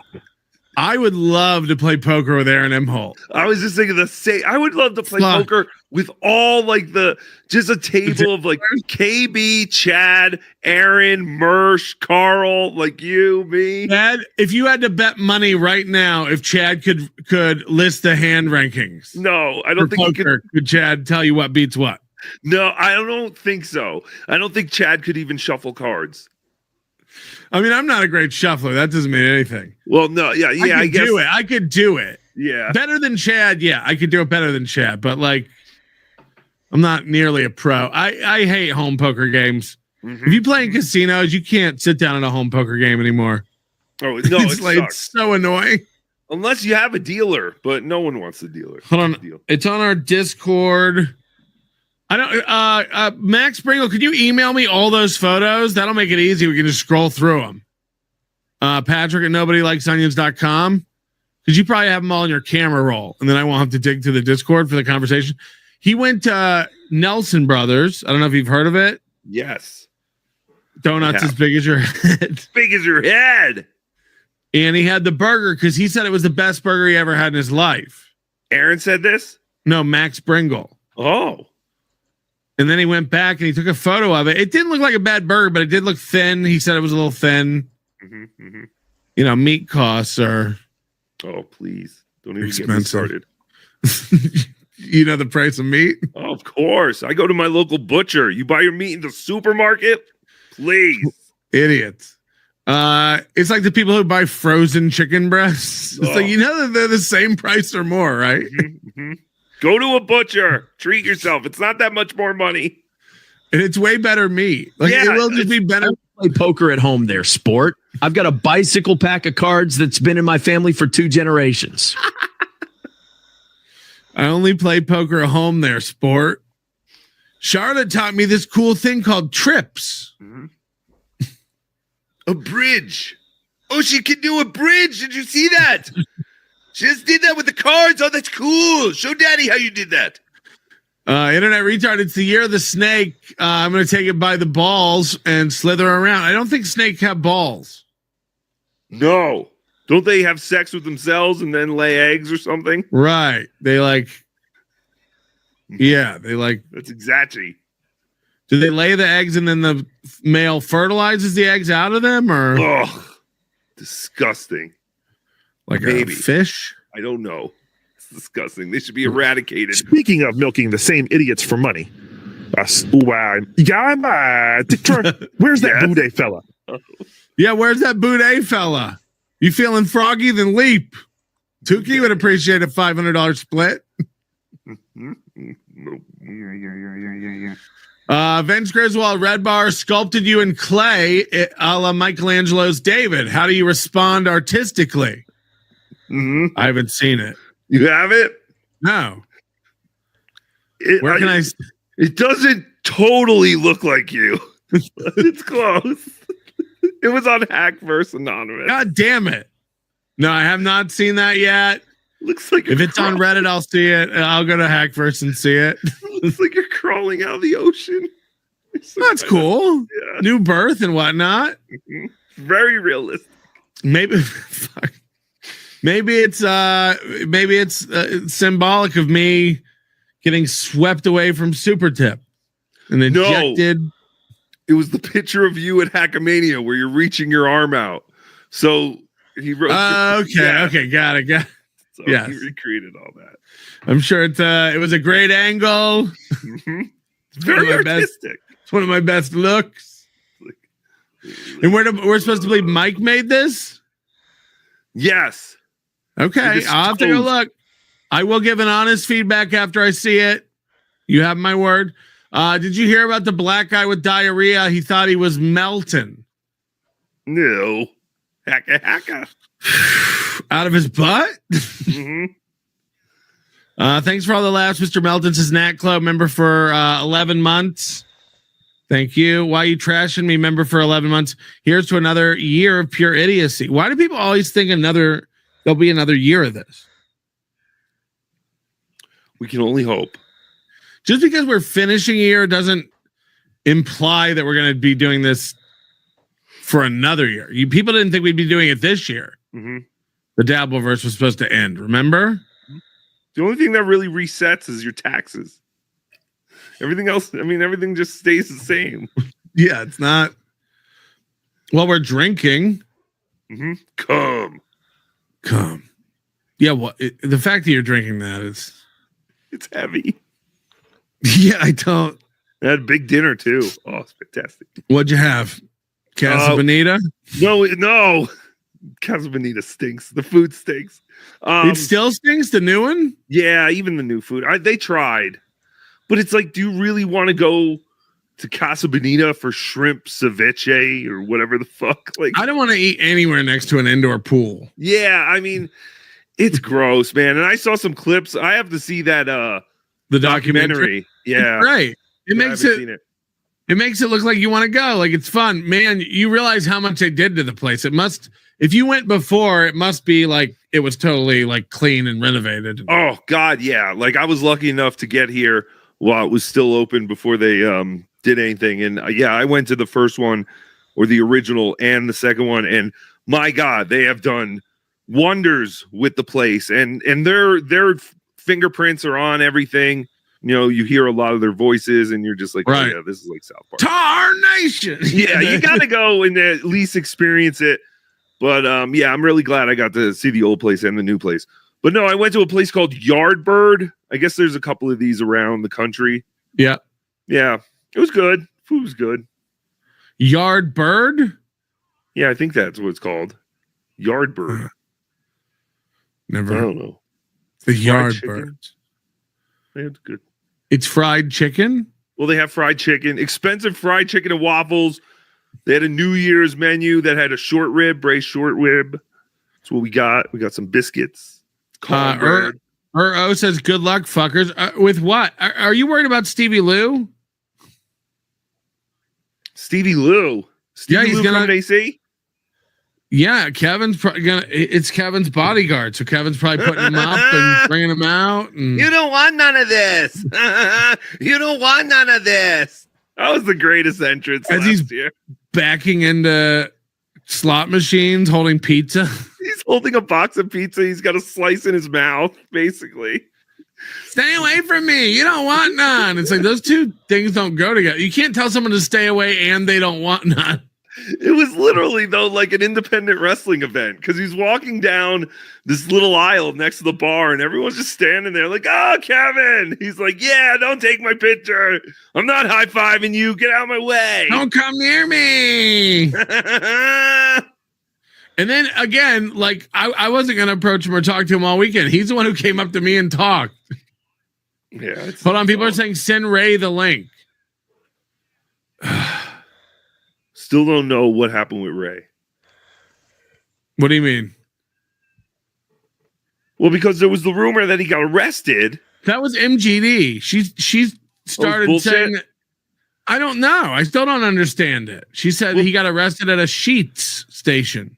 Well, because the night before, Ray told a story about how he tried to like avoid a checkpoint or something. Or he did. I haven't heard it. Ray, if you're watching and you actually want the link, let me know. You have my number. Moody says send the link. Okay, we'll send the link to Moody. And then we're gonna have to put up with this guy. Oh, former friends, now business enemies. Yeah. Well, look, like we said, it's not done yet, and maybe I'll get to own a piece, but it's clear they want me to be a silent partner. That's why I'm talking so much shit now before I sign anything. I'm eating Good and Plenty's, and that's what your background looks like. Yeah. Moody, let's change the name Super Tips to Tukey Tips and have Tukey be the face of Tukey Tips. Hacka, hacka. Spenda, spenda. Tukey Tips. Tukey Tips. I don't even know. I've never had a dear friend of mine take.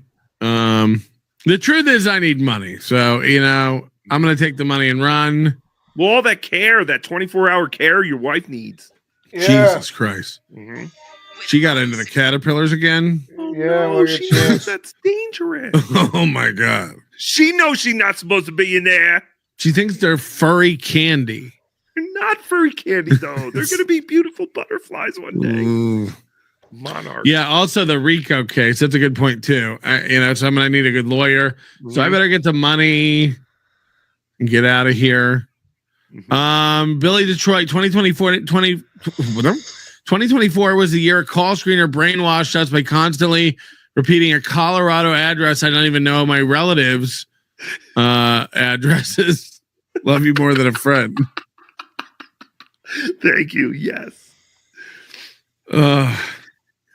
Do people send you anything weird? Are people finding out where you? Everyone's very cool so far. Everyone's been very cool. I've got, I get things unexpected sometimes.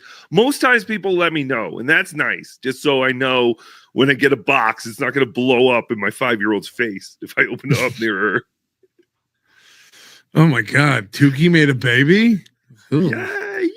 All right, we'll check in a minute. Max Pringle, thank you. I can't believe you're selling super tips. Charlotte taught me something remarkable. If you convert your LLC to a C Corp, just hold the shares for 5 years. There are enormous tax advantages after the 5-year holding period. During that time, just funnel everything you can into R&D to zero out your profits. You've got to be careful not to run up unnecessary SG&A costs. That means being very disciplined on CapEx, but I know you can hit the goal there because there are 5 years left. Then, and it's serious. People don't pay enough attention to balance sheets, but Charlotte taught me how to load up the goodwill line item with bad debt. It's sneaky, dishonest, but hell, we've got a goal to hit. Yes, my son, you're learning. Next, we will move to counterparty round-trip revenue schemes. Wah-ha-ha-ha-ha-ha-ha. Jesus Christ. Imagine if Aaron put money into research and development. That whole testing dry erase markers. That whole super tip might as well have been written in Chinese for me. I don't understand any of it. It's business stuff. Business stuff. Business stuff. Why are you trashing me? Here, we already did that one, maybe. Internet retard. Tukey and Patrick on one stream is like a Christmas miracle. Yay. Yay. Lord Kenzo, cheers to all. See you at Hackamania. Oh, yes, this is the guy everybody thought was me. The Jews. Lord Kenzo. Oh.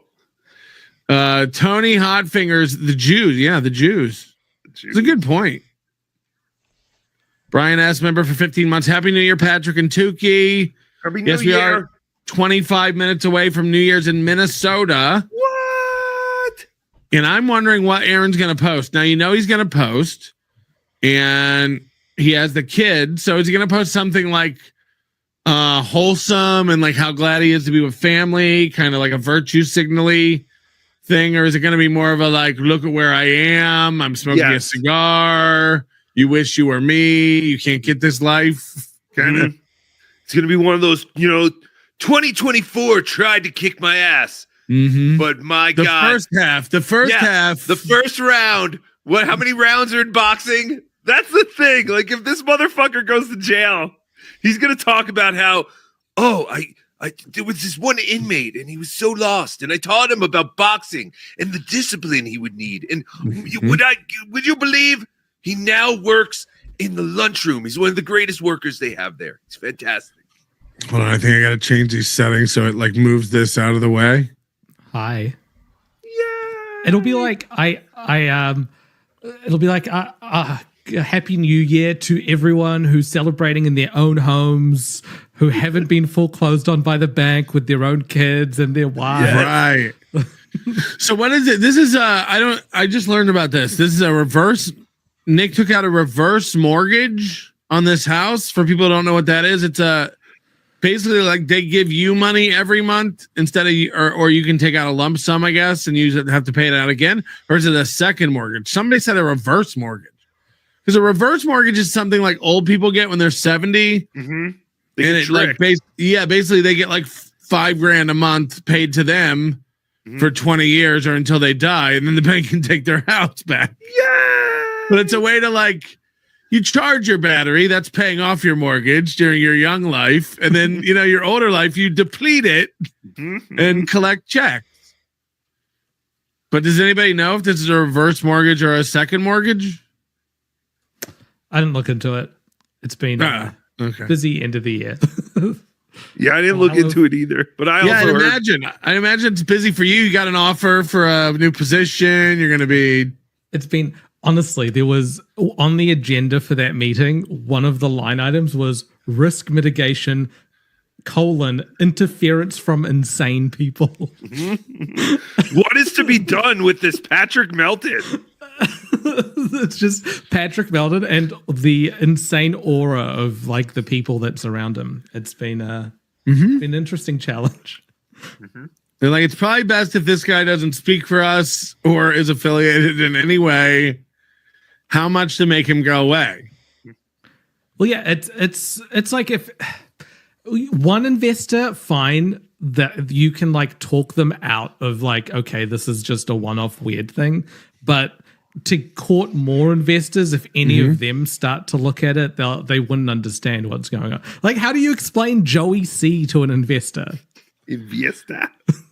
Another reason I'm letting this happen is that way if this company ever does blow up and get big. First of all, if it doesn't, I got my money and got out. Second of all, if it does blow up and get big, I'll be able to sue Aaron Emholt because, you know, he made me, with all these rumors, be a liability to this company, which I could have been a part of for longer. Right, with the accusations. And I could own Steel Toe. I could own everything this motherfucker has. It's like owning Baltic Avenue. Yes. You should look at that sculpture. It's really good. I really Send it to me. I believe you that it's good. What do you want me to say? I'm sure it's not flattering. I'm sure it makes me look bad. Are you trying to hurt me on New Year's? It looks terrible. Yeah, well, of course. I look like a bag of mashed up assholes, I'm sure. There you go. I'm trying to have a nice New Year's, you know? Someone drew you disgusting. Okay. It doesn't look that bad. He did a great job. I don't think it's been through a kiln yet, and it hasn't been like painted. You act like this is reality now, and I have to turn into this. You're a clay monster. You're a clay monster, Patrick. Live with it. There's a lot of mass in it. When it's in the kiln, it might like deform even. Yes.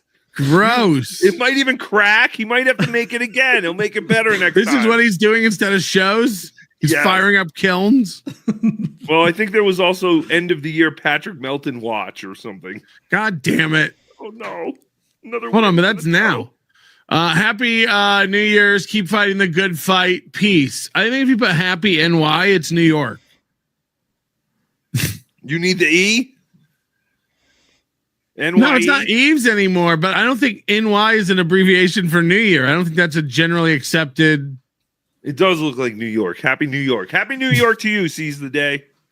Like people walking around with Yankee hats on tomorrow aren't going to be like, oh, a cool New Year's hat. Right? I mean, you get what I'm saying. You're right.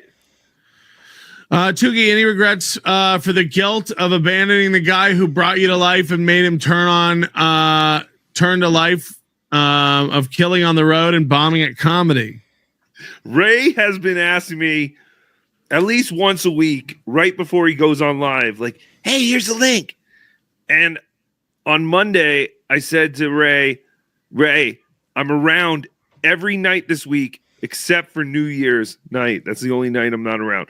5 minutes before Ray goes on tonight, he sends me the link. Hey, if you're around. I tried. Trust me, I try. I don't know. I sent him the link on Twitter. All right, I'll send it. Oh, you sent it to him? Oh, he said, I'm with a bunch of old people. I love you, punk. See you in AC. I'm in chat trying to fight Teo Hank. Yeah, he's with old people. Ray catches one of three words that you speak to him, so he would have seen that as send link Tuesday. Yes, that's exactly what he saw. But no, I try. I love Ray DeVito. I love him. He's like a puppy. Would you guys like to see some pictures from Nelson Brothers? Yeah. Yes. Donuts as big as your head. Whoa, those are big donuts. Okay, hold on. They need something next to them for scale. Like, yeah, they don't. You can't tell. Yeah, those brown sugar. Well, this is like a regular donut here. Yes. Like these ones. Yeah. Okay. Those, but like these ones are as big as your head. Mm-hmm. How small are the heads of Minnesota? I want to see. They should have to make you like have a thing where you can prove it. Like they have a donut on a stick and they line you up with a camera. And if your head can't cover, if the donut can't peek around from behind your head, the donut's free. That's not fair, because as soon as someone eats enough donuts, then it's free forever. I don't know. There's skinny people with big heads, and there's big people with skinny little heads. Right. Well, that's a big donut. Chocolate raspberry Bismarck. Ugh. Vanilla raspberry. Try a Bismarck line of donuts. See, I'm not a raspberry jelly kind of guy. This feels like, the Lord of the Rings perspective. You still can't see how big they are because they're different. I need to see like one next to a banana. You know how big I am. Look at how big it is compared to my head. Holy shit! Much bigger than your head. I'm starting to think that whole "we have donuts is bigger than your head" is just a saying. I don't think it's literal. Look at this twisted cinnamon. Ew. I mean, this twisted cinnamon is big. It's a big bopper. Looks like it's been sitting there for a bit. Might have fallen on the floor. Is a donut as big? Those look as big as your head. The ones. I mean, they ran out of frosting for this one. Right. They couldn't make it to the edge. German chocolate fried cinnamon.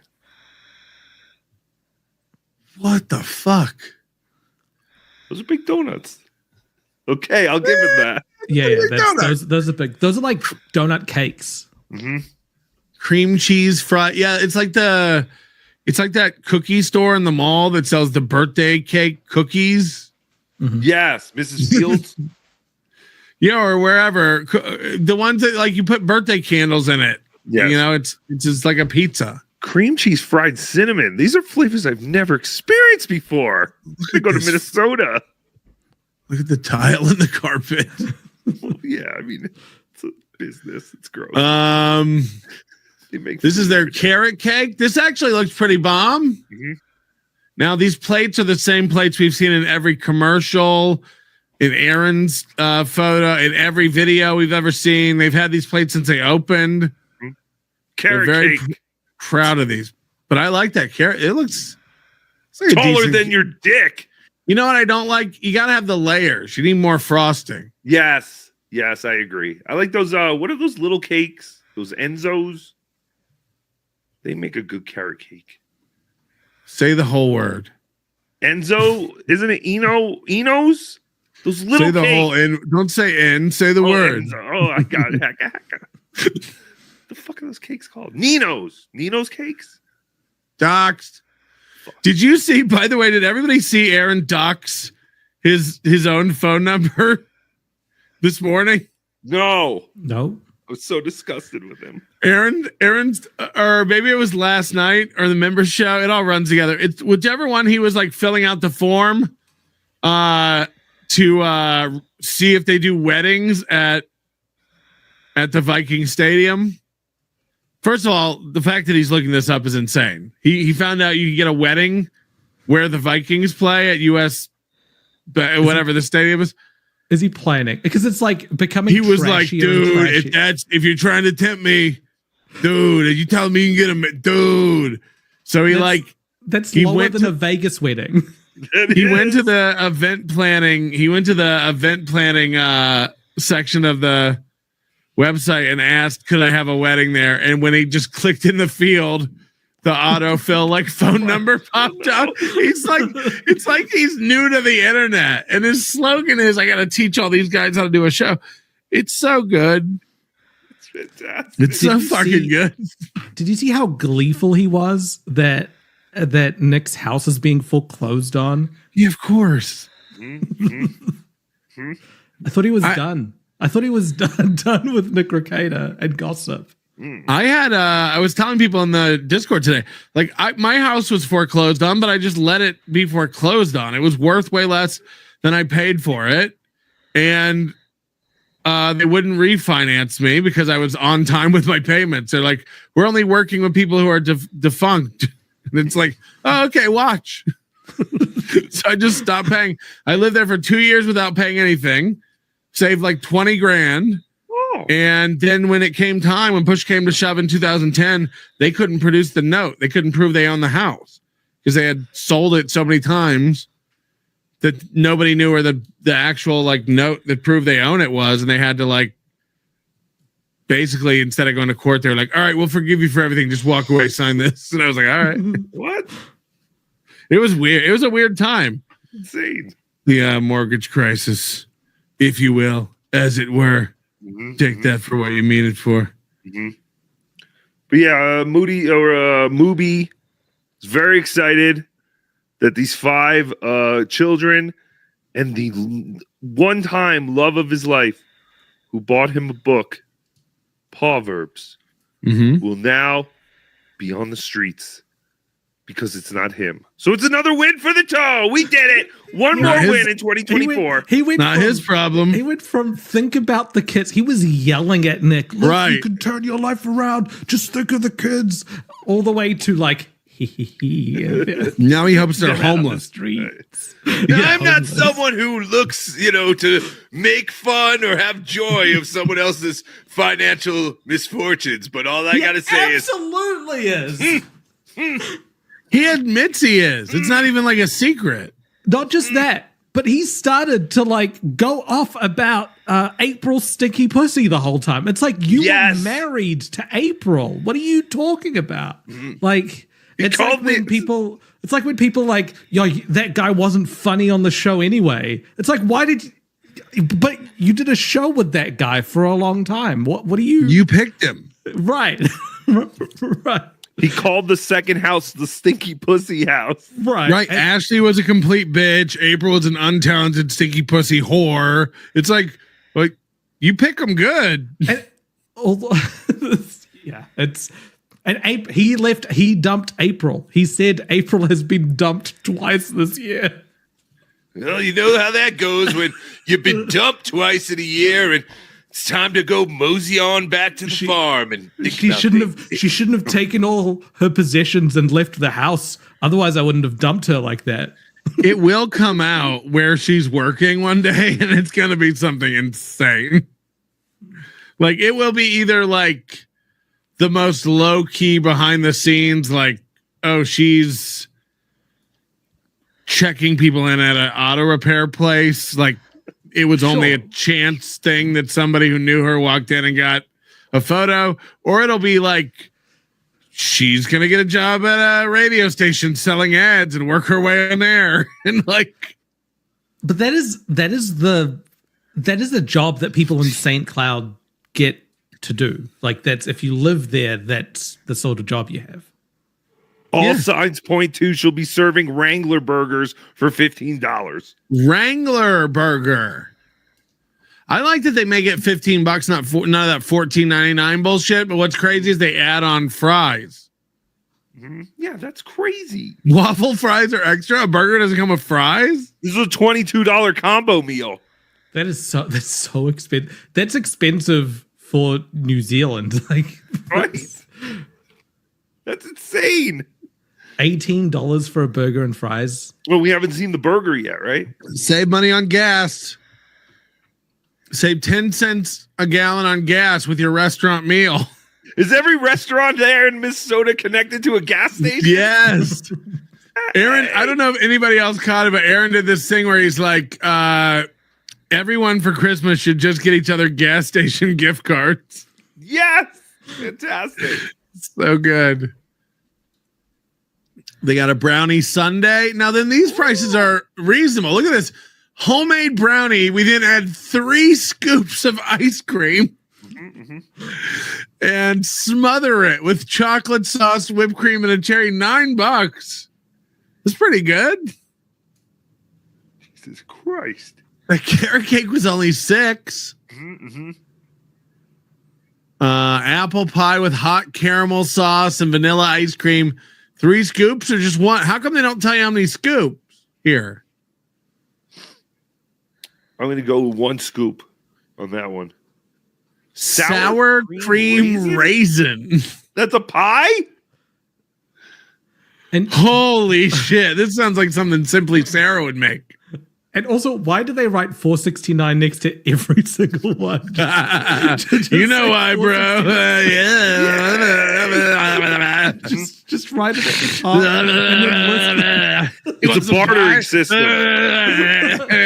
It's Elon Musk's pie store.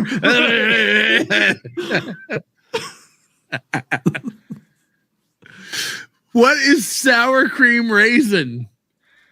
Sounds delicious. I've never heard of that, for real. No, never. I've been to many a pie shops and never seen sour cream raisin. Wildberry is weird enough. Like, what does that mean? One?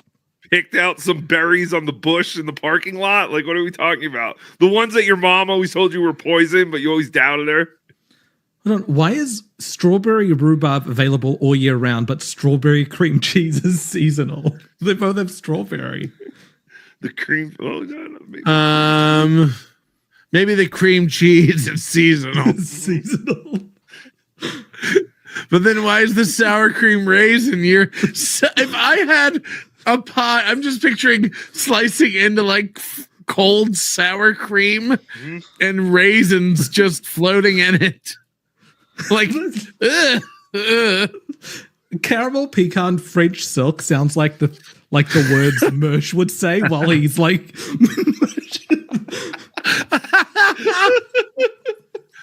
I bet the caramel pecan French silk is amazing. Caramel pecan. yeah, French silk. Caramel pecan. Female pecan sour cream. Anna Kournikova is going to cover. She's going to cover tonight. Female cop.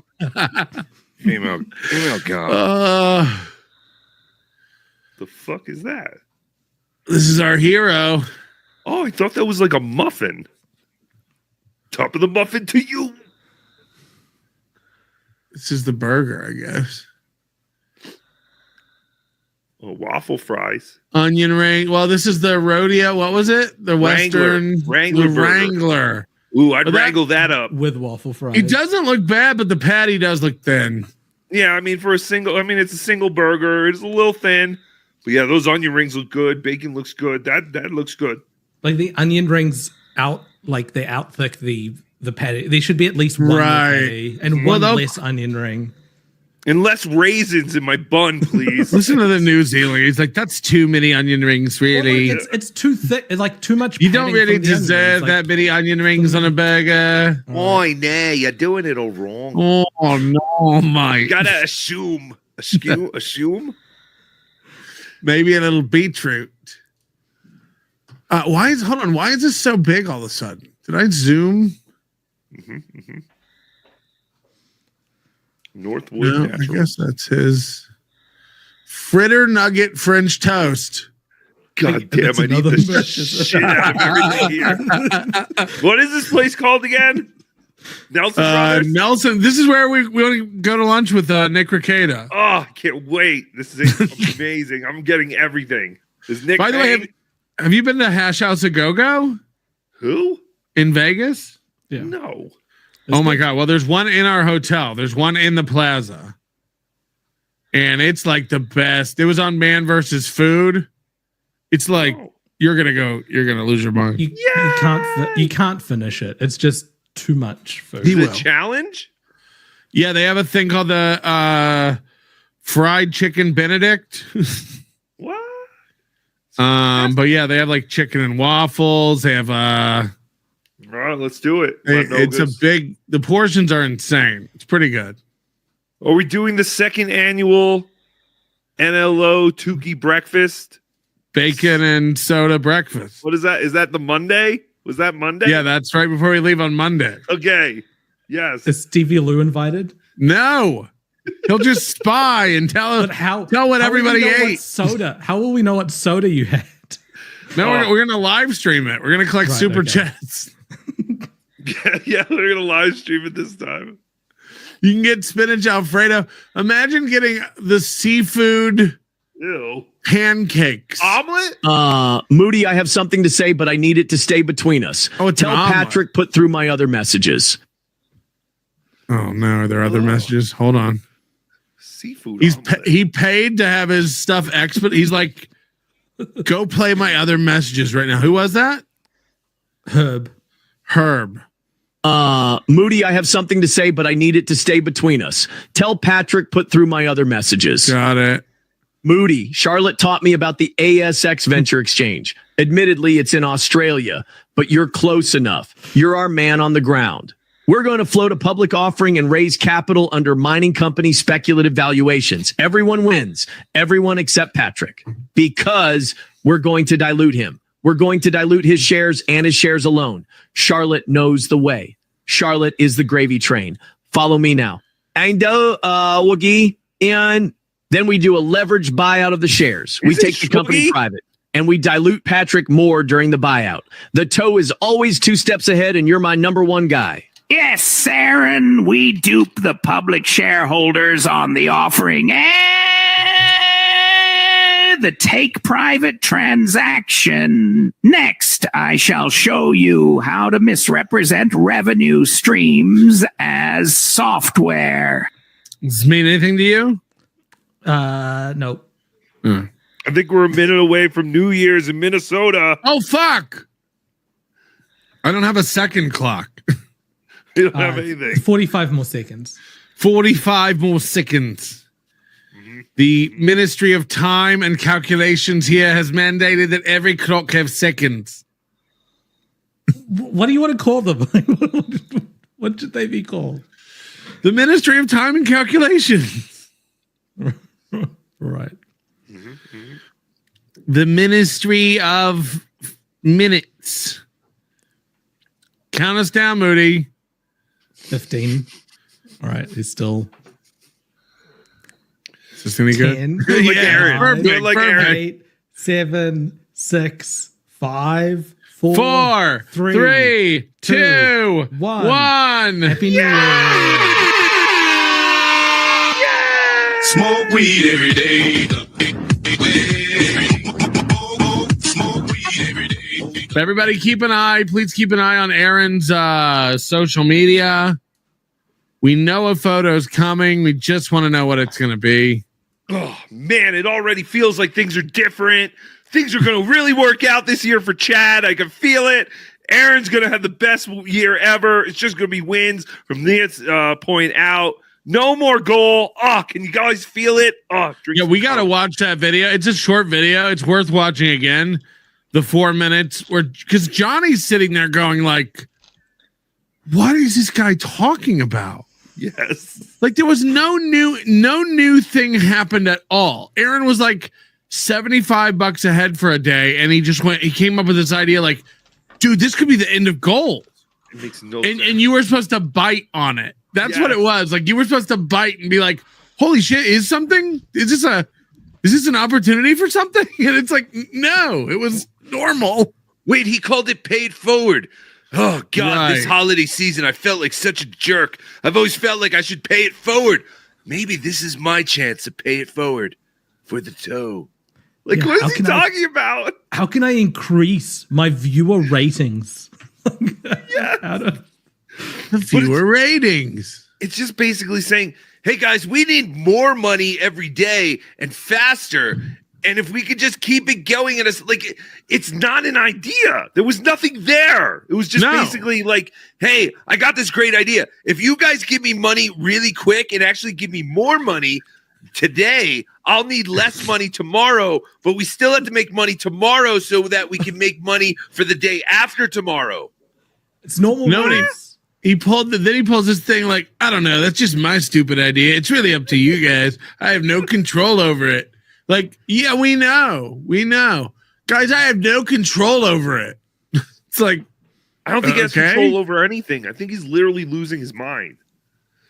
It's going to be really bad. Like if Nick starts to lose his house and his place and he doesn't have anywhere to live anymore, that's terrible for Aaron because he's going to have nothing to lose and he'll just go guns blazing in order to raise money. This is worth watching. We should watch it. It's so good. Right. It's so insane that this really happened. This is my lost interest. That makes sense. So look, we've got a great show today. Here's I have a dream, much like Martin Luther King Jr. I have way different dream, but I do have a dream. So we had an amazing week last week. The birthday show was ridiculous. I appreciate it so much. You guys knocked out, went above and beyond anything I could have hoped for. And then there was another show where you guys went ape shit. Also, the Thursday show, you guys went fucking mental. And then we had a great Rumble Friday. You guys went above and beyond. So I just started counting shit for Monday because you guys were so goddamn generous. Today, I think we're at like 200.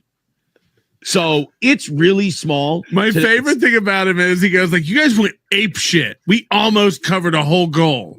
Ape shit. It's like ape shit is always like $40. Yes. And he just pictures those people like after they hit send on PayPal or something. Go, yeah, I really did my part today. Yeah, I'm going ape shit. This is great. I can't wait for tomorrow. I just gave $25 to the toe. I just gave $25 to the toe. I'm going ape shit. Yes. Oh man, I can't wait till tomorrow when he asks me for more money. Oh, I hope I'm up for the challenge. There's only one guy who gave him over $100, and that was Grey Duckling. He's the only one that went apeshit adjacent. one guy. Why does he have Ryobi on the board twice? That was after that show. Well, today I think he got a couple more. It looked like, I don't know. I haven't really watched today's show. Yeah, I haven't. I saw the beginning, and I was so disgusted by it because he was close to the goal that I had to go on and just vent. And then I went back, and he was like, "All right, we're $20 into Thursday," and I was like, "Click, fuck this! I can't watch this." You're the only one that actually gets upset. Milton, you're a dumb noob. I switched Steel Toe Media Incorporated to mark-to-market accounting. I take in the goals and then can legally recognize future goal projections as current revenue. Charlotte always tells me you can steal a hell of a lot more money with a briefcase and a balance sheet than with a gun. Charlotte's been hiding half the company money in mashed potatoes. Hiding stickers in the back of the closet. Sorry, what were you saying, Moody? I forgot. Oh, no. But Johnny's just got the look of, his parents are fighting in public and it's happening again and he just wants to. How does no one call him out? Like wouldn't one of his friends or Slambies be just like, honey, what was that today? Like, what were you talking about? Like, what were you talking about? I'm totally on board with any new plan that you have. I think it's great. This is all great. All the positivity is great. But I got to ask, what the fuck were you talking about earlier? What is this plan? What was that? His face. Okay, I get it. You totally explained it great. These are the moments I think he's just like, fucking kill me. I got up early. It's amazing that Blind Mike can't see this show, but he sees this all of it happening. He sees it. It comes through. Appreciate it so much. You guys knocked out, went above and beyond anything I could have hoped for. And then wait, but that's a lie because he hoped for so much more on his Monday show. Yes, of he course. had all that space to write all those names, and there was just one lonely name. He hoped for a wife and a radio job. Yes. Oh, he talked about it again. The way he closes his eyes, he's in deep contemplation. Mm-hmm. Like he is just. Aaron talked about the radio job again. Yes, he was talking today. I think it was today. Someone clipped it. At least put the clip out today, and it was like, I don't know where we'll be when I'm 80. I don't know, if we'll have gone from, regular radio and got fired from there again and gone back to this live streaming. But my God, I'll always be upfront and honest with you with what we're doing while I'm broadcasting or some bullshit like that. So in his mind, he already has a radio job again. And he lost it again. Okay. Because he mentioned, he was like, I don't know if we'll ever, maybe we'll be back on radio and then maybe we'll lose that job. We'll have to come back to streaming. But whatever it is we're doing, and I'm 80 years old, just know the old toe will never lie to you. Some shit like that. Other show where you guys went ape shit also, the Thursday show. You guys went fucking mental. And then we had a great Friday. You guys went above and beyond, so I just started counting shit. Also, when you keep saying this in front of Johnny, but Johnny gets paid the same thing and you're threatening to cut it, but you keep going like, you guys keep giving us so much money. It's like, because you guys were so goddamn generous. Today, I think we're at like 200. So it's really small today. The goal is really small today.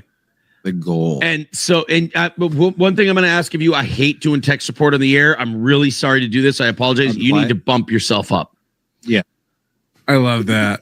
Johnny's always fucking up. He wasn't saying so anything. I know. Yeah, how's he know? Look, He was we looking- are what No, no, 210. he So did it's say- 210. He said a couple things, which was making fun of Aaron away Right. from the microphone. Right. And Aaron's like, these are contributions. Speak up, boy. from- yeah, Excuse me, the Mr. levels- Crutches. You have something to share with the class? Yes, yes. The levels aren't right, but he's not actually listening to what he's saying. He doesn't Right. realize. Yeah. Hey, lazy legs, why don't you turn up your mic? We have 210 away from today. And then we have this $100 club. I'm not doing donor ratings again this week because it's like it's the end of the year. And also because I want to see this thing load up. But then why does it say donor ratings on there still? If you're not doing donor ratings, erase the erasable marker Also, that what's says the donor donor rating. rating? Are you rating your donors? Right. And you invented this last week. Why didn't you wait 2 weeks and showcase it at the beginning of the year so you didn't have to stop doing it a week after you invented it? They are ratings though, because he does rate those people higher than the others. Yes, yes. Right. So it makes sense. But use the erasable for this actually makes me seethe. Just seeing someone. See? Oh, like Tuki, when you were describing how he was using the real estate of the board to mic today, it just came across like he's 2/3 of that board is just headings. Yes. The content. They're titles. Yeah. 2/3. Opportunity to go into 2025 and never have another goal again on this show. By the way, every day, if there's an opportunity to never have goals again, just give him millions of dollars. Or kill Aaron. All we have. I have a feeling if you donate $1 million to him, you would still have goals. Guys, we got to think about next year. Right. Or 5 years from now. Is keep paying it forward. So like normally it's a 350 goal, right? Today it's 200. Tonight it's 200. Mash them together, boom. That's 400. So it's a little above and beyond normal. But we'll give you the 1 hour. Obviously, I'll go till 11. But then also, if every show just keeps doing that without me even asking, we stay ahead. And never again in the history of Steel's Which cup is the goal under? Which cup is the goal under? Look, it's moving from here to here. Can you keep track? Oh, so again, track 300 to 400. It's in between 3. The big idea is just to do the goal 1 day early. That's the big idea. So there's not no more goals. He's like, let's actually give early. Yeah. Let's knock the goals out early, and then prepaid goals. If He you wants pay prepaid goals. tomorrow's goal today, the only goal we'll have tomorrow will be the next day's. It's like, how is that any different? He's basically saying, guys, you are all so stupid. Don't you realize if you just give me money, we can knock out the goal without me even having to talk about the goal? I mean, this is obviously all your faults because you're too stupid to realize if you just give me money, I won't have to beg for money. But you could throw that logic back at him, like, Aaron, why don't you go in the whole $350 and then get rid of goals forever? Why don't you knock out today's and then we'll be ahead forever? Why don't you just get us 1 day ahead? No? Exhausting. Only thing people complain about, the only thing I complain about with this show is gone forever. You know how I say, like, this is all in your hands? I always say, I go, begging is not up to me. Asking for money is not up to me. I don't have any control over that. I didn't want it. This show came like that. You guys make it's your fault. Yes. You see what you make me do to you because of the goal? This is what you make me do. I love you so much. I don't go get a job. I beg every day. I give you this, even though you don't respect me enough to pay for it. The show could be so much better if I didn't have to do that. Right. You didn't God, make I'd me be do better, this. and I'd be better and make more money doing almost anything but this. But I know I stick it out for you. You deserve so. April, if you were just a bit hotter, we'd never need to hit the beg for the money. You're just not hot enough, April. Like he'd say, he'd blame everyone. Johnny, you're just not funny enough. This is what Well, he also reevaluates on the fly constantly. So again, like they make the goal early. He'll be like, we talked about a lot of politics today. Maybe that's what we got to do. Then the next time he like won't make the goal because they talked a lot of politics. They'll go, all right, maybe that was too much politics. So next time we'll readjust. It's like every day he's just like, all right, everybody look back over our footprints and remember exactly how he came so we can do this again. You know, like he reads every comment and it changes. Like he would be a horrible juror because I just think every single comment he reads changes the way he thinks about his own show. There's almost like a Groundhog Day feel to it. Like he's trying to get it right. And when he gets to kiss Andy McDowell, he goes like, all right, remember everything you did today. You took her to the ice cream bar. We went and played piano. You ran into her at breakfast. You got to remember so we can get it tomorrow. Like we got to get back to tomorrow. Oh, fuck. She slapped me in the face today. Let's not do that again. So remember What's the Konami call? What's the Konami? Is there a dispensary close to the plaza that you suggest? We all have our goals. One of mine is to smoke a bunch of medicinal marijuana and shoot a 50 caliber sniper rifle. Hey, buddy. Hey, buddy. Yeah, I think first of all, there's no dispensaries anywhere near casinos. It's like a law. So you'll see some on Fremont Street. Those are scams. Don't go. You won't see any on Fremont Street. You'll see places that look like dispensaries that have the green plus sign. They'll even have jars of stuff that look like weed. You'll see it, on Fremont Street and around. There are that stuff is not weed, and you will get ripped off. It's a scam. The White Castle is real. I can confirm the White Castle is real. But no, you got to go. I suggest going on the way from the airport, finding somebody who's rented a car, another fan, and going. Maybe Uber with some other fans to a dispensary. There are some like nearby, but no, there won't be any like at a hotel or near a hotel. It's like a gaming law. So don't fall for that. Where'd my fucking thing go? Seize the Day says, bite me, Rudy Rude. New York is the 51st state's New Year's. See, you don't know what any of these people are saying. John's gimpy Halloween hand. We're already dumber than Idiocracy. We suck. I don't know if we're there yet, but it's pretty close. We don't have Brondo. Cash, Happy New Year. Happy New Year to you. Is the Heart Attack Grill still open in Vegas? I do believe so. This is the place, if you weigh over 350 pounds, you eat free. Yay! They have a giant scale out front. Is that where you go to lunch every day? Yes, we're mountain. Do it.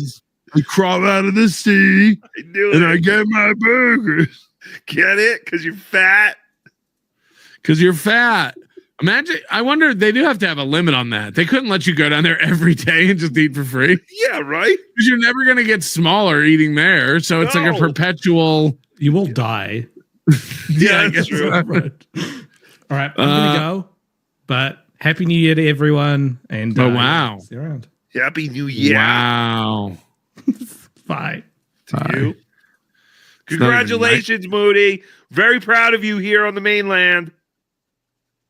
Yeah, way to treat your friends, Moody. Aren't you happy for your friend, Patrick? This is so exciting. Why are we happy? He's gonna be a billionaire. Okay, this is such a great idea. This is fucked. Hey guys, it's Patrick. I've got a goal for us. Let's not make any money for a month. Save it up. Let us show the steel toe what lean is. Then next month, you can give me all your money. Is that a good idea? Yes, fantastic. You suck, you Kiwi midget. Sorry, Rocco, I can't help it. JLBlades. It's okay. I understand. Oh yeah, Moody is here, a black hole of charisma. Why does he hate him? I don't know. He really doesn't think Moody is entertaining, or just how Moody feels about you being part of the super tip system. That's how JLBlades feels about Moody being part of the earth. Yes. Guys, name 3 things you're happy to put behind from 2024 and 3 good things that you're grateful happened in 2024. Ooh, good one. 3 things you're glad to be done with and 3 things you're happy. How about 1? Yeah, give me 3. Guys, 38 things you're happy about and 17 you're not. For the thing I'm not happy about, I can't really It's been a pretty damn good year. And the one thing I'm very grateful for is asking John that question in Atlantic City. And I will be asking it again this year, Super Bowl weekend at the first annual or second annual. I don't know what the fuck it is. In the Borgata Super Bowl weekend. That is what I'm most grateful for. We're not allowed to say Super Bowl. It's the big game. Oh, yeah, for the big game. The big meetup for the big game. So retarded. You're actually not allowed to say that? I know. Yeah. Well, who's counting? 3 things you're so happy to put behind you. Obviously, my RICO charges. That was a terrifying time for me. Oh, yes. We all remember when they came and confiscated my slow wife, my hard drives, my computer. Thank God you weren't there when John fought your house. The house fight. I mean, yeah, there was so much stuff. Let's get tangled up in that. And yeah, I guess I am gonna make a lot of money from Super Tip. Yeah. While being pushed to the side. Yeah, but not as much money as Moody. I mean, we are talking life changing. I mean, it could go to 0 and then Moody won't get anything. Oh, well. And he's gonna have to commit a lot more time now because it's gonna be like he'll have like a board. Or he could be a billionaire with your idea and leave you in the dust. Oh, the possibilities are endless and so exciting.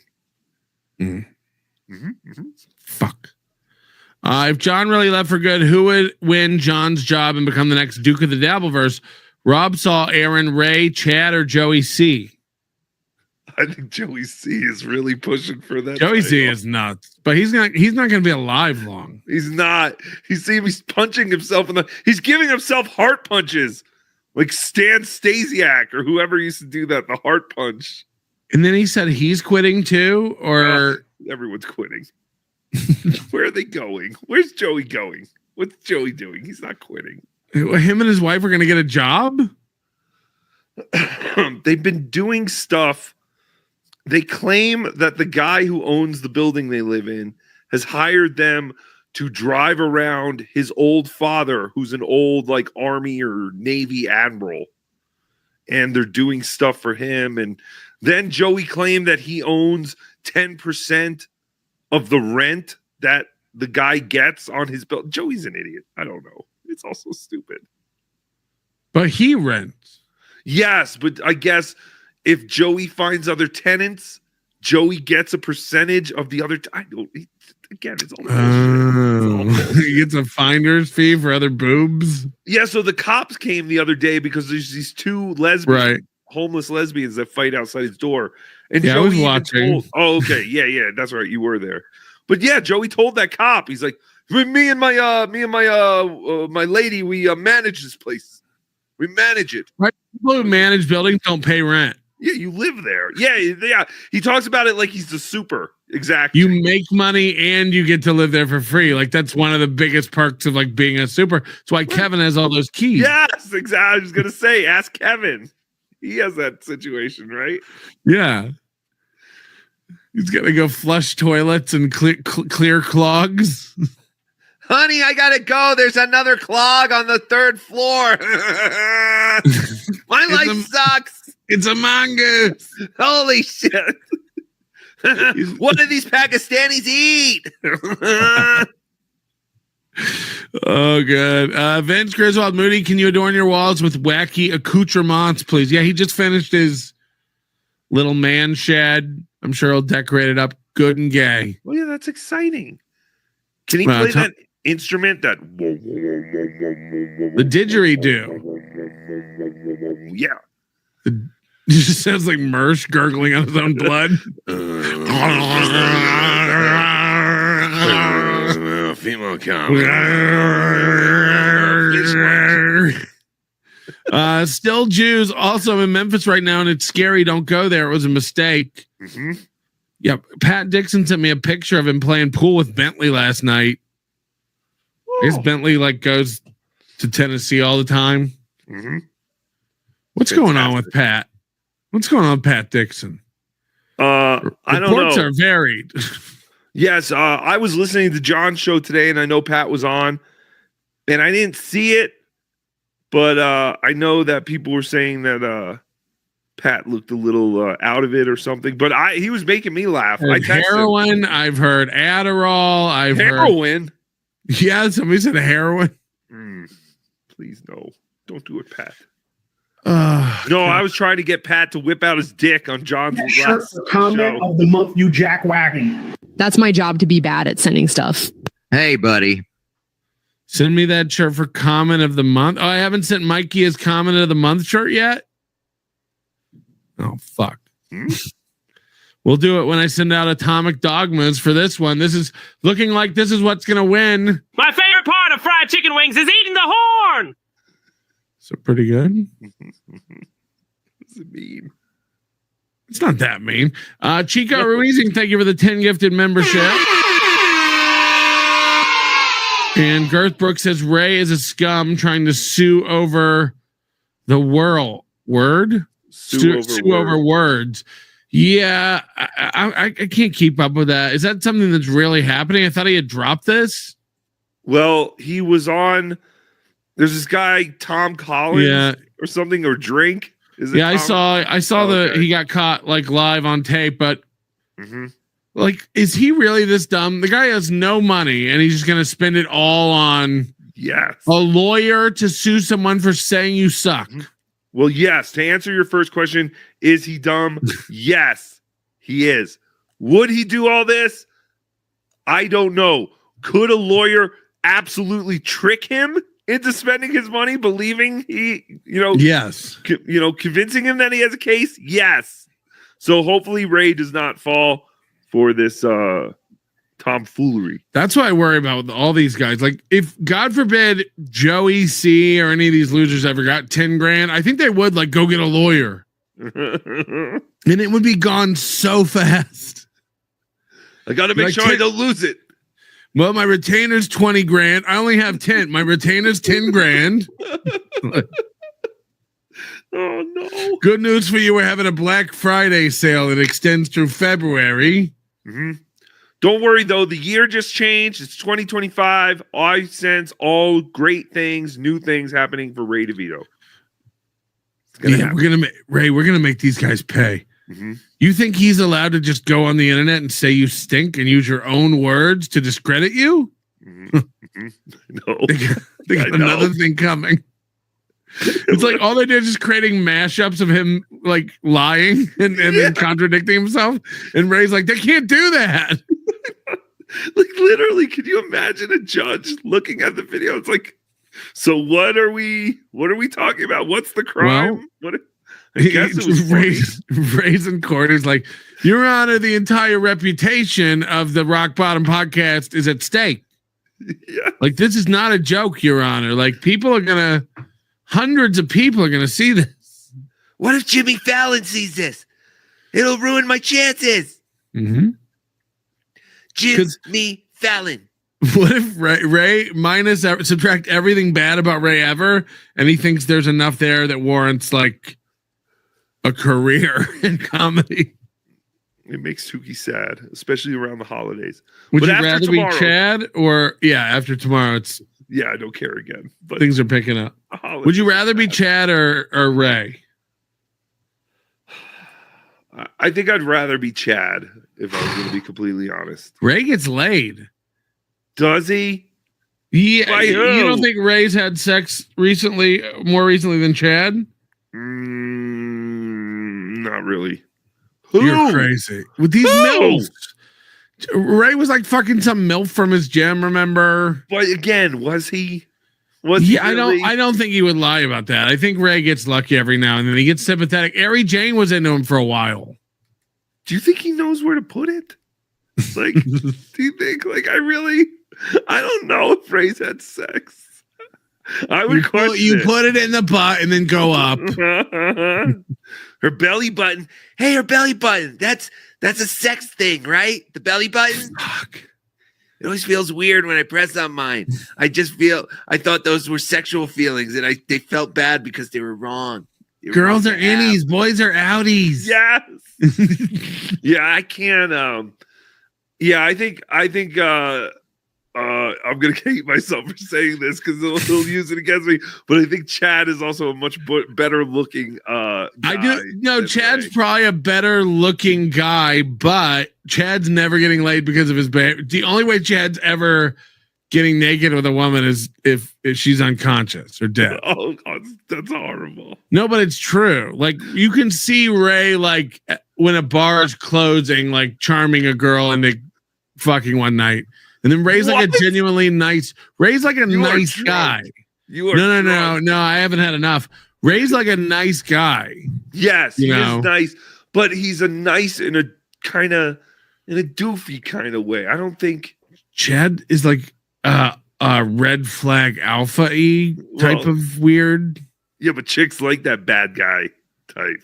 I'm just saying, if I look at the two empty vessels that are Chad Zumock and Ray DeVito, I think if I got into both of those vessels and test drove them for 2 days, I could do a lot more with the Chad one. So, you're in Chad's ear. We send Chad into a bar. Yeah, he has to get a girl's number. Versus Ray on his own with a girl trying to get her number. You think you could get Chad to get a girl's number quicker? Yes. And then threaten her immediately after if she doesn't give it to me. Because that's what I wish we could get them to agree to. Like we send them into a bar. Who could get a number first? Oh yeah, it'd be such a good contest for Chad and Ray. It would. I had to put my money on Chad. I think Chad. No way. The winner. You have to talk to get a girl's number. Yeah, but you also have to kind of make sense and not completely creep out. Well, I guess Chad, I don't know. This is hard.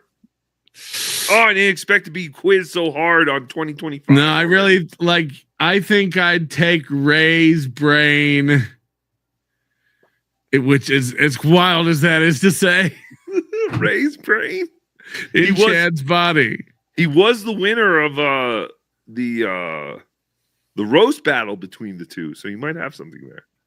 I thought you were going to say it was the winner of the JP Morgan MBA. Yeah. Oh, whatever. of the year. Bullshit college. Scholarship. Went to McDonald's college or some shit. Yeah, I got a master's at McDonald's college. It's great. He had to give it back. Mm-hmm.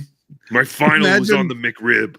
Winning a scholarship, and you're so bad at it that they ask you to pay it back. Oh, years later? Yeah. They're like, look, we didn't realize you were fucking retarded. And Mr. DeVito, we noticed you're not doing anything with that degree you got, so we're going to take it back. We're going to give it to someone else who will use it. Oh, and also we're going to have to take your penis for the same reasons. Did you see this thing about Kumia? First of all, Kumia called Chad a fire hydrant. A fire hydrant. Something like and that. I guess he took it really personally. It's fucked up, man. Don't dogs pee on those things? Is he trying to say dogs pee on me? No, he's trying to say dogs don't see you to pee on you. Your background noise. But I like that he said that Gino, when Aaron Berg got fired or whatever, the show got paid the same and Gino was collecting double checks. Mm-hmm. Mm-hmm. Gino was double dipping, and my God, I bet he thought that was gonna last forever. Well, Gino says that it didn't happen. What? Gino says he never got paid extra, and he doesn't know where that money went. Oh, I did not hear this.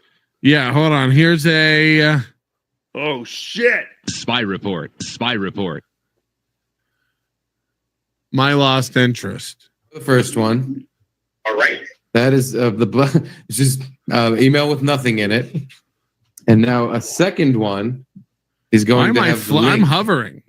And maybe that'll clear up our... Are you texting or email? Email. I have a hard time texting from my computer. All I got is a blank one. Just kidding. Did you get it yet? Did you get it yet? Get it? Do you have that link I sent you? Do you have the link? I sent you the link. Do you have it? Do you have the link? At a little room down here in 7th South called the Perry Club, and I was here doing a spot. It was fun. You work with all these young comics, and they're like, "Who is this?" What is Gino's life? He's in a red light district. Is he have a like? Is there people looking at him from outside a window? Did you see this thing that he's like teaching a comedy class? I heard about it. I mean, but there's like a promo video for it where it's no, you can learn from Gino Bisconte. No, I didn't see that. I just heard that he was like a comedy coach or something. Ah, fuck. All right. But yeah, was he in Amsterdam? Good time. Nice. Are you gonna make $100,000 like you did last night? I don't mean to brag, but I made $22. Hell yeah. Rolling in the dough. Dude, just like you were rolling in dough when you worked at Compound Media and you absorbed Aaron's entire salary. Yeah. Can I ask you something and be honest? And you would tell me, right? Does Anthony hate me? Oh shit. If you I'm not even kidding. If this happened at a real company, like they'd be entitled to get it back. Like, because you would have a contract for employment for a certain amount. And if you were getting overpaid, it'd be like a bank favor in your error. It'd be like, yeah, it's not your money. No, but I mean, if Cumia just said that that's the agreement, but it sounds like it sounds like it was a clerical error, like the guy like Stephen Root in Office Space, where they're like, no, we just fixed the glitch. Like he was. Oh, really? Because I thought the way Cumia said, he was like, yeah, give him the same fucking amount of money. What do I care? Like kind of Theo. But the same amount of money would be half. Oh yeah, but no, but I'm guess were they paid as a show? Doom is saying that it was on purpose. Yeah. That's what I'm saying. Like, so Anthony he just felt bad for him. What the fuck? Just give him the same amount of money. It was almost like, hey, here's the budget for your show. It's like $400 a day or whatever. You guys split up that $400 however you want. It's yours. Ooh. That's crazy. It's fun. And you can tell me. Because I literally texted him. You know what? I'm not even telling you what I texted him. I'm going to tease it out. Because I'm telling you, I'm gonna show the text he sent me. Here's what I've learned about Gino. He'll show your texts immediately. Like this motherfucker will never keep your conversations private. Him and Kiki, they love showing texts. I will tell you this. I texted him, and I told you this. I said, "Hey, Anthony, just letting you know, I never saw an extra cent of money, nor did Garrett and Steve. Should I be concerned or should you?" And I never saw an extra cent of money. Should I be concerned or should you? So he's denying it. It's crazy. Why would Anthony make that up? But like, are you telling me that so if they were like your show budget's 400, but they would still have to pay them individually? They wouldn't like give it all to Gino and Gino pays Aaron. Mm-hmm. Well, that's what I'm saying. That's why I'm saying, according to Anthony, it was not a mistake. But yeah, Gino was just saying, no, this flat out did not happen. Show us your pay stubs. And I'll talk about it on my show tomorrow on Rumble because, you know, I'm a piece of shit. Everything's so funny and all that stuff. Well, I gotta know, was he concerned or were you? You gotta tune in tomorrow. I gotta tune in tomorrow. But I am gonna say this. Why would he say that? I don't know. Sounds like he was trying. These are the only podcasters who like refuse to ever be in a studio. Like even when they're at home in their studio, it's shit. They're always in their car. They're always like from a relative's house. They're at a nightclub. They're at a gig. It's always like the worst place to do a show from. They like even at home. He's like got the TV on in the background. Yeah, Kiki's yelling from the other room. There's a smoke detector going off. They're nuts.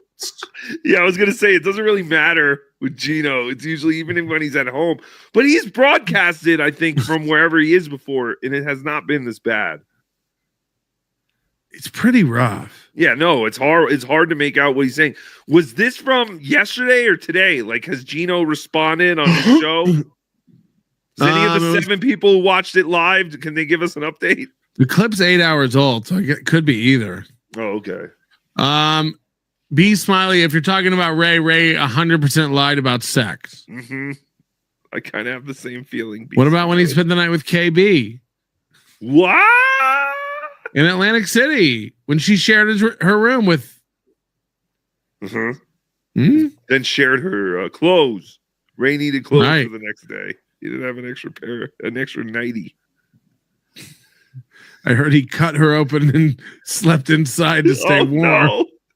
Ray, don't do that. Hey, Melton. Hey, Puppet. Have you guys ever played poker with someone who hits 2 miracle cards on the turn in the river and then says, boom, shakalaka? Because that's what I do when I hit the goal. And I'm going to hit the goal in Atlantic City about 15 times. You're going to see your aces crumble to my 5-10 diamonds. Boom, shakalaka, baby. I knew it was coming, and then I'm going to draw the double finger guns. I own the haters. He draw 2 cards on the turn and the river. Yes. 5-10 diamonds. Those aren't even connectors. Those are I don't purple fold cards. those either. I call them suited halvesies. Anything that's like 2 cards where one's a half of the other and they're suited, I play it. But 4-8, 5-10, 6-jack. Interesting. 6-jack. Anything that's a half. Okay, so why would he say that? Let's do another one. Why would he say Pat Dixon texted this stuff from what I heard?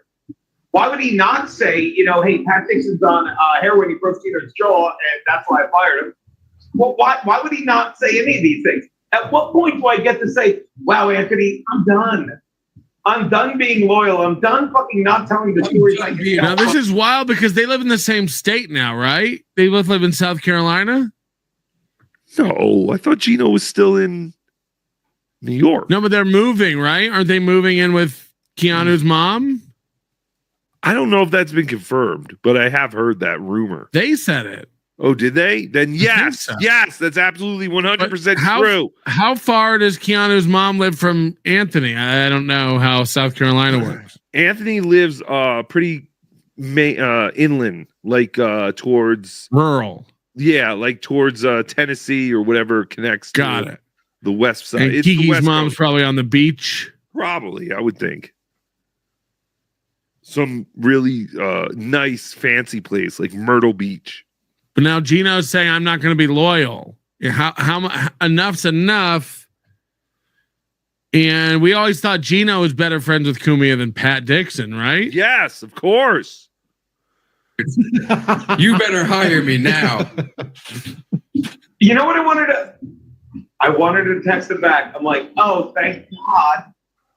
That would explain why when Gavin fired my fucking ass, you didn't say a fucking word because you thought I was taking all that fun. But I didn't. I did. You should have. Yeah, I don't know. So now he's acting like I didn't make all the money you thought I was making. He's acting like he's due. Like, hey, did I get that money? I think he's acting like there's some sort of middleman. Someone told Anthony that Gino was getting the money. The money was going somewhere, but not to Gino. So who was this Middle Earth man? E-Rock was getting fatter and fatter during this time. Let's not forget. E-Rock was stealing it for Chicky McNugg's money. Yep. He was blowing up. E-Rock.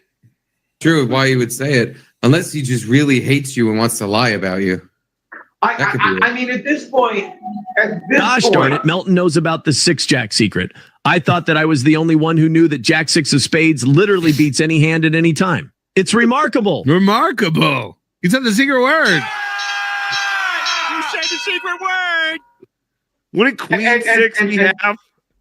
What? Wouldn't Queen 6 be half? Shh. Shit, Hold on. No. 10-5. Yeah. Jack 6. Queen 7, the computer hand.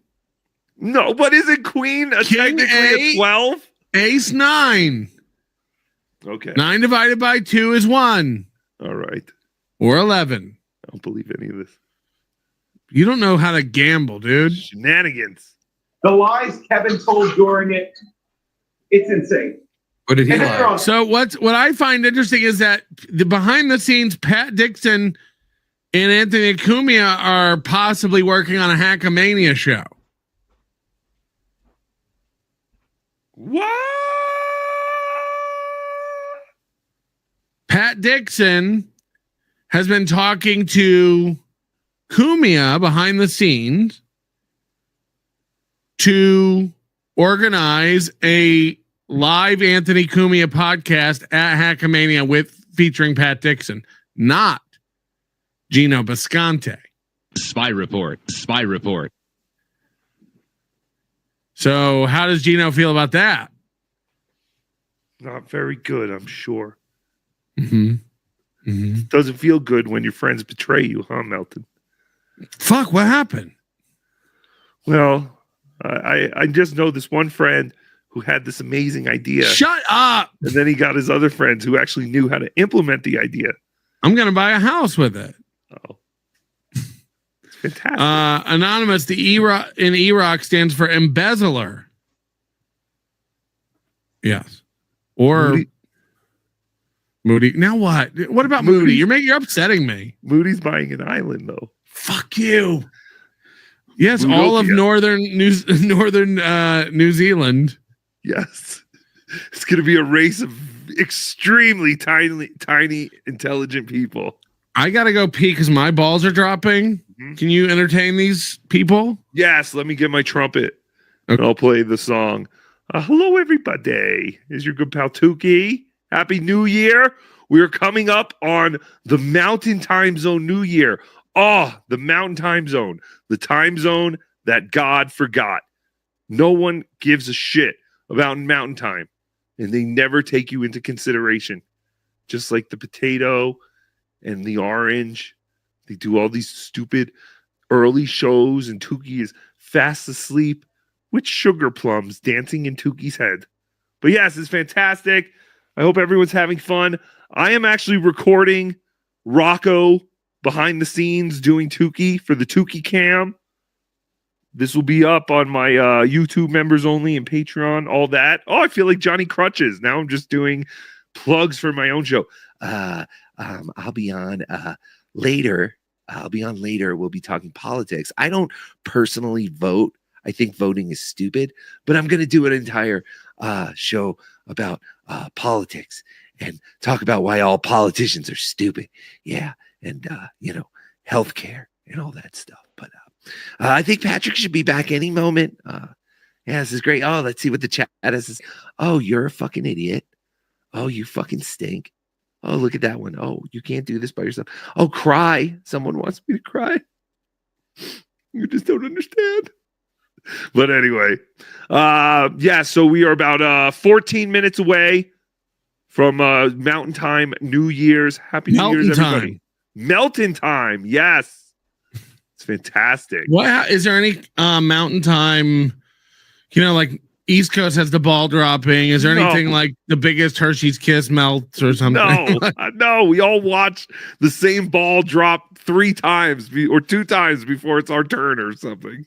Nobody lights like the biggest ball of twine on fire. No. There's no like small local. We have fireworks that go off on top of Pikes Peak, which is right in front of my house. Don't dox me. Love that. So you can watch fireworks if it's not too cloudy. PAA podcast. If Kumi is coming, he has to do Adrenaline Mountain. I don't think he'd be able to keep Kumi away from all the big guns. I think he rents guns to Adrenaline Mountain. Right. He's probably like, oh, you just got these tiny ones? Yeah. He has his own 50 cal. I have an M1 Abrams in the basement. Yeah, I don't know that. I think he would definitely come out. Like he definitely doesn't get to blow up a car or shoot targets out on a mountain range. You can buy like those exploding targets, I guess they sell, so you can like shoot them but we can also, we're allowed to like paint the car or put something on the car or put like a dummy in the car. I don't know if we could get a spare Tukey by then, but we could like blow up Tukey in the car. Yes, I do have something that we might be able to use. What about Anthony was very interested in the thing where you give 3 blacks a 20-second head start. Whoa. They don't have that there? Jesus Christ. They don't have that? What kind of adrenaline mountain is this? If the head start is swimming. Yeah. What is this pushy shit? This sounds more like Space Mountain. What the fuck? Holy shit. Oh, I wasn't ready for that.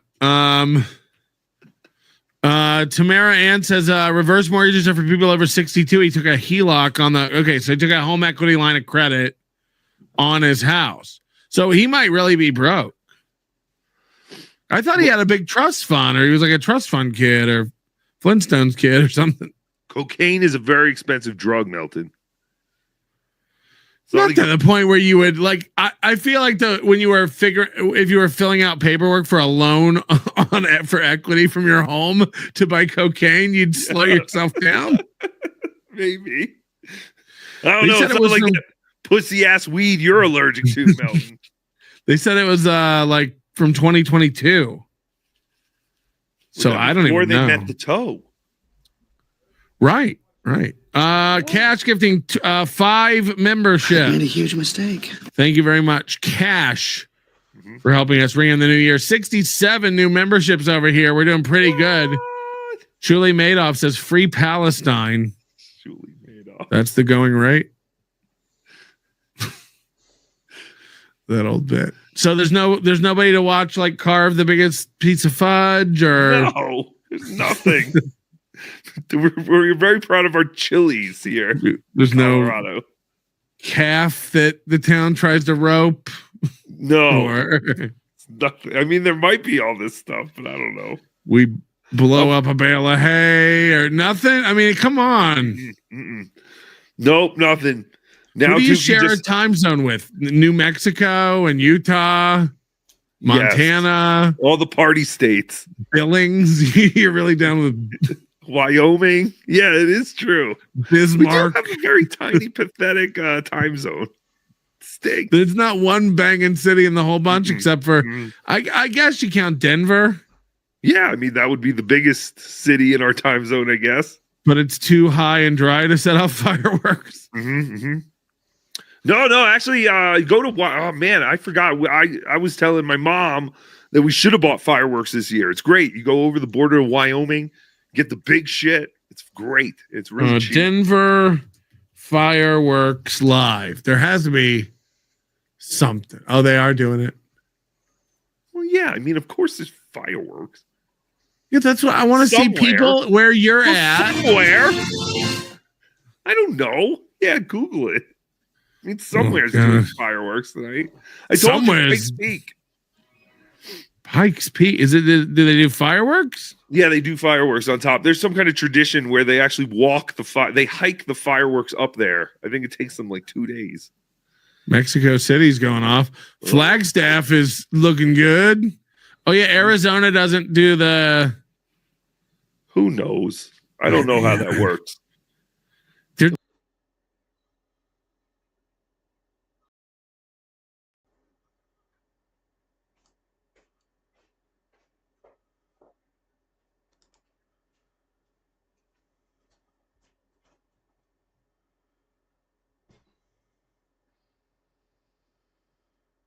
I was like, what?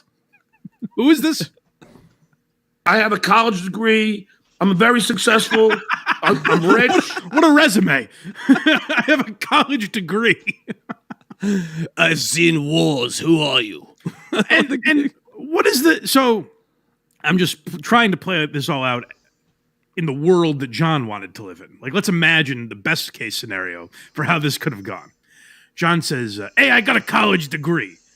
And the guy goes, oh, and my son made fun of you? Oh, my God. Surely get in here. Like, what's going to happen once you say you have a college degree? How does this all play out in John's mind?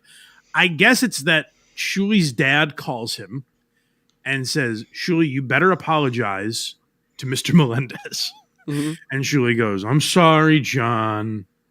And he's, no, Shuli, say it like you mean it. I'm sorry, John. That's better, Shuli. Now, will you stop talking about John? Yes, I will. Like, that's how John fantasizes this is all going to play out. He didn't think one step backward, where it's like, what if Shuli's dad has no fucking idea what I'm talking about? And that's what we're hearing on this phone call. I think it's interesting, though. We also got to keep in mind these parents know their kids, right? So Shuli's dad, Shuli worked for the Stern Show for 15 years, was the wrangler of the Whack Pack. You don't think his dad is aware of weird calls or weird people? Like, right? Shuli's dad's cool with that. Stuttering John's mom knows her son, knows what kind of leech and tart he is, and so these parents are like much more empathetic than we are of their current plights and situation because they know them. You know. And does John ever think? That's a good point, because does John ever think? And John, if you're listening to this, we all know the dues payer isn't funny. Guys, now he's never said a funny thing in his life, that son of a bitch. We all think he's terrible. We all think he's shit, Casey. Do you understand me? That's the bit we're going with. He's dog shit. Mm-hmm. So we all know Shuli isn't funny. Take that out of it. Take the end, because as the great Patrice O'Neill said, all comes from the same place. It's the intent that matters.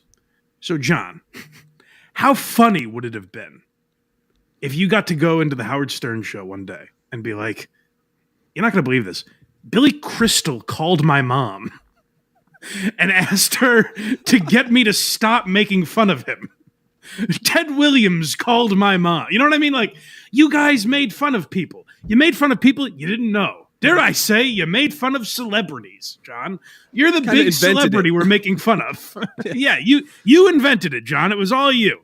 So imagine how ridiculous it would look if Ringo Starr was like, yes, Mrs. Melendez, your son asked me a very humiliating question. And there were a lot of people there. It was a big press conference. I really embarrassed myself. This all ends with John's mom and Shuli's dad in a boxing match in the Dabbleverse. Ding, ding, ding. That I would enjoy. I'm intelligent. I got smart kids, and your son and his show harassed me every day. I filed a report with the Cape Coral Police, and he keeps on going. Now he's sending people to tape me at bars. Hold on. So he's referring to the girls that saw him out the other night, right? Again, did Shuli send them there?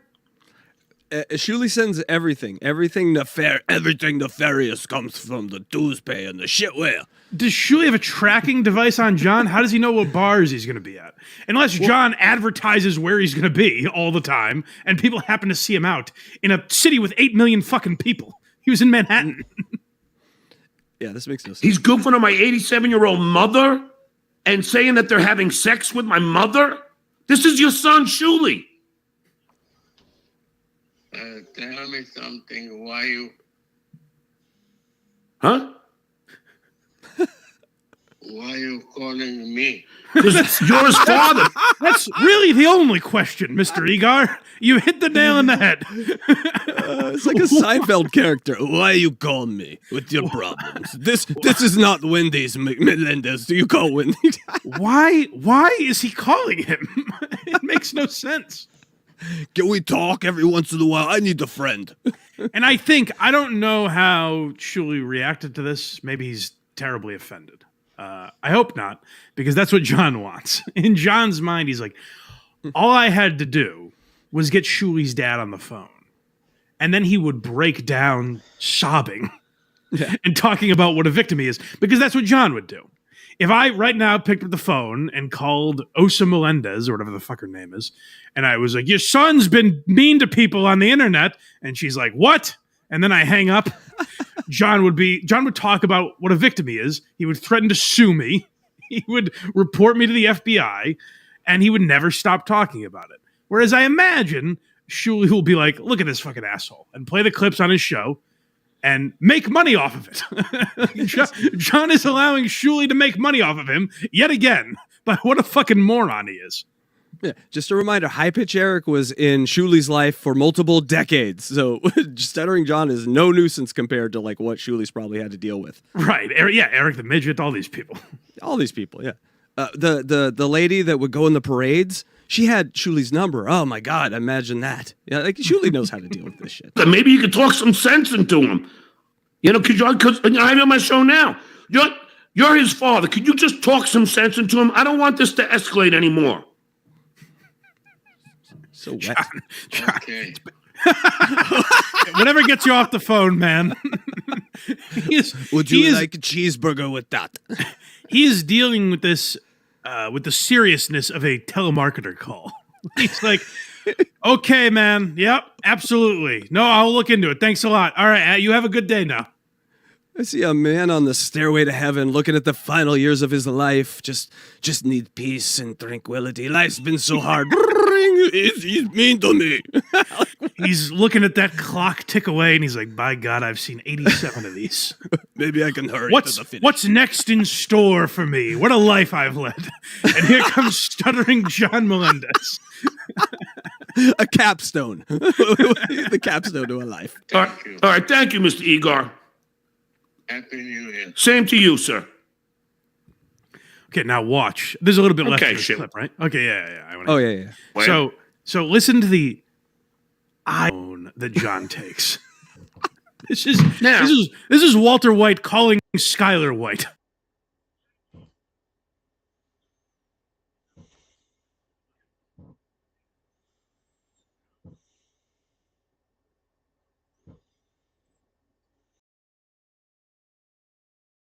After Gus Fring is blown up. Shuli's dad has half a face right now. And John is about to recap what we just heard. Shuli just pulling up his tie and falling to the ground. You've harassed my mother. You keep using image of my fucking mother, motherfucker. Yeah, I know where your dad lives too, you fucking little... What, are you going to beat him up? What does that mean? I know where your dad lives. All right, Mr. Melendez. Fucking bare arms, brother. Because John Melendez is coming to town, and he's got 2 guns on him. So look out. I'm coming to town. I'm bringing my speaker box. I will hold it above my head at your residence. You keep using image of my fucking mother, motherfucker. Yeah, I know where your dad lives too, you fucking little prick. You want to play like this? Hey, John, I might find the bit ridiculous, but at least you're nailing the delivery. Whatever you are. 9, please. I forgot. You jerk, was it? Prick? Whenever I forget, I just put in a skull. That usually works. I might be leaving, but this shit, you want to start? By the way, might be leaving. He just got some wiggle room right there. Oh, let me hear that again. Very good catch. Yeah, I might be leaving. Oh, interesting. Yeah. I might be leaving, but this shit, you want to start fucking around with I see. No, he's saying like, hey, I might be leaving, but I'm not going away. I think that's what he's trying to say. I promise you he's going to point to this clip and he said, No, I left the room. I didn't say I was definite. I said I might be. Right. I want to say, Mike, you can't see that. I'm not going to do that anymore. He's really red, Mike. He's really, really red right now. So he's as red as his shirt. This is like John's moment. John's like, I'm doing it. I'm getting revenge. The ultimate revenge has just been served on the shitware. Because in John's world, this would infuriate him. Does anyone know? Did Shuli react to this yet? Does he does he give a fuck? Does anyone know? He doesn't give a fuck. I'm sure he reacted because they had a show on, I believe, guys, I don't know Shuli's schedule anymore. But I guarantee you there was some reaction. But no, he does not give a fuck. I guarantee he doesn't. I'm trying to think of how I would react to this. I'd be mildly annoyed at the aspect that this lunatic might give out my parents' number and try to have them harassed more. That would mildly annoy me. I also know that they're able to change their phone number, God forbid. But as a podcaster, you sort of sign up for some nonsense that you kind of got to deal with. So that's just part of the game a little bit. But to John, this is 9/11. To John, unforgivable deeds have been done. And now John needs to invade Iraq. That's literally he's invading Iraq right now. Where years later we're like, why did he? What? That was because of 9/11? I don't see the correlation. John's 9/11 will always be. Have you seen Swordfish? That's true. Sending people to record me? You can beat me, you're gonna have to take me out. Game on, bitch! Wait, didn't Vegas Beer Sales Jerry record John at Melton's? Melton's, yeah, and then John recorded his Kevin Brennan's doorman. Everything John's recorded plenty of people. Yeah. He just hates himself so much that he identifies and finds himself in other people and hates that part of those people. I hate that person because it's me. So what he's saying, I think. Tú eras mi pera. All right, John's mom is next. At least he got in all his catchphrases for the last episode. Yeah. What are we going to do without those? John's mom. Okay, so I guess this is him. I forget what this is. Let's hear it. I was going to set it up, and then I realized. Listen to 5 hours of this horse shit. I can't remember what I found interesting. Anymore. It's the last time you got to set up John, Clint. That's true. That's true. Maybe. Silent Mike, you want to put a picture of my mom with fucking KY jelly and handcuffs? I gotta say, I'm not familiar with the bit. It sounds hilarious. Solid bit. That's a solid bit. Now, I would say, if I was having a discussion with Silent Mike and the shitwayer about this, my personal take would be I wouldn't do that. I would never picture John's mom up. I wouldn't make her the butt of jokes because it's not her thing. She's an old innocent lady. Other than birthing this maniac, she did nothing wrong. Well, there you go. Other than letting Mr. Melendez come in her one too many times, she did nothing really wrong. So I would say, I wouldn't do that. Their response would be, hey, John's pulled enough horse shit. We're using a picture of her from John's show. That's the only reason we have pictures of her is because John has put her on the show. And to that, I would say, I have no real rebuttal. It's something I might not do, but it's not like this morally reprehensible. I can't believe they would do that. It's something I wouldn't do, but that's the end of it. That's the end of my thought about it. I might not do that, and then I go on with my day. I don't think I'm not sitting at home. They made her. She was soaked in KY jelly. Why would? She's an old woman. Why would they do that to her? Handcuffs. She should not be sexualized. Why are they doing this? I mean, it wasn't even that bad. I mean, handcuffs. Oh no! But then they gave her KY so you can get out of the handcuffs. Yeah, I think it was a good thing. And if I know, I'm guessing that in the scene it was all consensual. Yes. And I say if they're all consenting adults, go wild. That's my take on it. Yep. And everyone was of age times 5. Yes. Hey, absolutely. I told my mom today. I go, Ma, they were. She goes, wait a second. They're using my image? I go, yeah. She goes, can I sue them? Guys, can you imagine? Craig's on Sunday. Can you imagine if I'm like, Casey, he played a clip I didn't want, and it really annoyed me. So I was telling my mom about it, and I'm a grown man. Why am I telling my mom these things? No, but Mike, you'd have to wait 25 years or 28 years and then replay the same thing, and exactly the same thing's happening. I was talking it over with my mommy, how mean you were to me. And John is uttering these words, and he is like the macho guy. He's the Duke, as he says. He's the cool guy that everyone's obsessed with. And he's uttering the phrase, so I was whining to my mommy on the phone about this. I was bothering a woman near death. Let's be real honest. Mrs. Melendez, unfortunately, does not have long on this earth. And she's wasting her time listening to John prattle on about how the other kids at recess wouldn't play nice with him. Miss Melendez is my Cal Ripken. I want her just to go on and on and on and on, so John never inherits anything, and he she's going to be standing with flowers over his grave before he's standing over flowers with hers. I suspect Mrs. Melendez still to this day cleans up a lot of John's messes. So yes. I think that's why he's running to her. So I think that day will be tough for John. And then she mentions, who can I sue? It doesn't look like that suing acorn falls from that tree. Apparently, it's part of the Melendez family to draw up legal paperwork immediately. Right. And handcuffs. I told my mom today. I go, Ma, they were.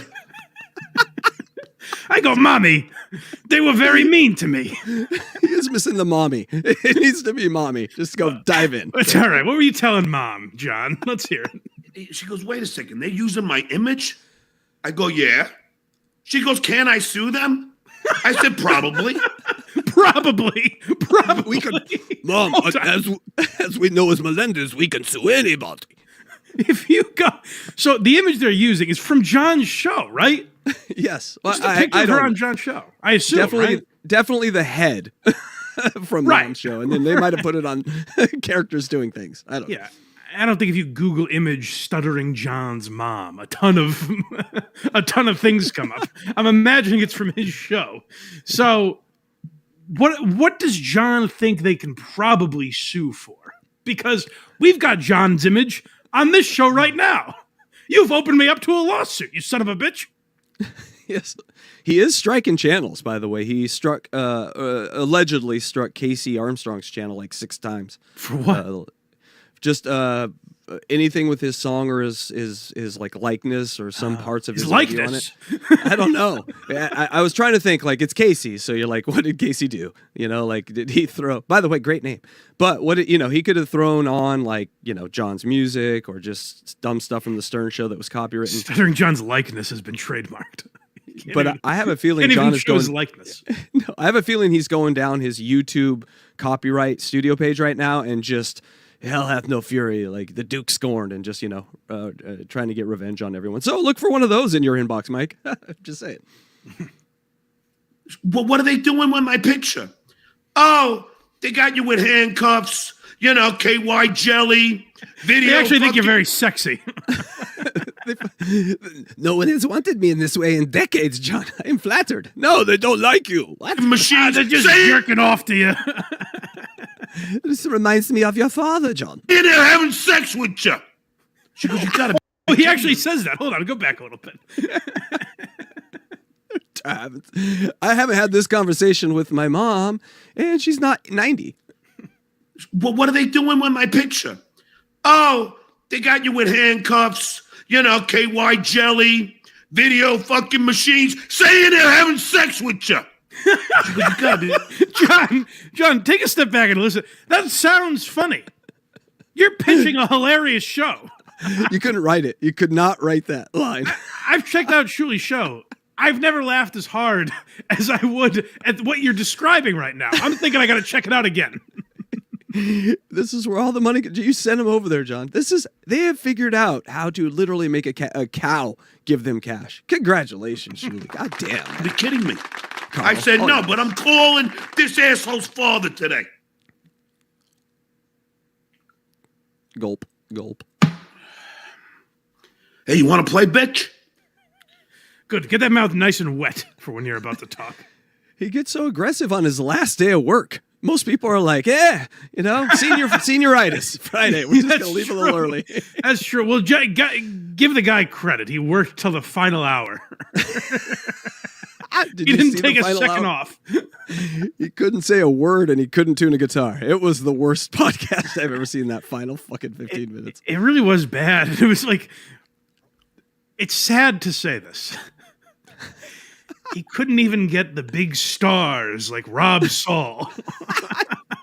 Rob Saul looked at that piece of shit and was like, "No, I'm gonna stay home with the dog." It'd be bad for my brand to go on.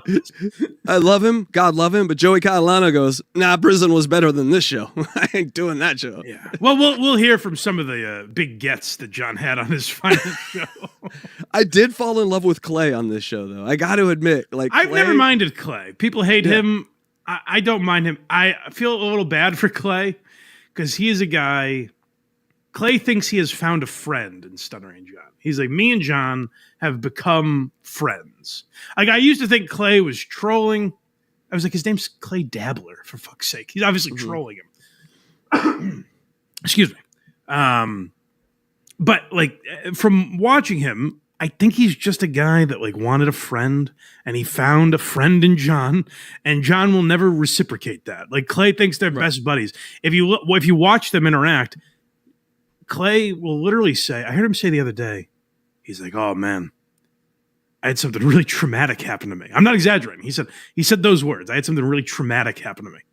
And John goes, Mike's shitty internet provider says your mother's gonna die soon.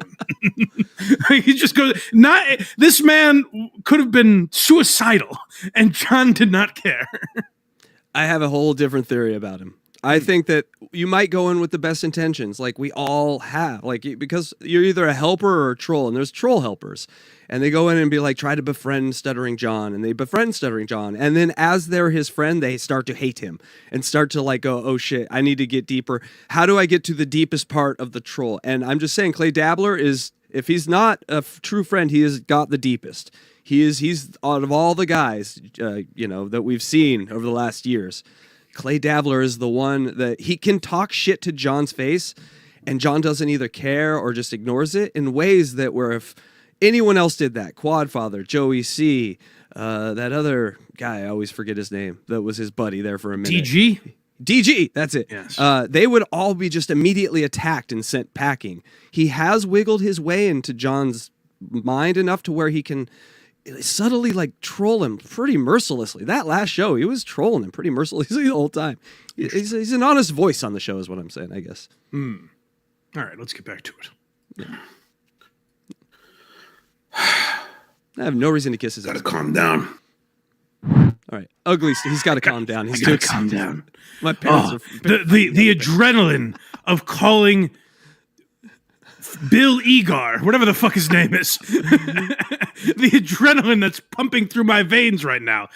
I gotta relax. This has been such a rush. The hilarious bit I executed. Yeah, men his age usually get that excited when they put like 10 large on the Eagles to win. Oh no, it didn't happen. Nope, John's getting his 80-year-old parents. He's getting stressed out about this. It's called ugly stuff, Mike. This one. Oh, I think this is kind of what you're referring to, where Clay Dabbler says like, we don't need to get into this sort of shit, but John disagrees. You can't show too much of a soul to John. He'll banish you. Yes. You can like little hints of it. You see, I just called Shitway's dad. I'm so fucking over these guys. Yeah. Big stuff. Ugly stuff, John. Hey, Ugly stuff. look, they just sent people to tape. Hold on. Clay Dabbler virtually said nothing. Right. You see my point. He didn't really give an opinion. He just goes, ugly stuff. Like, which is true. It is. What John's doing certainly isn't pretty. So, like, it's just an accurate statement. That and within 2 words of Clay Dabbler speaking, John, hey, what are you showing any slight disagreement with me? Mm-hmm. It's amazing. So these people that John has been friends with for years, Hitman Dan and all his boys from the neighborhood back in Long Island, like, do they give in to every word he says? Like, that's a crazy way to have to interact with someone. Where A, they're always wrong, and God forbid you correct them, they jump down your fucking throat. That would be an exhausting way to interact with a human being. This is why this human being spends major holidays alone, Mike, because no one wants to be around that. Well, let's see. I'm sure we meet back at Reasonville at some point, I'm sure. Over these guys. Yes. Ugly stuff, John. Hey, Ugly stuff. look, they just sent people to tape me at my fucking local pub. Who's they? Yeah. Who is they? Do we know Shuli did that? The Shaluminati, by the way, trademarked. I just made that up. Shaluminati. Also, he says my local pub. Wasn't he in New York? He said something the other day where it's like 100 miles away or something. Yeah, he said something where he's like, it's 9 a.m. And it was 12 a.m. on the East Coast and 9 a.m. on the West Coast. So I'm like, why did he say the West Coast time? I think sometimes he flies around and doesn't tell us where he's at. But Yeah, I know. Shaluminati is amazing. Thank you. If that's already been out there, then whatever. But if I got it, that's mine. I mean, at what point do they think they crossed the fucking line, Clay? Oh no, of course the line's been crossed. I can't. The thing is, obviously, Shitware's dad's very elderly. Don't worry, I man. said you're on a recorded line. You're on a fucking air. I said it twice. To be fair, you did say that like 45 seconds into the conversation, but that's fine. I'm not nitpicking here. It's fine. I don't give a shit that you recorded them. It is weird. It's weird to do when you spend months threatening an FBI investigation into 8 people. I think Craig might have been included in the lawsuit at some point. So maybe 9, 10. I don't remember how many people it was. But John was threatening federal investigation into being recorded. And with this case, when it's John, he's like, so what? Eventually I mentioned he was on a recorded line. Unbelievable. He went through this shit with the Trump call too, where like he had to deal with Secret Service. Like that should be the first thing in his mind. Like you gotta tell. How many times the Secret Service visited your house, Mike? I mean, you remember that, right? And the lessons thereof. Right. And by the way, to be clear, I don't care. Like, I'm not morally outraged that he recorded Shuli's dad. But for a guy that has that line where he's like, a law was broken. Do you really think, John, that this 87-year-old man knew he was on a fucking podcast? Do you think he had any idea? You called him at 8 at night and go, your son's being mean to me. Do you think he knew what was happening? No, of course not. So don't act like you're the victim when you're being recorded. But other people, who gives a shit? The thing I've learned is, Dewsbury, you need to get your dad a podcast. Stat. That guy's funny. He is. He's pretty good. Fuck off. I mean, I don't think we shouldn't punish Shuli's dad. It don't matter. He played the Shuli's fucking tapes anyway that were illegally fucking recorded. Shuli's dad did? Yes. He's not even listening to Clay. Clay is like, well, don't punish Shuli's father for the sins of his son. And he played the. John's not even listening. No. Shuli's father. I watched a good chunk of it. I didn't see Shuli's father at DabbleCon. All right, then here is the Duke, the Duke with Kate Meany. Let's hear what he has to say. He did not tell Kate about the HPV, which is disgusting. Yes, that would be amazing. Shuli, make it happen. Fuck you! No. We're not getting into it.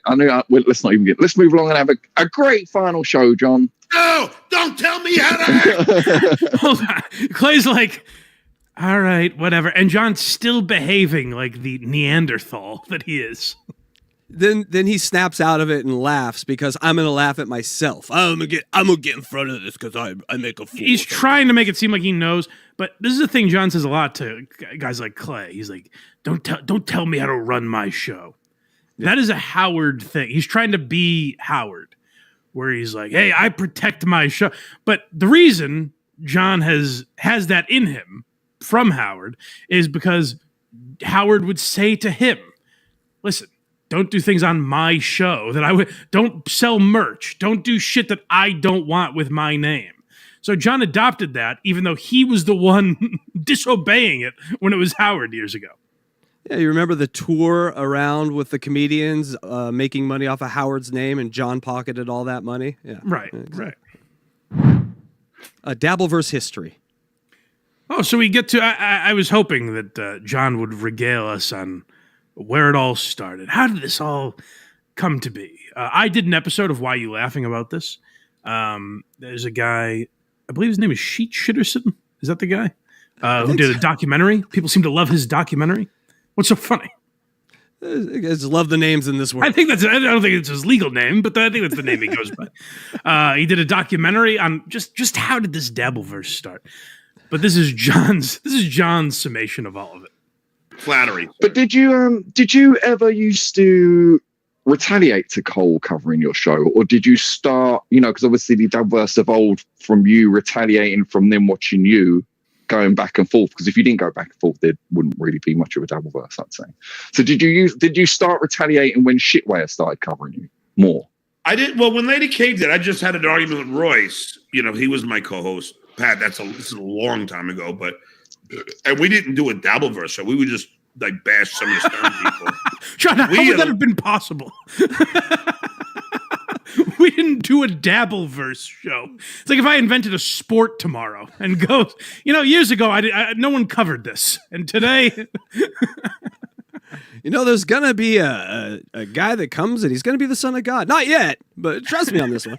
The ones who initially kind of released the Pelican brief, which was Howard. Oh, hold on. Go back a little bit. I want to hear where John describes he used to do what Carl and the dues payer do. Isn't this interesting? To a guy, I would say John might be a little jealous of, who is way more successful. He's a big celebrity, this Howard Stern guy.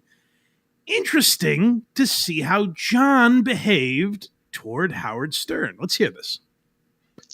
And we didn't do a Dabbleverse show. We would just bash some of the Stern people. We are the ones who who initially kind of released the.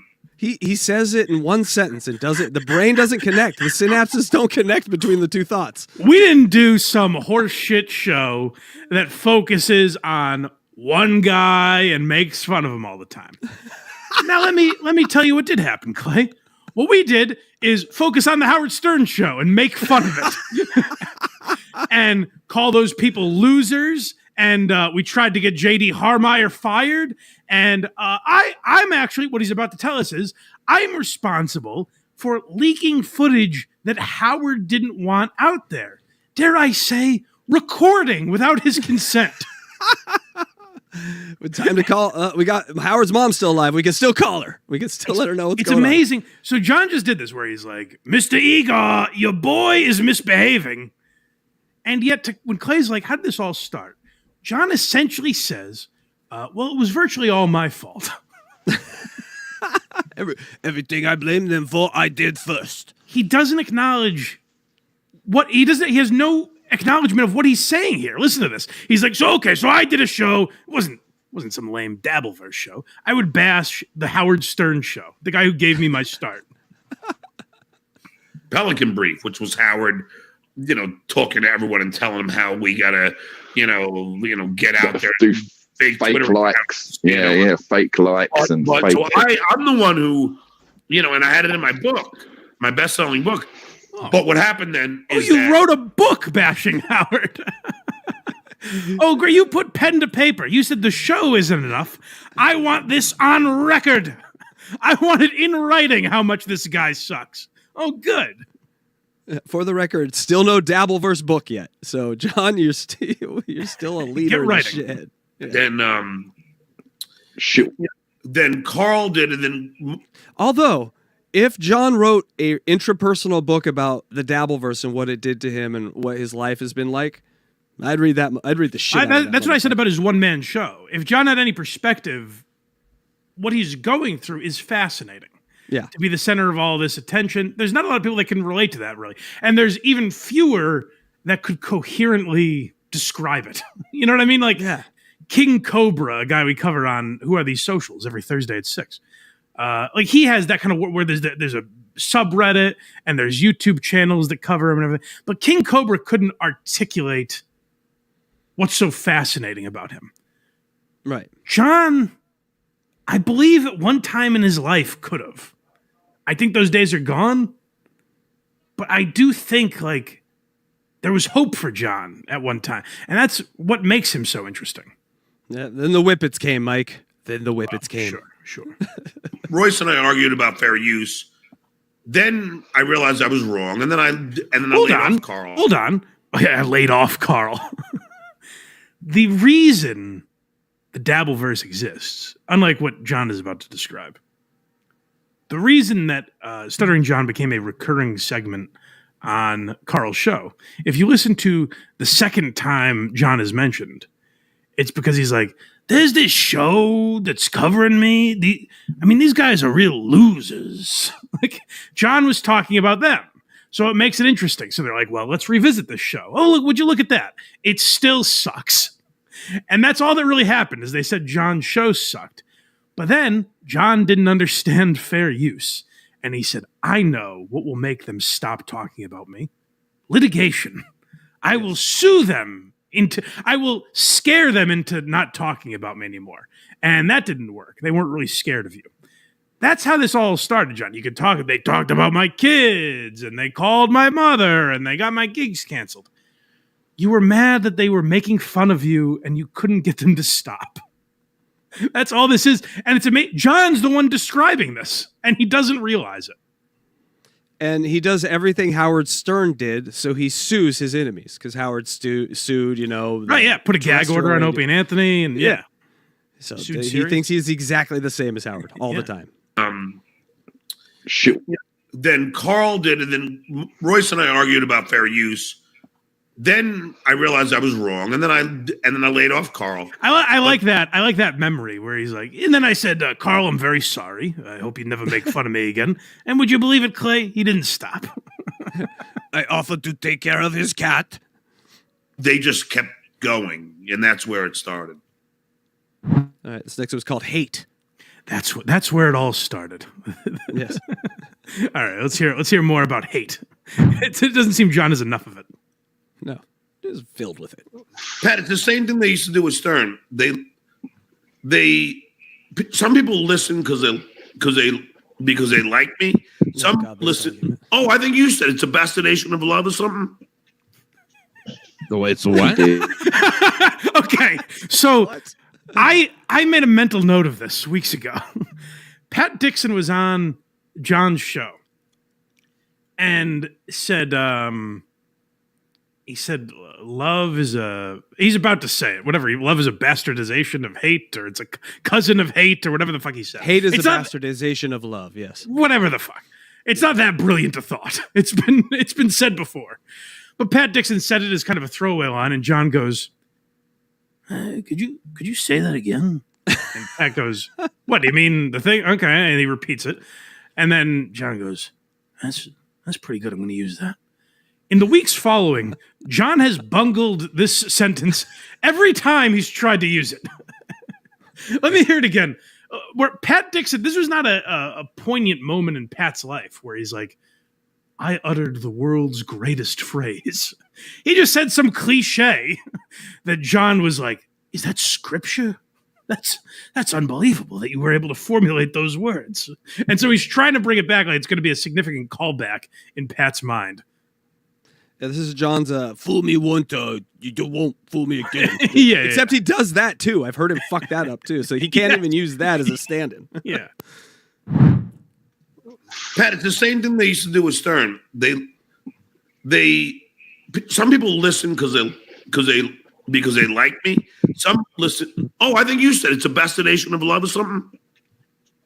No, it's a what? Didn't you say it's a? Oh, hate and love. Yeah, they're very closely. Isn't this your famous quote, Pat? Was it you or Mark Twain that said this? God damn! Who? What part of your family does John have to make you come on the show, Pat Dixon? You do not look like you want to willingly be here. Pat's a weird guy. I think he's just looking for any lifeline at this point, like any port in the storm. Yes, exactly. Anything that'll get eyeballs on his show. I think he's just like, fuck it, I'll do this show, whatever.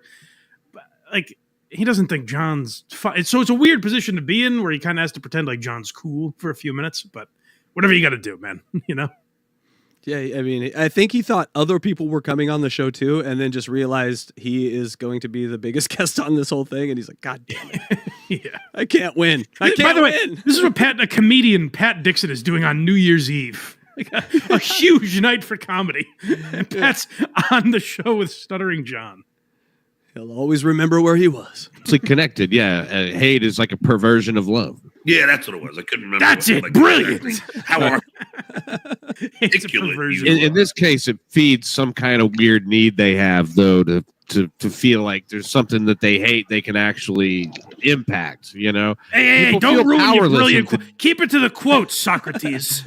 5 words or less. It's a commercial that way. Today's world, you know, but to be able to send you a message like that, you know, fuck you, it like makes them feel powerful, you know. It's like therapy. That's what I've always seen it as. It's like therapy. John's the punching bag for the day's stress. Yeah, I don't know how therapeutic it actually is, you know. See, that's pretty honest by Clay. Like, hey, I come on here and I punch this guy up a little too. You know, get a little workout in on the Stuttering John bag. But you know what is freeing? And maybe I'm at an advantage because of my disability, oddly. People could be saying that about me right now in the chat.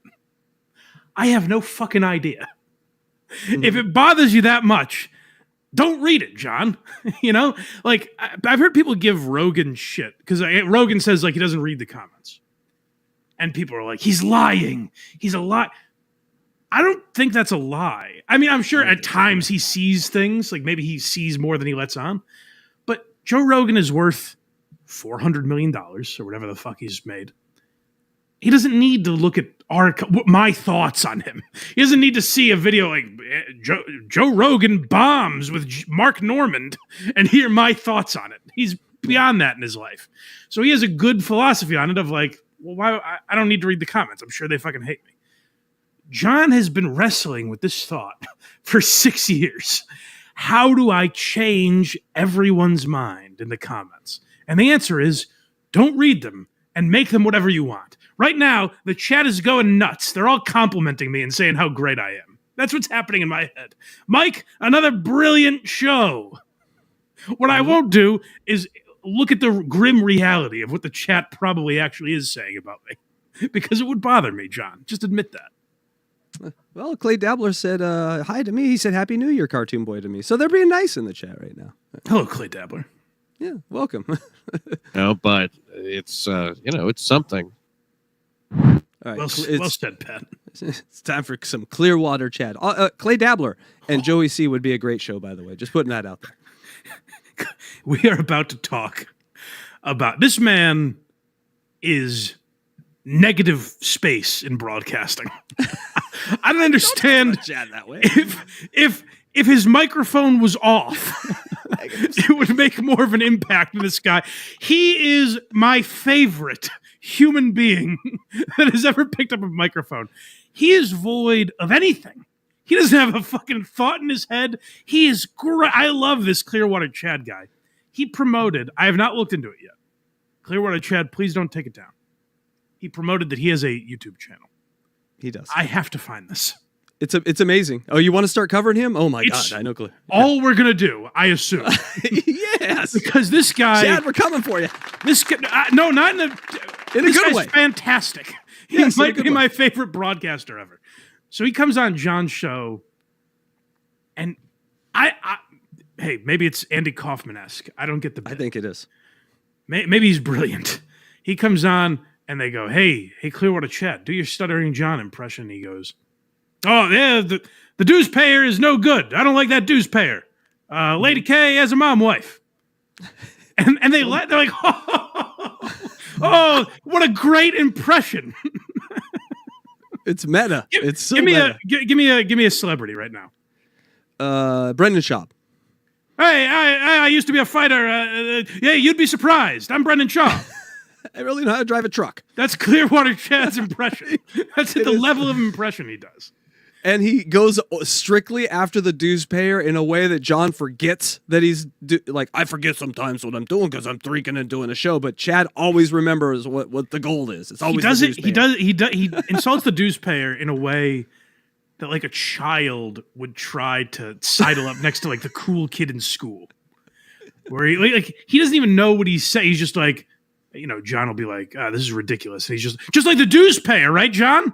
Yeah, I guess. yeah. You know what? That's actually pretty good. Yeah. Here's the thing that makes Clearwater Chad is amazing to me is he's agendaless. Like all these other guys, you sense that there's an agenda. He's everythingless. He has nothing. This man is made up of nothing. Enough buildup. Let's hear this guy. So I believe this is the phone call he has, but he doesn't know he's on the air, right? Yes, and then John's like bringing him in and out of the scene, I believe. Like, so he does his impression, and he's like, "Hey, the dues payer, you're no good. You sorry, Charlie, you son of a gun. Screw the dues payer." And they're like, "Oh, Chad, what a great impression." And then this is what made me love this guy. Listen to what Clearwater Chad does when he thinks he's off the show. I'm glad he makes somebody laugh. I don't know. All I know is Chad came on. I lost 100 viewers. Poor old Chad. I'm only kidding, Chad. I kid because I love. I had to work in all that stuff, about the dues payer, and I didn't, thank God I did because he only had me on for 5 minutes. Mom, Dad, I made it. This is like if you were on America's Got Talent. Like you call someone immediately, you're like, the judges didn't love me, but I think it's just really cool that I got to perform on that stage. Yeah, I did the dues payer bit. I did that. I hit that I did the thing where I said the dues payer's no good in my regular voice. I didn't get to shitware. Oh shit! I left that on the field. God damn. And what was so adorable about Clearwater Chad is like in this phone call, and maybe he's getting me, maybe he's fooling me. Is this a character? I think it is. Okay. but yes, it is. Then either way, I love this guy. He's not asking you to like hate him, love him. He has no agenda. He's just like, I'm not going to put any work into it. I'm a big guy. I'm going to say I'm John. I'm going to say some of the stuff John says, and John's going to love it. And he does. But what I love about him is he's like, I only got 5 minutes to really shine. but I think I made the most of it. You got to start somewhere, Ma. You know, there's a big city. Who the fuck is he calling?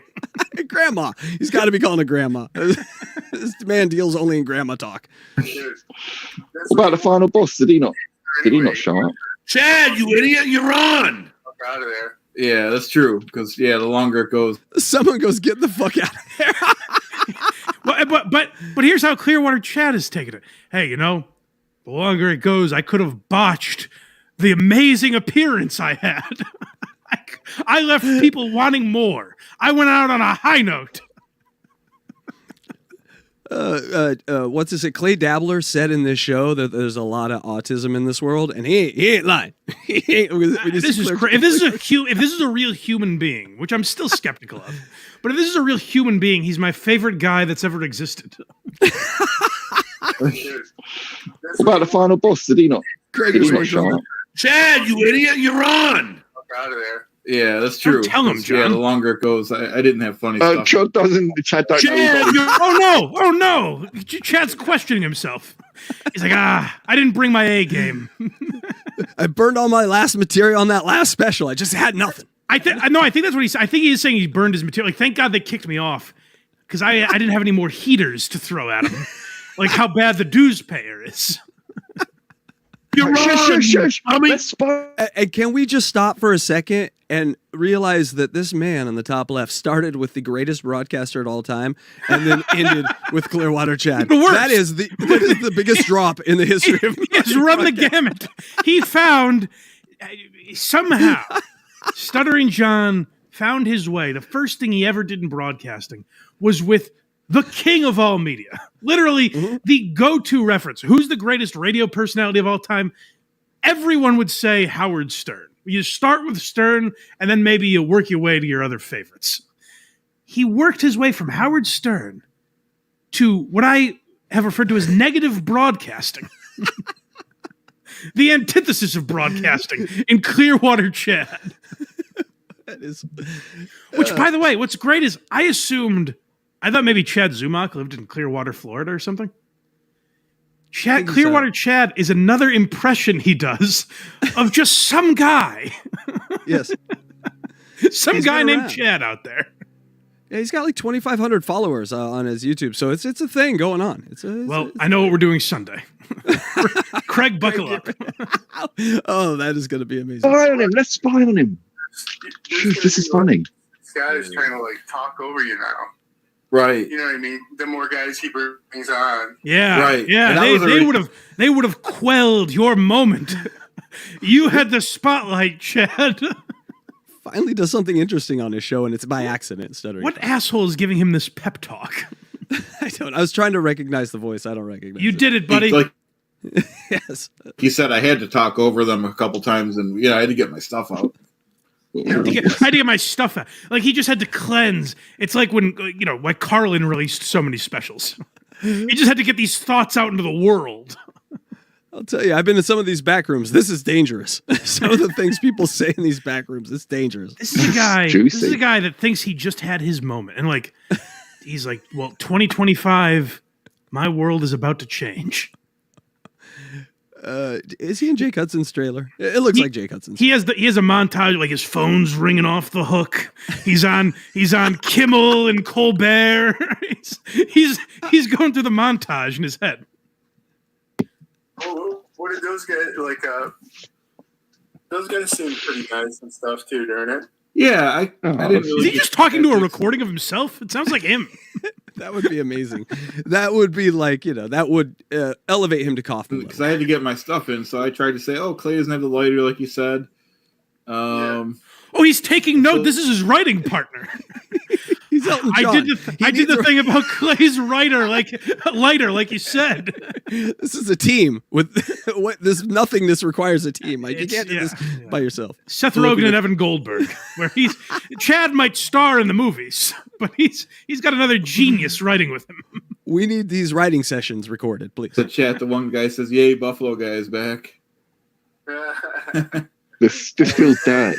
That is negative. Kept him on. You would think Clay Dabbler, credit to Clay Dabbler, he had the right instinct. Let's spy on this guy because he might accidentally walk into something interesting. But sure enough, he's even more boring.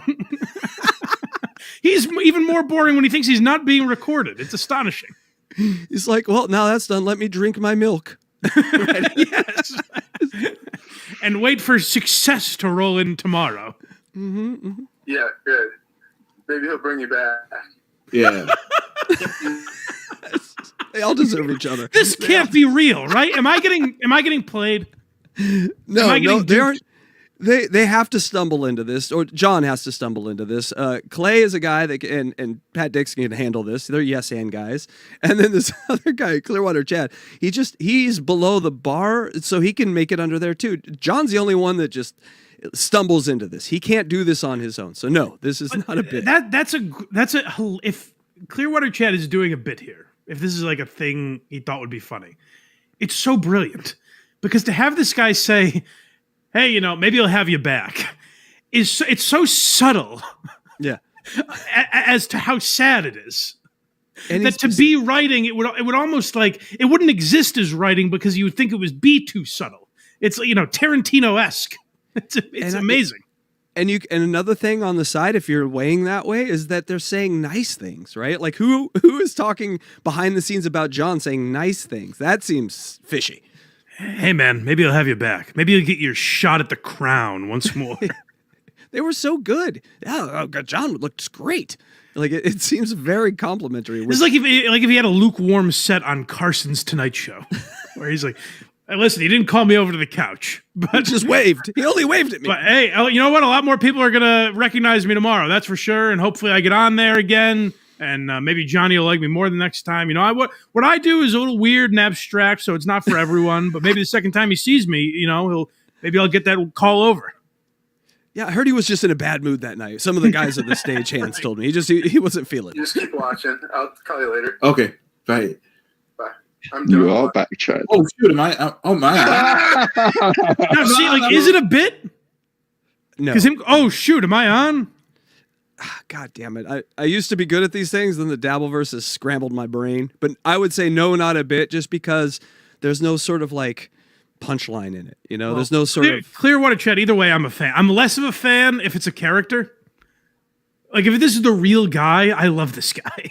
I think it's the real guy. I honestly think you do. I think this is just a hobby and a pastime of the real guy, because he's not like putting time in on the voice, making art for he's just he might as well have been twirling his finger in the telephone cord while kicking his feet up in the air. I think we got a little more smart and able to deal with society, Jake Hudson type here. Just a guy that lives his life in the entertainment of others, for the entertainment of others. Not a thought in his head, just like, hey, I was on Stuttering John's show today. I've made it in showbiz. He's on Joey C's show sometimes too. So if you want, now we can start covering Joey C. We'll see. Don't get too ahead of yourself there. I try to get Mike to cover Joey C because Joey C is turned into the Hulk version of Aaron's Dr. Banner. What I was saying this to, I was on with Tukey the other day. Shout out to I was on with El Horrible, not Tukey. Shout out to the Bedabbler Network. And I was talking to him about Joey C. The reason Joey C doesn't fascinate me is like, Joey C, I don't want any smoke. I'm sure you're a nice guy. He's part of the project team. Joey C seems like he has a bit of a screw loose. Is that fair to say? Yeah, but no less or more than a lot of these people. So yes. I feel like you just kind of, it feels more like we are victimizing Joey C. Does that make sense? Like Stuttering John supposedly has all his wits about him. Yes, but I would say that Joey C has kind of come up from the bottom and has made something a little bit of himself. He's got, a lot of followers, a lot of people like him. John has no one. The only people that stand with John stand with him to troll him. And so I would say Joey's a little different like that, a little more realness. But yes, I can understand why you're hesitant to dip your feet into a debate for another day, perhaps. I'll keep mulling it over. Waters. Yeah. Yes, I understand. But, but he is on there sometimes, and you would love the interaction with this guy, Clearwater Chad, and Joey C, because it's the same nonsense. Oh, that whole conversation, Chad. You did well. We saw that you you're a genuine man. Well said, Clay. Genuinely, really, that's what he is, I guess. All right, we're about to thank Lady K. Oh, well, it's about time. I don't think Lady K. I like Lady K. Cool Cut Casting. Thanks for the fiber. It's wild to think that if you'd taken WATP's joke as helpful feedback back then, things could have been so different. Instead, here you are spiraling. Spiraling? You know how much money I paid? I just had Clearwater Chat on. Spiraling. He says spiraling while wasted is the greatest line ever. Do you understand the heights I've risen to? Spiraling. I just had Clearwater Chad crushing on here. He called his grandma. It was so good. You know how much money? By the way, sorry, John. This is how bad the show got. Clearwater Chad was invited back after this to close the show. That's how rough things got. Got a curtain call. Spiraling. You know how much money I made doing this, you dumb fuck? Clay, why don't you tell me how much I made doing this? Wait, so I'm confused, John. Is it a terrible thing that they've done? Is it this terrible, unforgivable thing they've done? Or have they given you a life again in broadcasting or whatever you want to call it, podcasting? Have they given you an audience that you did not have before? Like, John's podcast existed for no one. No. I'm sure people tuned in like diehard Stern people probably listened to the first few episodes years ago, and then we're like, okay, well, John has nothing to talk about. Yeah. And then John did a political show for Benny Loco and 6 other people, and that was for no one. Now you're bragging about it, but to John's own admission, by the way, like, if John hears this, he'll refute it and be like, a lot of people listen. But John has said that show made no money. He's like, but political shows don't make money, which, yeah, I'm sure Tucker Carlson agrees with you. But Al Sparks rakes it in. Right. So they gave you an audience, John. So are you thanking them by saying how much money you made? Because this is interesting. A little hypocrisy. You made 100K. 92K this year, probably close to 100 now. No, but Lady K, it's not constructive criticism, is it? He's taking the piss. So what should John just say nothing? Yeah. Let's see. I mean, you could say nothing, or you could make fun of Carl back, but you don't have to. He made fun of my children, my flesh and blood. I'm going to show up to his house and try to fight him. I think that's where, if Clay's wondering, that's probably where people are like, well, that's a little ridiculous. Yeah, this is the stuff you got to say, though, Mike. This is the ticket that must be punched. I understand. 6,000. Yeah, but like I said, is that from the beginning of your streams or? John's hold on. So I believe what Clay realized is John's like, I made $96,000, and he's presenting it as that was his salary for 2024. And Clay's like, well, wait a second, isn't that the entire 8 years you've had a YouTube channel? And John's like, you never mind that. Yeah. He's reading because I see the same total you see. Like, you can go and it gives you like the total you've ever made here at YouTube from the inception. And that's the number he looked at and goes, that's the number I'm going to use. That's a big number. Well, let me find the biggest number that people will be impressed with. Yes. Yeah, but like I said, is that from